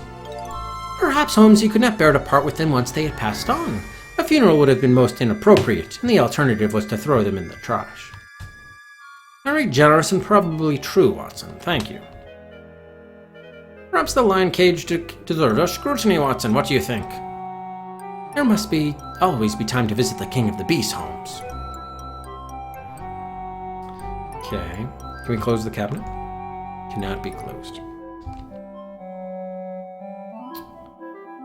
Open the clock? No. Pick up the vial of ink? Nothing of interest there. Can we pick up the binoculars? No. Move the rug? Cannot be moved.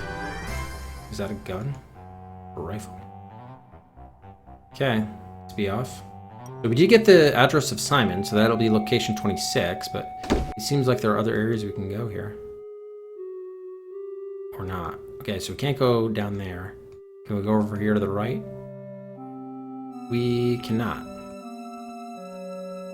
Was that his hat, by the way? Looks like it's hat. I missed the hat the first time. Just needs WD-40. Alright, so we still need to get that bauble, if you will.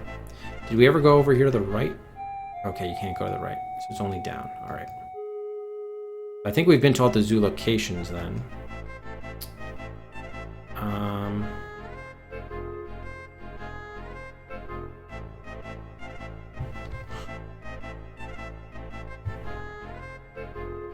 So I bet you were probably supposed to find out that Simon is short, that he is mud.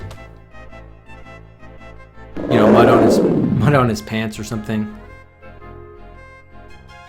Alright. So if we can't pick this up,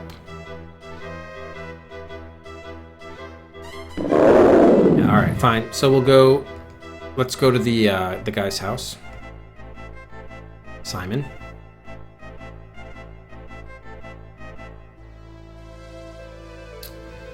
Oh, was this him? Simon Kingsley's flat, yes.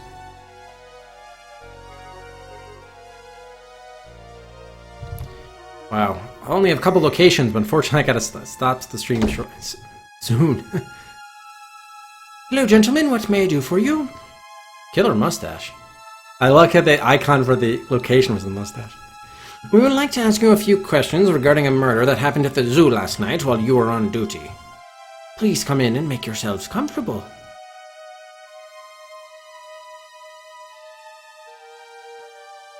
Happy to give out Cedric's. Alright, let's take a look around. We have some boots. A well-worn pair of Marks & Spencer Brogan, size 9. The edge of the soles and part of the uppers are encrusted with mud. Several coarse reddish-brown hairs are stuck in the mud. Okay, so that could be the hair of the gardener. Okay. Very good for us to observe that. Photograph of Felix, the famous line of Regent's Park's zoological gardens. The photograph has been professionally tinted to replicate the beast's natural coloring. The artist possessed less than modest skills. Now look. Look at the door. A wooden door. Commemorative plates. Match set of plates commemorating the publication of J.J. Audubon's monumental Viviparous Quadrupeds of North America in 1854. Outstanding private collection of reference works and monographs on natural history and zoology. Space, period. There are no novels, no magazines, no nonfiction works with human subjects.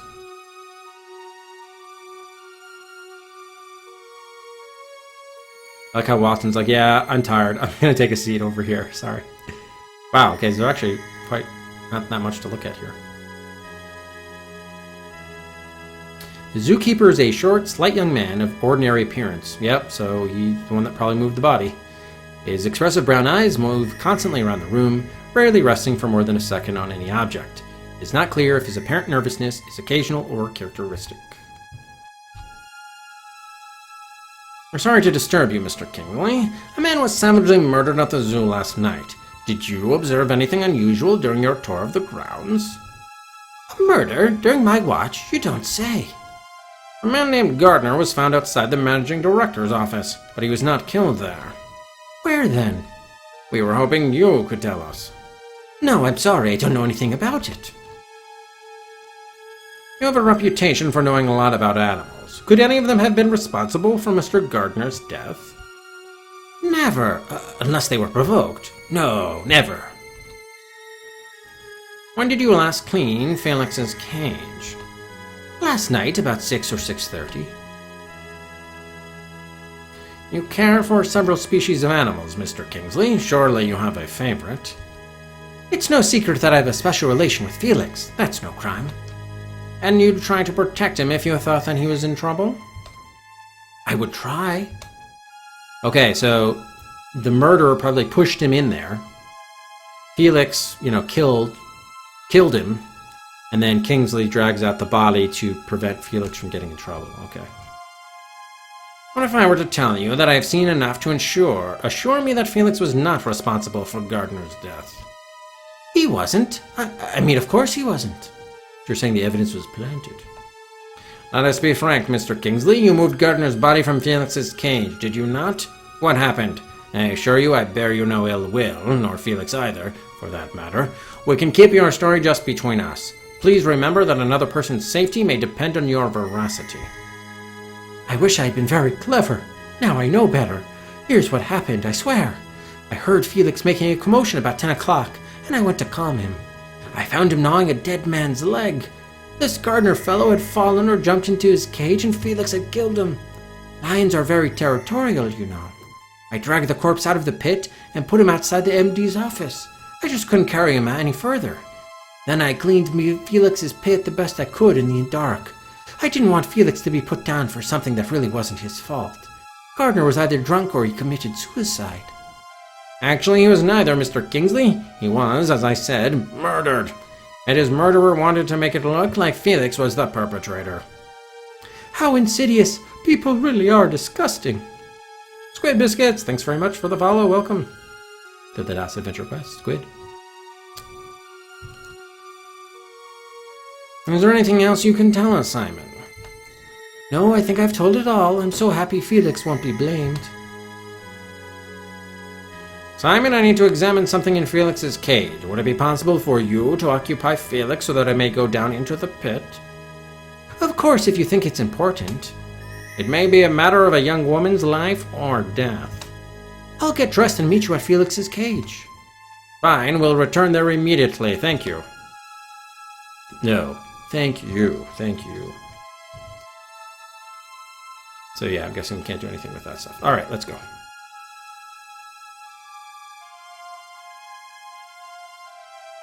Oh, I have to talk with Watson as always. No, can't. Too late. You hope... Wait, you hope that the gardener was murdered? Oh, instead of actual the guy's name being Gardner?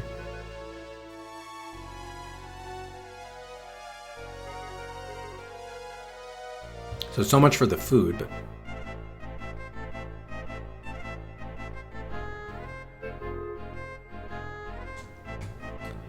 Okay, let's go to the cage. Okay, there he is. And Felix. Alright, pick up the shiny. Is it the pendant?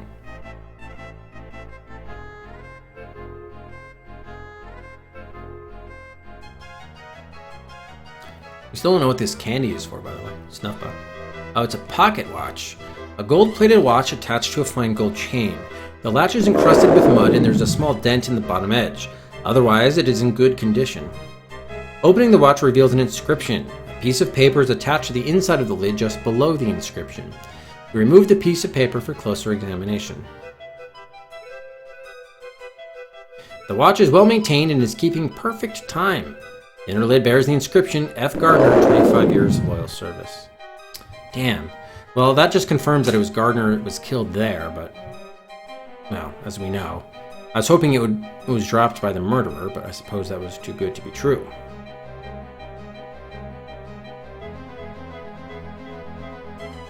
Simon holds Felix, who appears calm and does not strain against the confinement. It is obvious that Kingsley has spent much time with the lion.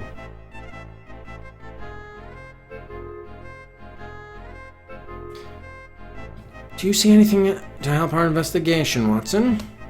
Not at the moment, Holmes. Alright, so I guess we can just go back to... Actually, you know what? Let's just quickly look at the dirt again. Probably nothing there, but... oh wow, now Felix is gone? Okay, no, it's the same thing from before. Alright.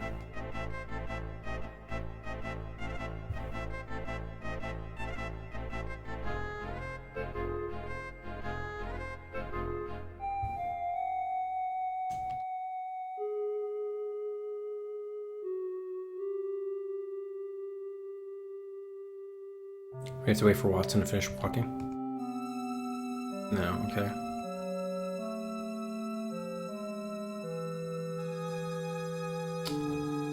Interesting. Should we tell the MD about his employee?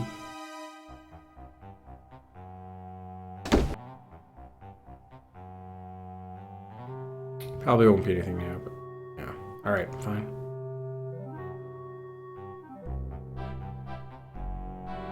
Felix is the mastermind. I just don't think, yeah, I don't... Can't do that. Alright. So I'm not even sure where we'd go next, which means it's probably a good place to stop since I have to. I mean, we only have 2 more locations, so we're... you know, obviously... and considering that we're, like, honing in on the killer, we're probably fairly close, I would think. Did we ever talk to Watson? You suppose one particular animal is responsible for that distinctive odor, or is it the cumulative effect of the whole menagerie? A child of 10 could tell you the source of that smell, Holmes. Honestly, sometimes your questions quite astound me. My worst fear has been realized, Watson. I believe that Constable's presence means we are too late. No, need to think the worst, Holmes. Perhaps there's a less sinister reason for his presence. Yeah, we already went through. Should have gone through this before. I loved animals as a child, Watson. Did your family enjoy excursions to the zoo? Not really, Holmes, but in Australia wildlife was abundant. I knew 4 species of kangaroo by sight before I went to school. Okay.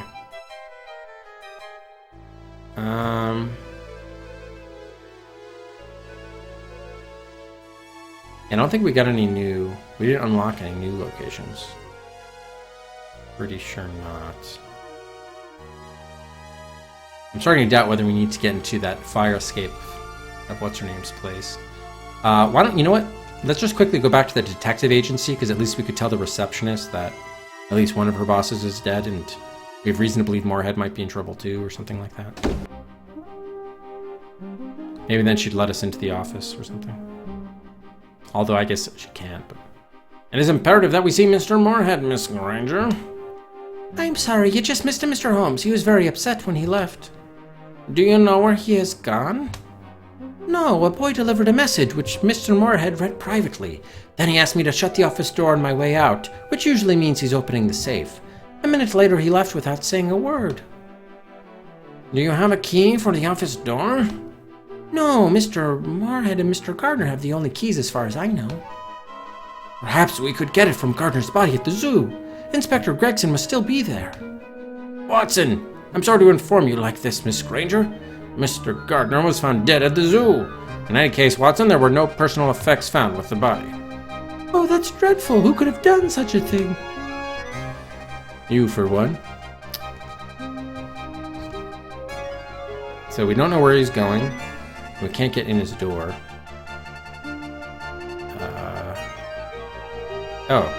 Oh. I forgot that this was part of the watch. Ah, so that's the combination to the safe. 1786. Piece of paper, the numbers neatly printed on a bold masculine hand. So yeah, we definitely need to get in that office then. Although, didn't he already take what was of value there? So I don't know how that would help. But how are we going to get this door open? We already tried the hammer. Hammer it good. I mean, you may as well use the keys. So. Need the wire hook to pick the lock. Oops. Iron bar. Probably. I wonder if we use the pneumatic tube somehow. Use the pneumatic tube. Can't do that. Can we talk to the pneumatic tube?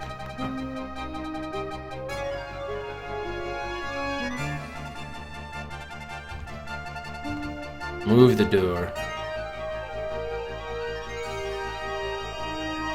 I believe that Mr. Moorhead is in grave danger, Watson. Agreed, Holmes. Gardner's murder was cunningly planned. He appears to have been assassinated.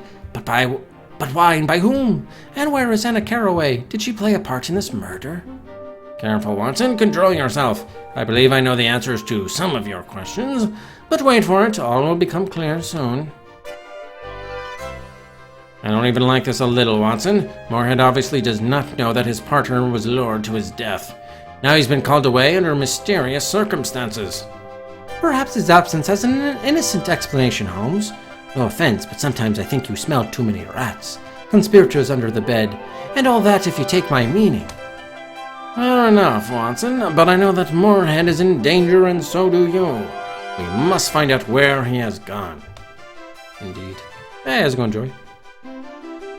Alright, so we gotta find Moorhead, but we also have to enter Moorhead's office and open the safe. We've got to get into that office, Watson, even if it means breaking down the door. Miss Granger can be of no assistance to us now. Perhaps there is a key hidden about the office somewhere. There is no time to look, Watson. We must get through that door immediately. Then I suggest we heave the heaviest available portable object through it. Excellent, fellow. Let's do it. All right, old typewriter for the win.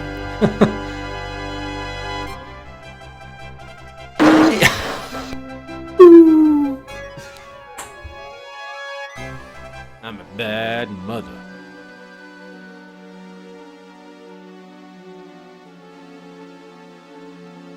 I like how he's just like peering at things. What's over here and here?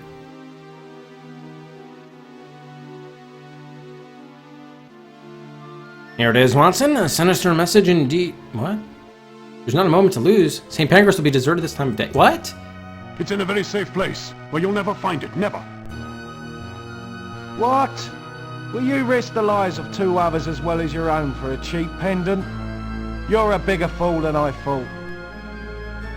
You're right, I am a fool. To have come here alone and unarmed. You are a fiend, Hunt. My guess is that Frederick and Miss Carraway have already met their maker. You can join them! Stop right there, Hunt! You've been nipped by Sherlock Holmes! Just as the train runs over Moorhead.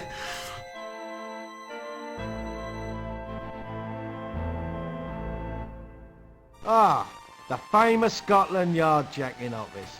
Pretend copper. You're less than a boil on my backside to my way of thinking. We shall see, Mr. Hunt. We shall see. Where, incidentally, is Miss Carraway? Never heard of her. If she is alive and you tell us where she can be found, the law may go easier on you. Pull the other one, Holmes. The law's got nothing on me. Dr. Watson and I witnessed your execution of ex-Constable Moorhead. Nonsense. That lunatic attacked me. And in the struggle, he fell under the train. Scotland Yard, I'm sure, will have a different interpretation of the events. Let 'em. It's your word against mine. Besides, I'll make it my personal business to connect you with the disappearance and murders of Anna Carraway and Frederick Gardner. Don't make promises you can't keep, you silly sod. Gardner got eaten by lions is what I heard. You'll never place me at the scene, as the yard boys say. Now, since you're not a real copper, and a bit of a dim bulb in the bargain, I'll learn you one more thing. You'll never find a Carraway woman alive, and without her, you have no evidence. So, Mr. So-called detective, I might become better acquainted with the Old Bailey, but you'll tie nothing on me that will hold fast. Dartmoor Prison will never see my face again. Quite right. You'll hang at Newgate, if I know anything of British justice. As for you, Holmes, I'll make you pay for sticking your nose in my affairs. I will have my revenge. That's a promise. So many have said so, yet here I stand. You're going to the Bow Street Police Court, Mr. Hunt. I hope you're not too particular about your accommodations. Where do you live, by the way? Stuff it.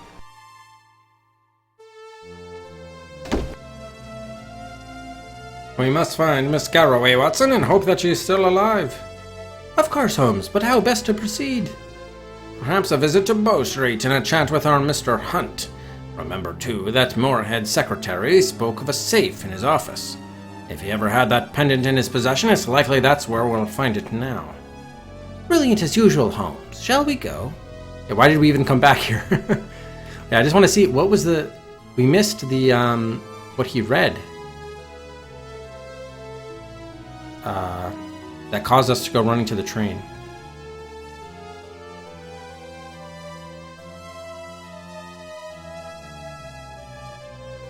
Okay, at the detective's office. Here it is, Watson. A sinister message indeed. Listen, Watson. Be on platform number 2 at the St. Pancras station. In 10 minutes, if you want to see your partner or your client again, bring the pendant. Come alone, I'll be watching you. There's not a moment to lose, Watson. St. Pancras will be deserted this time of day. Holmes and I... Yeah, so the question is, did he bring the pendant? It sounds like he did not, and that's why Hunt was pissed. Okay, Moorhead knocked the gun from Hunt's grasp, and then he chased him down. Got it, okay. Alright, so very good. Yeah, let's save it. R.I.P. Moorhead. So both the detectives are gone now that she hired. But the pendant could still be back at the safe, or it could be somewhere else, so we don't know. So, unfortunately, we'll have to pause it there. But yeah, it looks like we are very close to the end, which I imagine we'll be able to do tomorrow morning. I mean, we got two more new locations. I still maintain that, I mean, it seems fairly clear that Lord Brumwell who, remember, was the father of Paul, which was Anna's kid. And then she had the biological evidence against him, which threatens his, his marriage and so forth. He's probably behind it and is paying, Robert Hunt, and he paid the George Blackwood and all these other guys. So, cool. All right. Oh, interesting. Yeah, let's host up Kogu. He's playing Michael Jackson's Moonwalker for the Genesis in his continuing retro challenge. We'll host up Kogu with Michael Jackson. Oh, I should also give out Cedric's too for, that was a big deal that we got another big guy there. So we'll give 3 for catching Robert Hunt, and then we'll give an additional Cedric, of course, for the end of the stream. And yeah, that'll wrap it up for day 4 of the Lost Files of Sherlock Holmes. The case of the Serrated Scalpel. We're serrating our way through various locations. More and more of the case is becoming known to us. It's only a matter of time now. I imagine we're gonna recover Anna Carraway alive and well. So tune in tomorrow morning for the conclusion. Should be the conclusion. The conclusion of the Lost Files of Sherlock Holmes. The case of the Serrated Scalpel. Thank you, as always, everybody, for watching. Enjoy the rest of your Saturday. Cheers, everybody.